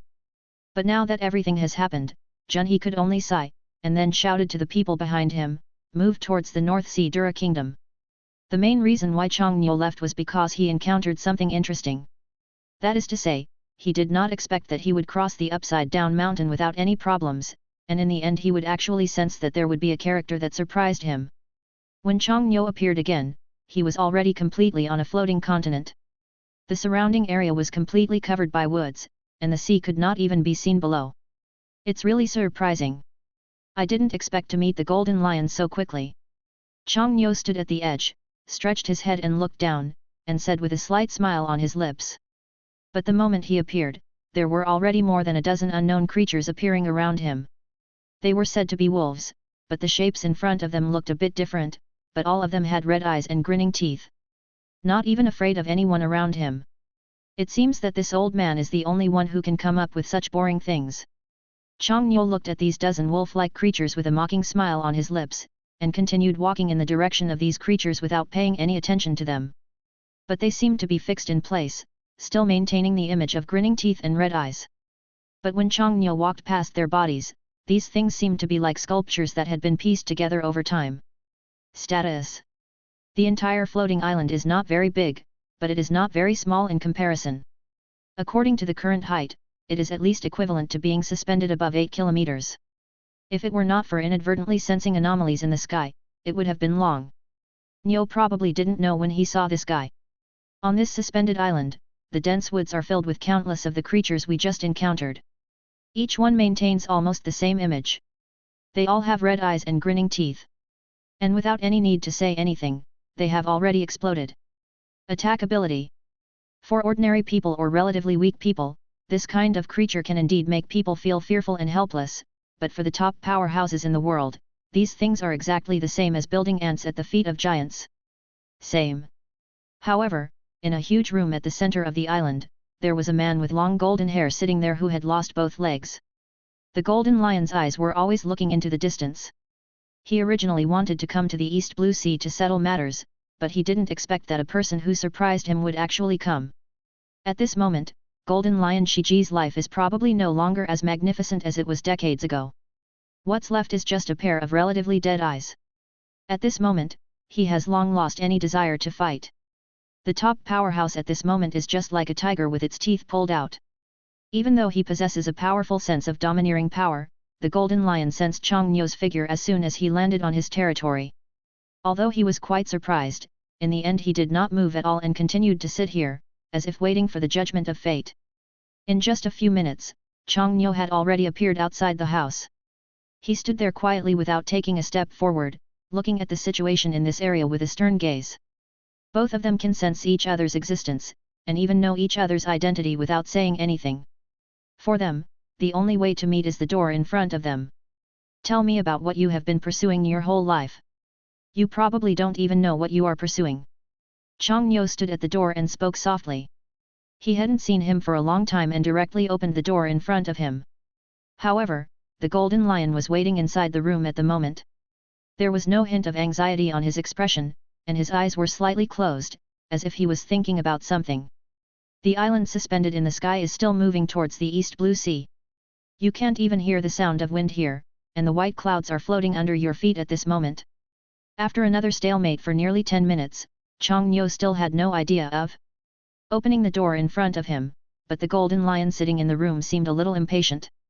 He sat on the bench in the center and could only sigh helplessly, then stretched his right hand forward. Shit, the door at the door slowly opened a gap. Until the moment when the entire door was finally opened, the two people were looking at each other from a distance of more than 10 meters.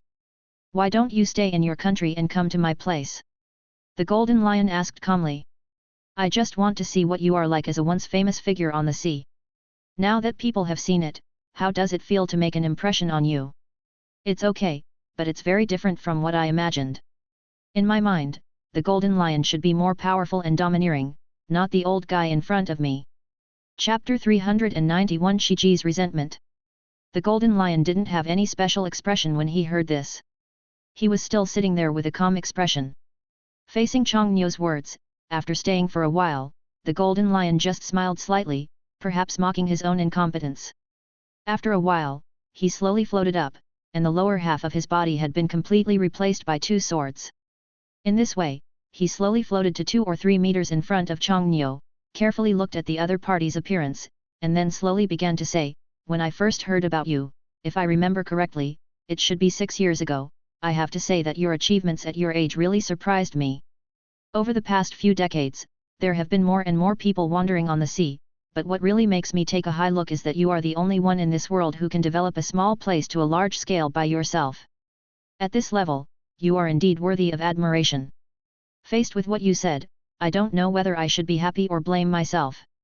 I never thought that the first person to praise me in front of me would be a pirate, but it doesn't matter, but I have always the Golden Lion that countless people yearned for in the past has turned into what it is now.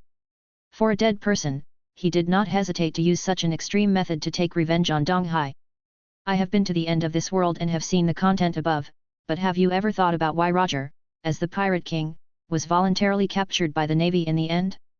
And why are you willing to use your own death to effect an era of great pirates? He's always been like this. The so-called Pirate King's treasure shouldn't be as beautiful as imagined, right? The Golden Lion asked with a smile. Perhaps you can take a look when you have time, but judging from your current state, you have no idea in this regard. How much strength can you still retain in your dying years? I'm afraid you should not be a lieutenant general even if you try your best. Opponent? How can we still control the wind and rain on this sea like before? Chang Nyo asked. You are right. I have indeed lost all my fighting spirit, and my strength is very different from before. After I came out of Impel City prison, I have been living for decades. Now I don't want to do any escaping anymore. It's just that I just want to bring my life to a close. Chang Nyo looked at the Golden Lion who now had a weathered look on his face.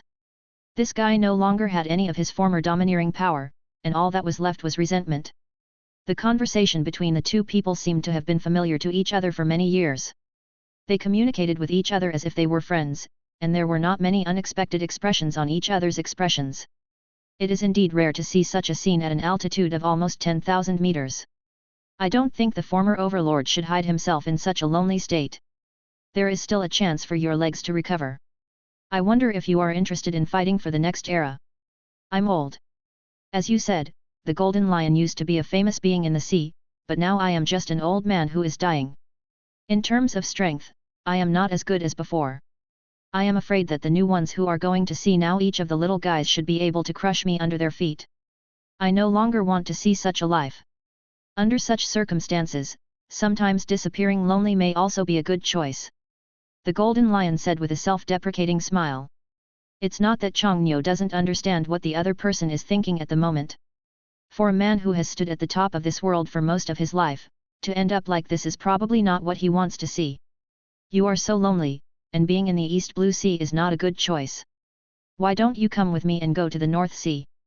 Old guy Zifa probably thinks the same as you. Isn't it nice for two people to get to know each other? Okay. Chongnyo also sat there directly in the air, looking at the Golden Lion in front of him with interest and asked. It seems to be as I guessed. I had thought before about when you, the little guy, would attack that old guy Zifa, and now it seems that it is indeed the case. The Golden Lion said with a smile. I'm not as unbearable as you think. Although I really want to use Zifa, this guy's deep-rooted thoughts cannot be changed easily.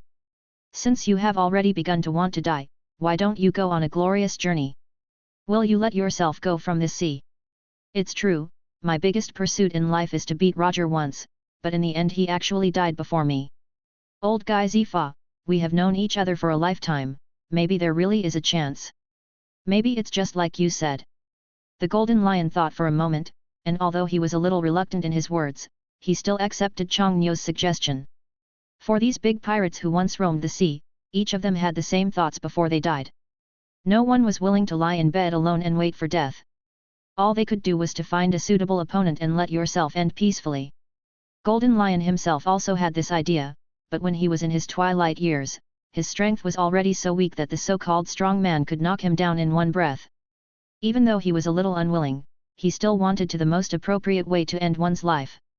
Nowadays, it is estimated that no one can stop the Golden Lion guy from thinking about his demise. Everyone has reached this point. He has lost all his pursuits. The only thing Chongnyo can do now is to use the last life of the Golden Lion to complete himself. Just some plans. A man who can roam the sea and is the only man who escaped from Impel Down City prison, facing the current Emperor True's thoughts, can actually feel it at the first glance. The reason why there is no the reason for rejecting the other party's request was mainly because the ideas put forward by Chongnyo were indeed too much for Golden Lion to refuse. Compared with such an indifferent ending, perhaps a battle with the former Navy Admiral Zifa would be more substantial. Chapter 392 The End of the Pursuit of the Strong. Although Golden Lion had accepted this suggestion, he did not start setting off immediately. The entire island suspended in midair continued to move in the direction of the East Blue Sea. But after a while, the Golden Lion looked at Chongnyo who was sitting there with some curiosity and asked, Boy True, tell me, you should be considered the most prestigious being in the sea now. If you and I are together, station, even if you die here, it shouldn't be worse than falling in the hands of that old guy Zifa, right? Don't ever say such things. You all belong to the strong men of the previous era. It was up to you to solve the problems in the previous era. I have no interest in this matter at all. Chongnyo quickly refused and waved, smiling. At the same time, I also don't understand what the brain circuit of this guy Golden Lion is thinking. Is it possible that he often stays alone in the air, causing his brain to become a little stupid? Ha ha ha ha ha. Golden Lion suddenly laughed, and his face suddenly turned serious. Two swords were tied directly to his legs. It seemed that without Chongnyo paying any attention, the old guy instantly a kick goes up. Even though it is a camel that is almost dying of weight, Golden Lion's camel is much bigger than a horse. The powerful attack instantly emitted a blade light, and at such a close range, it flew directly in the direction of Chongnyo's neck. Even though there was only a distance of 2 or 3 meters, Chongnyo still sat there in the air, facing the attack of the old guy Golden Lion. The expression on his face did not even change at all. The whole person was still sitting there leisurely, but the next second a void throne began to appear under the body. The second before the attack arrived, Chongnyo just flicked his fingers in the direction of the Golden Lion, and then a blue-white barrier instantly appeared in front of the whole person. The lion's hand launched an attack. The moment it hit the barrier, such a sharp attack seemed to cut directly into the water the next second. Such an attack, not even the slightest ripple appeared. Chongnyo sat there and just tapped his fingers. Myopically, he turned around in a circle. The moment he landed, he kicked out a slash with his other leg again, but the same thing happened. The action will lead to the same result in the end. Golden Lion saw that such an attack had no effect on the opponent, and could not even make the opponent move his body. Then, he started to use the fruit power with a serious look on his face. But the time has come, how could Chang Nyo let him continue like this? Okay. It's almost time to test. Chang Nyo said calmly, but in the next second, powerful Overlord Haki burst out from his body. However, this time he did not use any coercive power. Instead, he directly used the attack power of Overlord Haki. The moment the domineering power came out, in this small room, whether it was the floor, roof, or walls, cracks began to occur instantly. You can feel all this very intuitively. The Golden Lion itself has been raised, and the right hand has begun to slowly lower itself. From this moment on, he had accepted his fate. In fact, he had known the man in front of him very well before. After all, from the moment he became the 4 emperors and 1 emperor, the Golden Lion had been paying attention to him almost all the time. Sure enough, you are really powerful. With this kind of domineering aura, even Roger would probably not be your opponent. The Golden Lion sighed and said. There is no need to belittle oneself. Everyone has his own way out and abilities. Just like you have used the ability of Piao Piao fruit to the extreme. You can suspend such a large island in mid-air. At least this is what it's still hard to do. Chang Nyo said calmly and with a smile. The world from now on will be yours, we old guys are already in the past tense. The Golden Lion sighed and shook his head. He seemed even more lonely at this moment. In the past, a generation of strong men on the sea could even compete with the strongest men in the world, but now they have become so lonely. It is indeed a pity to analyze it only from the perspective of a strong man. This guy's original purpose was actually the same as Roger's, which was just to change the current social structure, but in the end he failed. After escaping from prison, he now looks more like he is lingering on his last breath. Not only has his strength been greatly reduced, but more importantly, his mentality has completely lost its former glory. I will help you find a better successor for your devil fruit. Maybe in a few years I will help you achieve your unfulfilled wish. The era that belongs to you as the Golden Lion has come to an end, but the era that belongs to the Toru Empire has just begun. Just rising. Chang Nyo stood up, with no expression on his face. He was completely calm and spoke calmly. Thank you very much. I really want to see what the years you are talking about are like. The Golden Lion was not angry at all. Instead, he had an extremely calm smile on his face at this moment. He continued to retreat to his seat as if he was relieved, and said with a smile. Is there anything else you want to say? Chang Nyo asked again. The world government is not as simple as you think, or even as simple as all of us imagine. There is someone else behind the Tianlong people, one who is so powerful that it makes everyone despair. The navy is not without its merits. Maybe you will understand when that day comes. Raftru's secret is true. Roger understands it, Rox understands it, and Whitebeard also understands it. Anyone who has seen this thing actually knows it. Taro boy, if you can, change all the conditions in front of you. The secret of the blank 100 years is actually waiting for others to discover. The D family is not an absolute destiny. There are still many unsolved mysteries in this world. It's a pity that I can't see all of them.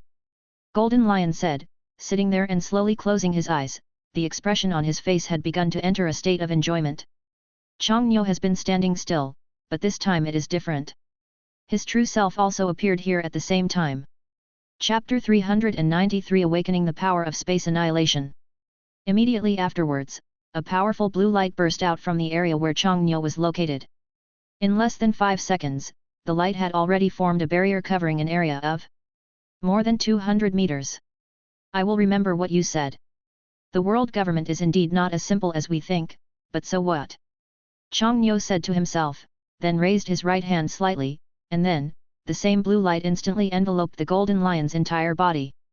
When everything ended, Chang Nyo was suspended on the periphery of the island, but now the huge island began to slowly fall downwards. The Golden Lion is still sitting peacefully on his chair at this moment, his expression has not changed at all, but now the Golden Lion has long since stopped breathing. As a former strong man, Golden Lion no longer wants others to know about his end. Perhaps this can be considered a perfect relief for him. But such a large island, whether it falls on the East Blue Sea or the sea, can cause enough impact to plunge all the people in the surrounding area into disaster. The power of awakening space annihilation. Chang'yo is still suspended in mid-air, because with the fall of the Golden Lion, the island that was originally suspended at an altitude of 8 kilometers has now begun to fall downwards. But as Chang'yo directly used his awakened space power, in just an instant, the space in the entire area seemed to have been frozen. What followed was that the island suspended at an altitude of 8 kilometers began to slowly fall downwards like a piece of paper. Although the Golden Lion fell silently in the sky, at least this kind of thing was witnessed by others. Being able to fall into the hands of the top powerhouse in the world today, the Golden Lion can be regarded as a glorious curtain call before fate arranges it. But even though the Golden Lion fell, his spirit was still firmly controlled by the circles of devil fruit in Chang'yo's hands. The ability of Piao Piao fruit can actually have a vital impact on a country. Chang'yo himself just wanted to take a look at the appearance of the old guy Golden Lion, but he did not expect that he would end up like this in the end. Way to end. More than half an hour later, the Golden Lion's body and the island he was on were completely annihilated in this world invisibly. For the Golden Lion, this is indeed a relatively good ending choice.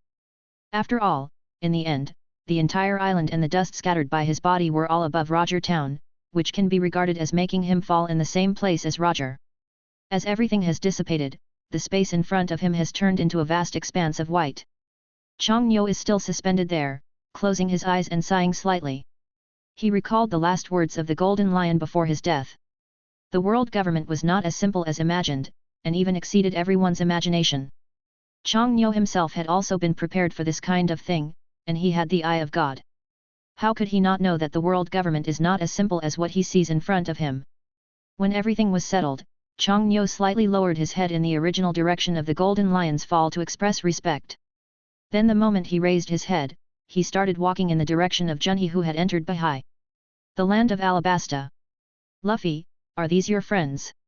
On the Mary, Ace looked at the only few people on board in disbelief. The most important thing is that his eyes are almost entirely focused on Robin. Now except for Sanji who has recognized her identity, the only one left here is Ace. Because he had personally been to the scene and seen his existence, and now when he saw Robin again, he couldn't even believe whether what he saw with his own eyes was real. Yes, these are my partners, the navigator Nami, the sniper Usopp, the chef Sanji, the ship's Dr. Chopper, and finally the historian Robin. Luffy said with a grin on his face. Long time no see, Mr. Ace. Robin looked at Ace with the same smile and said.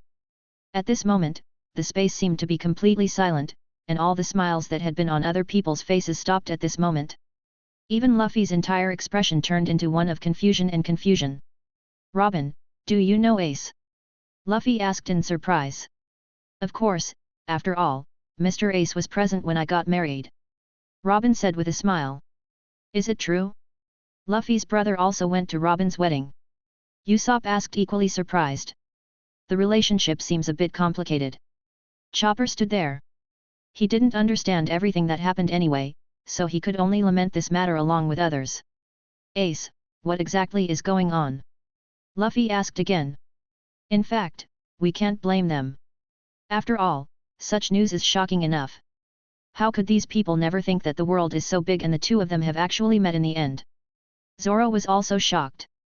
He had followed Luffy and Ace since he first entered the land of rape flowers in Alabasta, and he had never heard of such a thing. Sanji didn't feel too surprised, he even felt that everything was the same as it should be. Miss Robin, this is really, so surprising. Ace said nervously and surprised, but then, the expression on his face suddenly changed to a serious state, and his tone lost the respect he had before. He even asked cautiously, I don't know why you showed up to me. On my brother's boat. I didn't expect Captain Lu to be your brother. I guess we haven't thought of this kind of thing before. Maybe it's fate. Robin said, still smiling. What I'm curious about is not this question, but why do you choose to be a pirate with your status? Ace asked seriously again. Identity. Usopp was the first to be confused. Everyone else also stared at Robin, wanting to see how the other person would answer. But at this time, Sanji stepped forward and said, Robin is our partner now. No matter what identity he has, he is still our partner in the end. Sanji is right. No matter what identity Robin had before, he is now a member of the Mary. Chapter 394 Help him become the Pirate King. Seeing Luffy like this, Ace didn't tell Robin's identity for a while, but at this time, others had already had doubts in their hearts. Mainly because Ace had set out on the sea a few years ago, although many of them didn't quite understand what the so-called Whitebeard pirates actually meant. But at least they can imagine that even Ace is only one of them, and the rest can guess the size of the Whitebeard pirates without even thinking about it. If a member of the Whitebeard pirates crew can attend a wedding, what will the person behind it be like? This is almost a no-brainer. Everyone ignored this matter. When a large table of food was brought to the deck, everyone sat in a circle and started to eat. At this time, Ace stood up and faced everyone and said respectfully and politely, "Thank you for taking care of my incompetent brother along the way. Luffy has always been a bit out of touch, so I really asked you to bear with me." "Oh. No, no, no. You are too kind." Usopp felt goosebumps fall off his whole body when he saw this scene. Almost everyone else behaved in the same way, but Ace went on to say, "To be honest, I am happy for my younger brother to have friends like you. Who else can take care of me during the future voyages? This brother."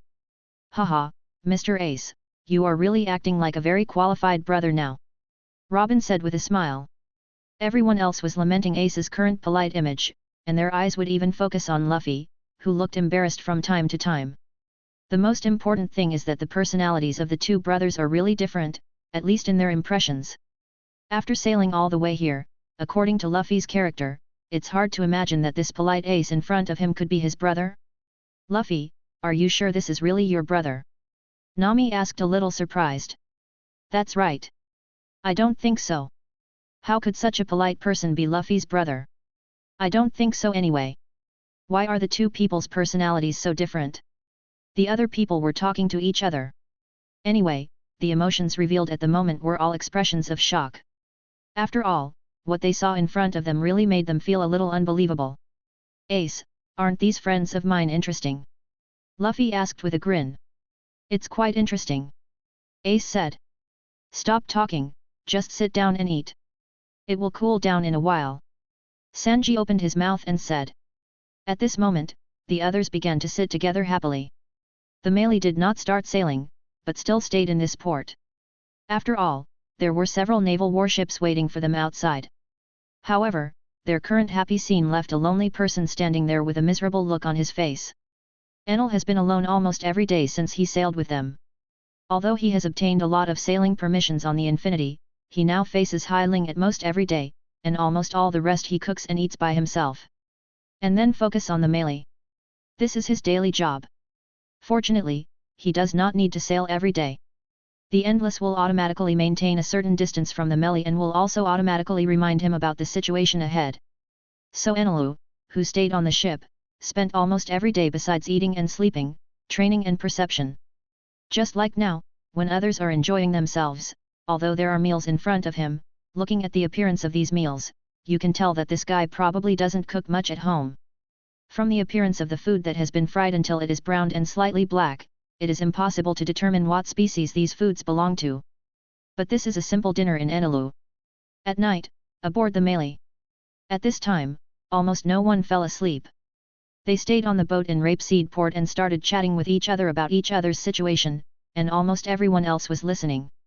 Ace sat here and told Luffy about the things he encountered after leaving Windmill Village, and the process of joining the Whitebeard pirates. He spoke with great emotion, and the others also listened with interest.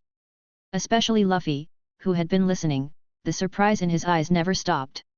Luffy's brother is talking about a state of great adventure. I'm really looking forward to it. Chopper, this guy, showed a little bit of a star in his whole body. Facing the adventures Ace told about, he almost started to get excited. Ace, I didn't expect that you have experienced so many things in the past 3 years, but don't worry, if I had been on the sea for 3 years, I would have experienced more exciting things than you. Luffy said with a grin. Ace, can you tell us about the powerful men above the sea? Zoro asked curiously. It's really useless to talk about these things now. Maybe you need to experience this kind of thing yourself to know. If you know too much, it will put a bad burden on you.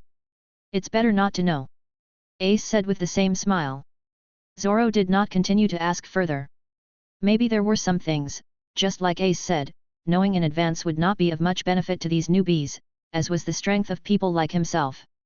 In fact, he knows very well that what he is currently in is only in the first half of the grand route. How can he fight with others with this strength in the later stages? After chatting for a while, a few of them on the Mary began to drag Chopper into a circle, where they were singing and dancing.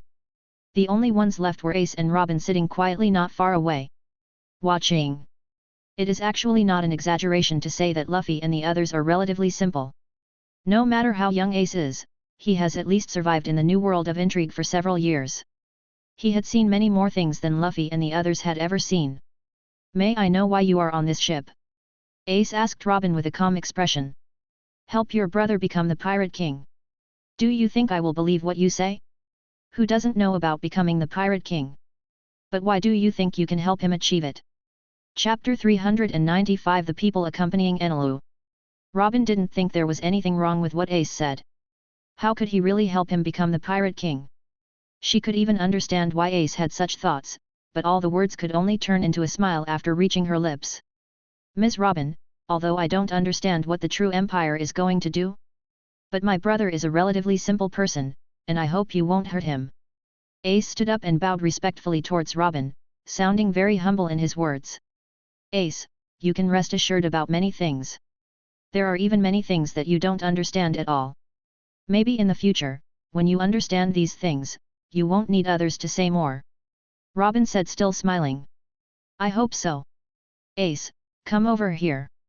Ace had just finished sighing to Robin, but Luffy was still dancing hand in hand with them, and then called out to Ace. Its harmonious atmosphere seems to be perfect for this moment. The pleasant atmosphere lasted until most of the night, but the several naval warships staying on the beach also waited all night. They just stared silently at the singing and dancing melee in front of them. A group of people always stayed in their own watched from the deck. "Colonel Smoker, I'm afraid it's not an option if we continue like this, right? I see there are many pirate ships in this port. We can't just keep an eye on Straw Hat Boy and his group, right?" Dusky asked, standing behind Smoker, who was sitting there. "Order everyone, as long as they don't leave the sea area, we don't take action. Moreover, our main purpose of coming here this time is to keep an eye on the Straw Hats. How can anyone else care about them? But Colonel Smoker, if we leave Rogtown directly, those people above will definitely criticize you again when they find out." Dashki said again. "I will never allow any pirate group to escape from my hands. This situation will be a great shame for me."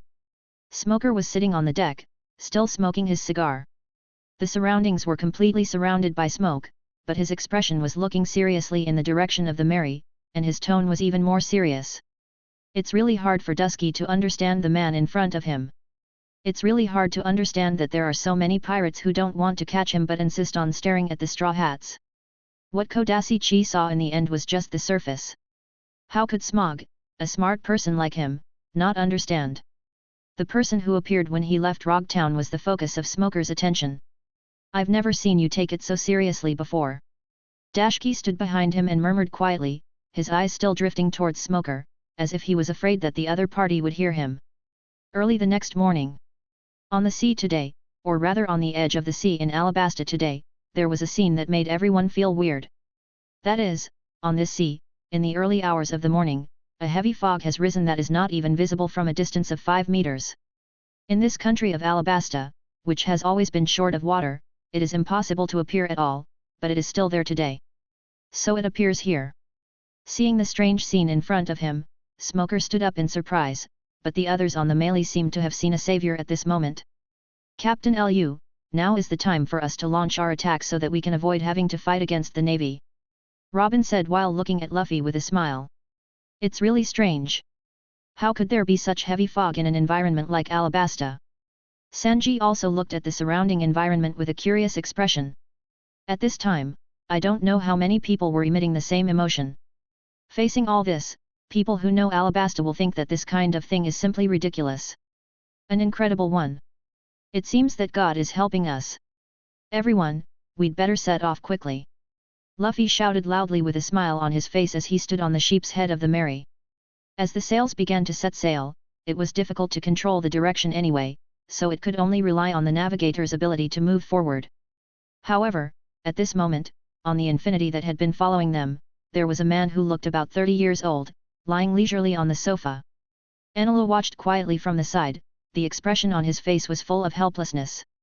You said you were fine, why did you come here? Enelo asked. His Majesty the King asked me to find a place to stay, but I can't tell where exactly this place exists, so I can only come and talk to you if I have nothing to do. The man sitting there said with a smile on his face. This is the masked man who stayed next to Cheng Niu in the True Empire before, but at this moment he has completely taken off his disguise, and I have to say that overall he feels relatively handsome. You said you could just go back to Sky Island, but it's just right for you to come here. Anyway, I'm extremely bored by myself. At least you can accompany me to relieve my boredom. Enelo said with a smile. So, I am the only one who can think of you at this time, said the man lying there. By the way, Marrow, look at the ability you just used. Why haven't I seen you use it before? Enelo asked with some confusion. This man named Marrow actually has the same identity as Enel. They both come from Sky Island. The only difference is that Marrow's starting point is much better than that of Enel. Unlike the people on Sky Island, Marrow doesn't like to add any wing decorations on his body. This makes him different from the Aborigines on Sky Island in many ways. But at the same time, such a move also makes Marrow more like a person staying on the sea, with a blank history, and also possesses strong strength. Facing Enel's question, Marrow smiled, and then said lightly, "Are you only allowed to have devil fruit abilities, and others can't have them?" "That's true, but since we have been in contact for so many years, I have never seen you use your abilities." The sudden scene like this really surprised me, Enelo said, and then sat directly next to him. The devil fruit was given to me by His Majesty the King 5 years ago. Although it may not be as capable as you, in general it's pretty good. Can you tell me what the devil fruit ability is? Enel stretched his head and looked at Marrow seriously and asked. I think it's best that you don't know about this kind of thing for the time being. His Majesty the King has said that my ability will be of greater use in the future. Chapter 396 Reward Without Content. Hearing this, Enelo was stunned for a moment, then withdrew his stretched head, licked his dry lips, picked up the fruit next to him and started eating. He didn't ask too much. Anyway, these things didn't have much to do with him. Almost half an hour later, the heavy fog along the coast of Rapeseed Port began to slowly dissipate. But after this dissipated, how could these naval warships still see the melee? But to everyone's surprise, Smoker didn't look as angry as expected, and even still sat on the board and calmly watched everything in front of him. Dashki felt a little confused. The purpose of staying here all night was obviously to prevent the Straw Hats from escaping, but why was their leader Smoker so calm now that everyone had left? Taski, inform the Navy headquarters that the Straw Hats attacked the Navy warship and escaped successfully, and ask them to increase the reward for this group. Smoker said calmly. Colonel Smoker, isn't this a bit inappropriate? Dusky asked doubtfully. Do you know who else is on that ship? I'm afraid not even the people at the Navy headquarters can guess it. Smoker took a deep breath from the cigar in his hand and said with a rather melancholy expression. Ah! Dashki obviously didn't understand what the smoke man said. Smoker didn't explain too much, he just sighed slightly, his expression still as strong as before, pretending to be calm. Now that everyone has arrived on the Grand Line, Smoker will definitely not choose to return to Rog Town. Colonel Smoker, how should I report to the Navy headquarters next? Dusky asked suddenly. Forget it, I'd better say it myself. Smoker finished smoking the cigarette in his hand and threw the cigarette butt into the sea. After his movements seemed smooth, Smoker stood up slowly. He had been sitting peacefully in this place all night. In fact, it wasn't that he didn't want to capture the Straw Hat Kid. The most critical issue was that he was on the naval battleship and looking at the people on the ship, he actually recognized at least 2 of them. Not to mention Robin, even Ace and Smoker who were staying on the boat were not sure that they could win each other. Coupled with the forces behind it, even if there is no such layer of fog covering the sea, Smoker probably will not really attack Luffy and his party. The reason why he reported like this was just to give him some comfort. In addition, what he was more curious about was what on earth were these people doing. So regarding this matter, Smoker had no choice but to start communicating with the Navy headquarters, and he retreated to a room alone, telling what he saw and heard when he met Luffy and the others this time. It's only 3 days later. A seagull flew over the melee, and then threw a stack of newspapers directly towards the ship. For these seagulls, every newspaper they throw will be thrown onto these boats. The same birds will come here every month to charge them a fixed fee. If they don't pay, it is impossible to receive any more copies in the future. The most important thing for pirates like them is to keep pace with the times and keep abreast of the information on the entire sea. The money for a month's newspaper is not particularly large, so no pirate group will embarrass the seagulls or refuse to pay them money and stuff like that. As the newspaper fell, Usopp was the first to run forward and pick it up directly. But at this time, a bounty report slipped out of the newspaper, which directly excited Usopp, a guy who had never seen the world. Luffy, Zoro, your bounties have been increased. And is Zoro's first bounty so high? Usopp shouted at them with some confusion. After all, entering Alabasta this time did not do anything for Luffy and his party, but even so, the reward amount for the party was still rising. After hearing what Usopp shouted, Nami was the first to come over. She asked with a puzzled look on her face, "We haven't done anything recently, right? Usopp, where is the bounty? Let me take a look." Luffy hurried over and grabbed the bounty orders from Usopp's hand. When he saw his name on the first one, Luffy was a little excited at first. Sanji and others also rushed over together, and they also began to admire the amount of money on Luffy's bounty. As they started to count the zeros after one, everyone's eyes widened and their mouths opened wide in the end. 100 million Baileys? Luffy, did you do something behind our backs? The reward amount has actually increased so much. Sanji asked in surprise. That's right, Luffy, what exactly is going on? Zoran, don't talk about Luffy, your own bounty is 60 million. Usopp held Zoro's bounty in front of him and said. Usopp, do you have mine? Sanji asked expectantly. It seems like there aren't any, just Luffy and Zoro's. Usopp said, and after Sanji heard this, he immediately fell to the ground with a frustrated look on his face. They obviously walked out of the sea together, why didn't he offer a reward even to the last cent? There's actually one from Robin. Usopp was flipping through the last bounty order, but when he saw the last one, Robin's photo appeared on it, and Usopp suddenly shouted in surprise. Others also gathered around and looked up, but what surprised them was that although it was a photo with a reward, it only had Robin's photo on it, and there was no content underneath. Is there a missing print on the bottom of this thing? Usopp asked curiously. That's right, what's going on? Luffy took over Robin's reward order and said curiously. Luffy, I won't go with you in the future. I also need to do my own things. You need to walk the next road by yourself. Ace walked out of the room at this time. For 3 days, they almost sailed together, and Ace did not leave the ship. But it's different now. I have already felt the atmosphere on the Melee, and I also understand that my brother's thoughts now have no effect if he continues to stay on this ship. Luffy's brother, are you leaving? Chopper asked with some reluctance. Yes, Chopper, I also have my own things to do. If we meet again in the future, just treat it as our brief separation. Chapter 397 Former Navy Admiral Zifa.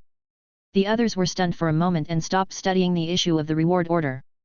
Luffy took a few steps towards Ace and said with a smile on his face, then we have agreed that we will go to your so-called New World to find you. That's for sure. The New World is much more fun than the Grand Line. I will definitely treat you to a good drink when you meet me. Ace said as he rubbed Luffy's head. Now it's time for them to part ways. After all, Ace still has his own mission to complete. It's enough to get to know the people on this ship through his companionship in the past few days. This side of the North Sea. Junhee, are you sure the other party is here? On a vast sea area, Chongnyo looked ahead and asked Junhee who was behind him with some doubts. Your Majesty the King, according to the news, the last time I saw them was here, but now I am not sure whether they are still here. Junhee said. This is a vast area of the North Sea, and there is no island within sight. Even if the other party has stayed here before, it is impossible for him to stay here forever. It only took them about 10 days to arrive at this place from the South Blue Sea, but within these 10 days, these guys might have gone somewhere. After Changnyol left the Golden Lion, he took his devil fruit and instantly returned to the merchant ship where they came together. After several days of sailing, they finally arrived within the agreed range of the North Sea. However, after arriving here, at least they did not find any abnormality in their perception. Even in the sea water, there is nothing abnormal. Zifa's group must have left the sea area long ago. As for which direction they may leave, they still don't know. Your Majesty the King, do you need to send others to investigate again? Junhee asked, standing nearby. It's not necessary for now. We can first analyze the direction they may go. At least they didn't encounter them on the way from Upside Down Mountain, which means this direction can be completely ruled out. Going north from their place should be the territory belonging to the Vinsmoke family. The old guy Zifa should not touch such a brow. Going east should be the territory belonging to the Revolutionary Army group of guys.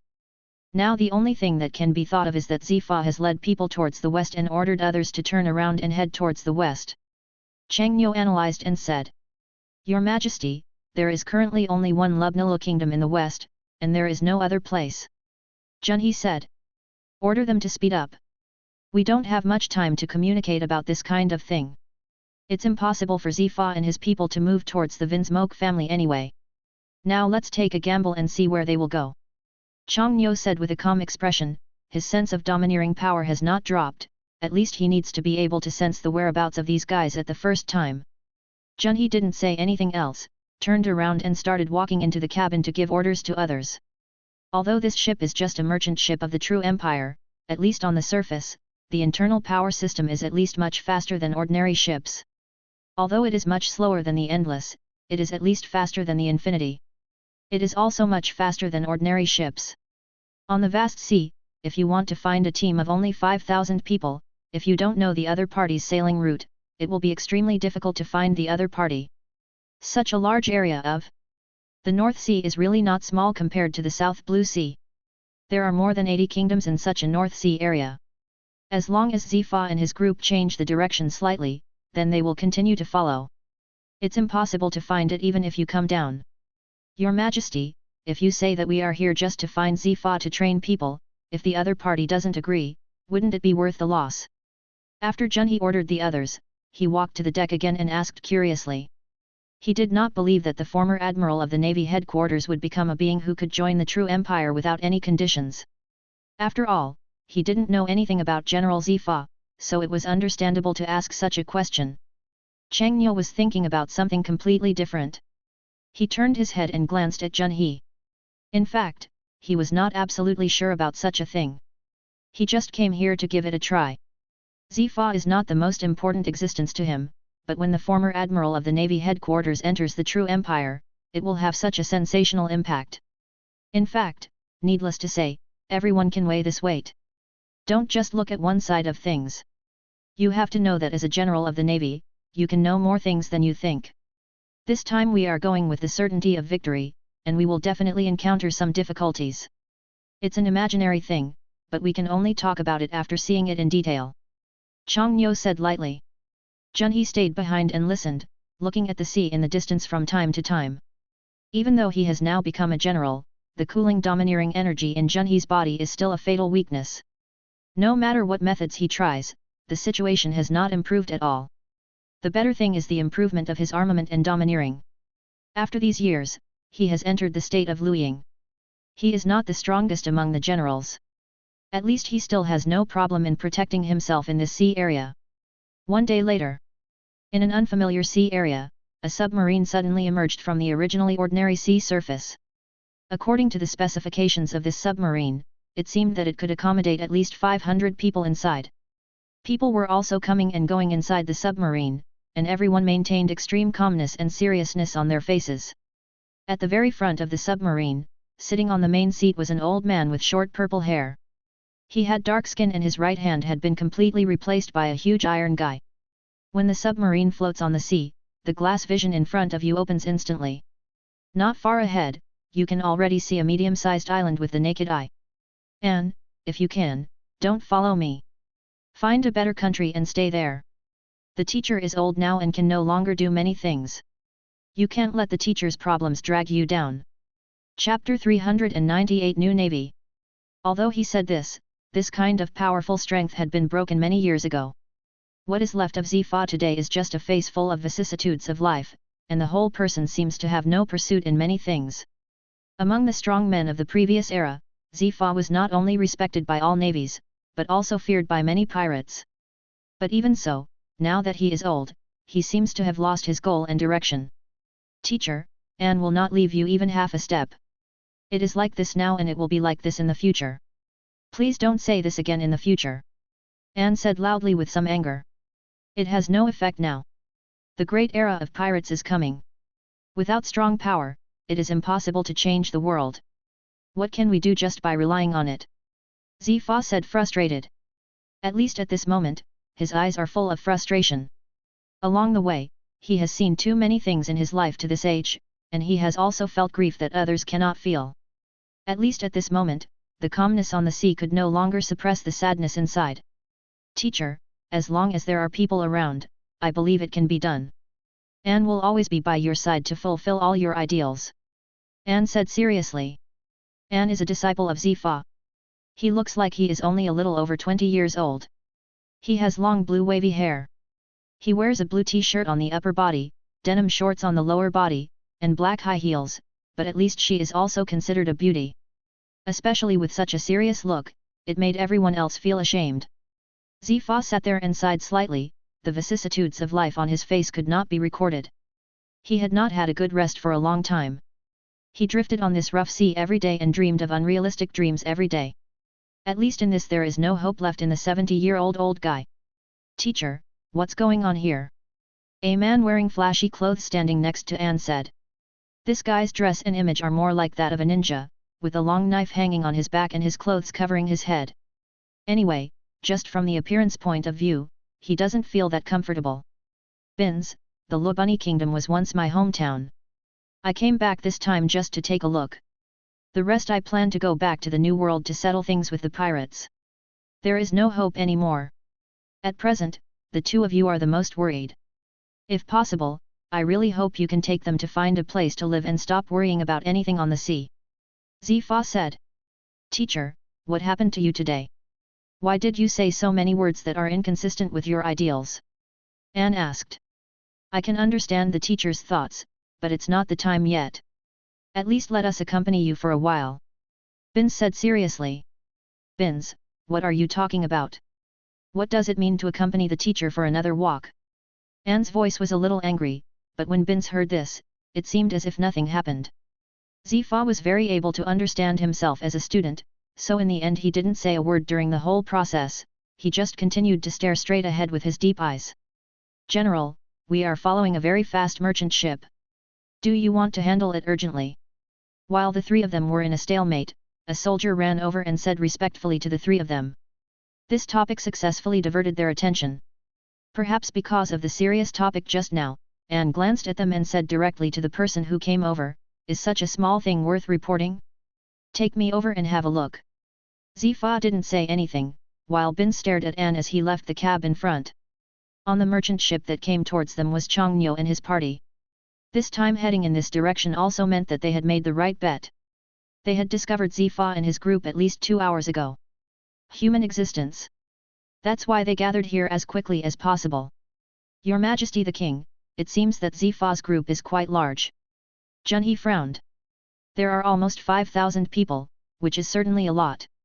Although Zifa does not do well in many things, he is indeed an outstanding person in terms of management methods. Changnyo said leisurely while looking at the sea in front of him. Although only one huge submarine emerged from the sea directly ahead, at least in other directions, a series of seemingly smaller shark submarines also emerged one by one. This can be regarded as a huge army. At least for those medium and weak countries, these people alone can completely destroy a kingdom. Not to mention those small countries, this group of people can completely subvert even large countries like Alabasta. There is a strong military area ahead, your ship should change direction quickly. While the two were chatting, a shark submarine slowly appeared next to them, and a man walked out from the middle and stood on the submarine and shouted to them. Perhaps the people on Zifa's side don't pay attention to the environment at all. After all, how much of a threat can a merchant ship pose? It is obviously impossible to directly persuade Changnyo to retreat after just one soldier came. Let Zifa come out and meet. Changnyo said leisurely. After the soldiers standing on the submarine heard this, they immediately felt something was wrong. After all, they did not report their family status, but the other party actually knew their general. This situation was obviously considered prepared. At the same time, the top cabin cover of the huge submarine also opened at this time, and Anne slowly walked out from inside, standing on the submarine and looking here. Who are you? The soldier who had just persuaded them asked again. Admiral Zifa, is it possible that you have fallen into such a lonely state after leaving the navy? Chang Nyo said, but while speaking, he used the power of knowledge and color to instantly cover the area with his words. This time, he did not deliberately prevent anyone from listening, but instead made it possible for everyone in the surrounding area to hear. Even Zifa, who was staying in the submarine, was suddenly shocked after hearing this. The originally silent look in his eyes as he sat there seemed to be summoned by something at this moment. Bins, let's go out and take a look. Chapter 399 Face-to-Face Communication. An stood on the submarine and quietly looked at the ship in front of him, especially focusing all his eyes on Chang Nyo. The distance between them now is not very close, almost 300 m, but even so, they can still vaguely see each other's figure. As Chang Nyo's voice spread, many submarines that were already floating on the sea gathered even more in less than a while. In less than a while, Zifa and his students also walked slowly to the submarine. With the general's domineering power of knowledge, Zifa was able to sense all the existences in the entire sea area in an instant. Teacher, you are here. Seeing Zifa walking up, An said respectfully. It looks like there's a big trouble coming. Zifa sighed and said. Teacher, do you know who the other party is? An asked again. That guy from the True Empire. I really didn't expect his overlord of the South Blue Sea to come to the North Sea and do what? Zifa said to himself curiously. The True Empire? Overlord of the South Blue Sea? Teacher, you wouldn't say he is the true emperor, right? An asked in disbelief. Who else could be there besides him? I'm afraid not even 10 people in this world can find such powerful haki. Then what did he do in Bahai? It seems like he came for us. Bins asked. Let's take a look first and then tell others not to act rashly. Even us old guys can't see through this guy's strength. Zifa looked at the ships that continued to come towards them, and said calmly to Bins next to him. Your Majesty the King, could the old man in the front and middle be the Zifa you mentioned? Junhee stood on the deck, looking at the situation ahead, and asked Chang Nyo curiously. Fortunately, the sea was relatively calm at the moment, with no strong winds or waves, and no dazzling sunlight. At this time, it is easy for the line of sight to penetrate a distance of several hundred meters. In addition, with their strength, they will no longer use their eyes to see at all. The blessing of the domineering power of the sight can directly expand their line of sight infinitely. Long distance. You are right, that guy is Zifa, but looking at his current appearance, he is already considered senile. Chang Nyo said calmly. As the ship under their feet got closer and closer to the submarine they were on, the other surrounding new Navy members belonging to Zifa all remained on alert one by one. The two parties are not currently in a confrontation, and the people from the True Empire have maintained their usual calm. The ship under their feet was still approaching, and Zifa looked at their arrival with a serious face. Facing these existences that he had never met before, Zifa didn't have too many emotions in his heart. In some respects, his knowledge and feeling about the True Empire was quite good, although he had never been to the South Blue Sea area. Country, but at least there are too many things that I have been exposed to indirectly or directly. Although their understanding of that country was only on the surface of the newspaper, they had to admire the country's growth. Teacher, what should we do? An looked at Zifa and asked. There is no need to do anything. I also want to know what is the purpose of this guy coming to Bahai. Zifa said. Bins, who was standing next to him, was now completely on alert in order to prevent the other party from suddenly attacking Zifa. His right hand had even reached behind his back, and his hand was placed on the handle of the knife, as if he would start directly in the next second. It's like welcoming a war. They don't have much understanding or concept of the strength of this emperor true, but being able to be on an equal footing with the 4 emperors of the New World in just a few years shows that the opponent's strength is not as simple as imagined. The ship under Chang Nyo's feet was still approaching slowly, and they completely ignored the small ships floating on the sea, staring at Zifa alone with dazzling eyes. When the distance is close enough, the distance between the two parties is only about 50 m, and they can clearly see each other's faces without even having to look at each other. Zifa looks exactly as Chang Nyo imagined. He still has that dark image. Even though he has reached his current age, the level of domineering he exudes can indeed make ordinary people intimidated. Mr. Zifa. After Chang Nyo approached, he immediately made a scene that surprised everyone. He stood on the edge of the deck and bowed his head in the direction of Zifa and shouted politely. Haha, looking at you like this, you must have come to Bahai to attack me, right? I wonder what the overlord of South Blue Sea, Emperor True, wants to do with me. Although Zifa was smiling on the surface, he was also on guard inside. After he finished speaking, the expression on his face immediately returned to its original serious state. I just came here to see what the former naval admiral who once persisted for his ideals has become like now. Chang Nyo said. Then what? There is chaos in the world, the navy is doing nothing, and the world government is indifferent. Currently, I think there is no country that can achieve self-sufficiency except the true empire. People live their whole lives and never want to be here.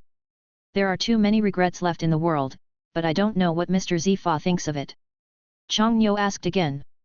After saying these words, they were all confused. Zifa stood there quietly, looking thoughtful. Teacher. Before An could say anything, Zifa directly raised his left hand, interrupting what the other party was going to say next. His eyes and attention were all focused on Emperor True across from him. This young man who looked to be in his 20s could not fault anyone in terms of politeness or language. Not only does he have great strength, but he also supports such a huge country behind his back.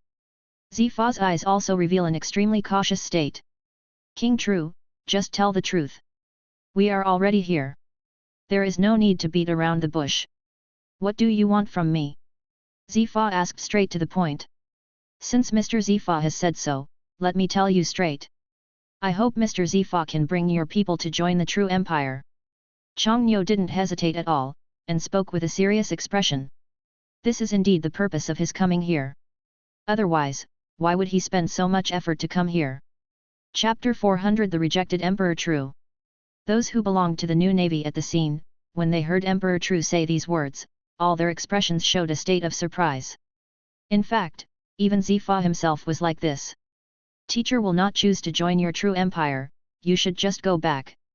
Before Zifa opened his mouth to answer, An started to refuse. An. Zifa called the other party softly, and his eyes began to show a dazed state. Just now, he was persuading his two students to find a better development future. The new navy is not stable at all now. They drift on the sea every day, fighting against the pirates, and in the end they only deal with them. Just some small fish and shrimps. Teacher, the new navy is our common philosophy, and I won't allow you to give up like this. An said seriously. Chang Nyo was not worried about their attitude. Instead, he still stood there and looked at these people quietly. Although the strength of the new navy is not as strong as imagined. Although it has an army of 5,000 people, such strength can actually be grasped at sea. Without strong leadership capabilities, any force from the Four Emperors group can defeat them. Destroy. As the leader of these new navies, it is impossible for Zifa not to understand this situation. They have been sailing on the sea, making small noises. In actual effect, it is nothing more than a pebble falling into the sea, causing a slight stir, but it will soon be calmed down.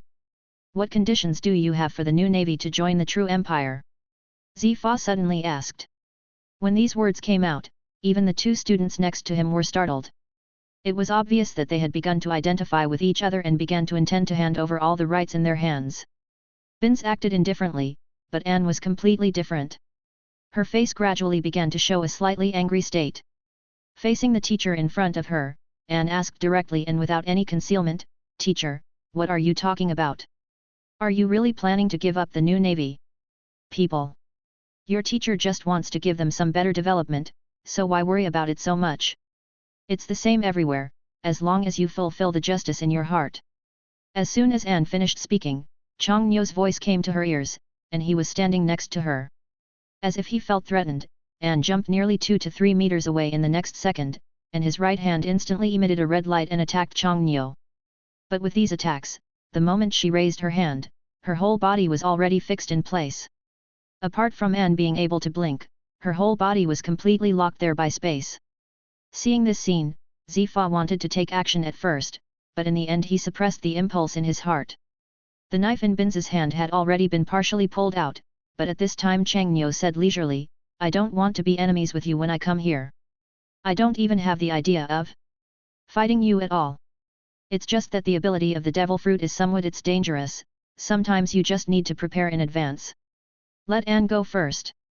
Binz said seriously. Chang Nyo had no intention of arguing with the other party. He waved his left hand casually, and An, who had been fixed, was completely free again in the next second. It wasn't until this moment that she finally understood the strength of Emperor Tru, who could annihilate their entire army with just an understatement. The powerful force among the strong can completely make them all despair. I still said what I just said, let the new navy join the true empire, what can we gain? Zifa asked again. It's hard to say this now, but what is the purpose of establishing your new navy? Is it just to catch those scattered pirates on the sea? Or is it just to vent the anger in your hearts? Chang Nyo said, and once again took 2 steps towards Zifa. The two of them looked at each other almost face to face.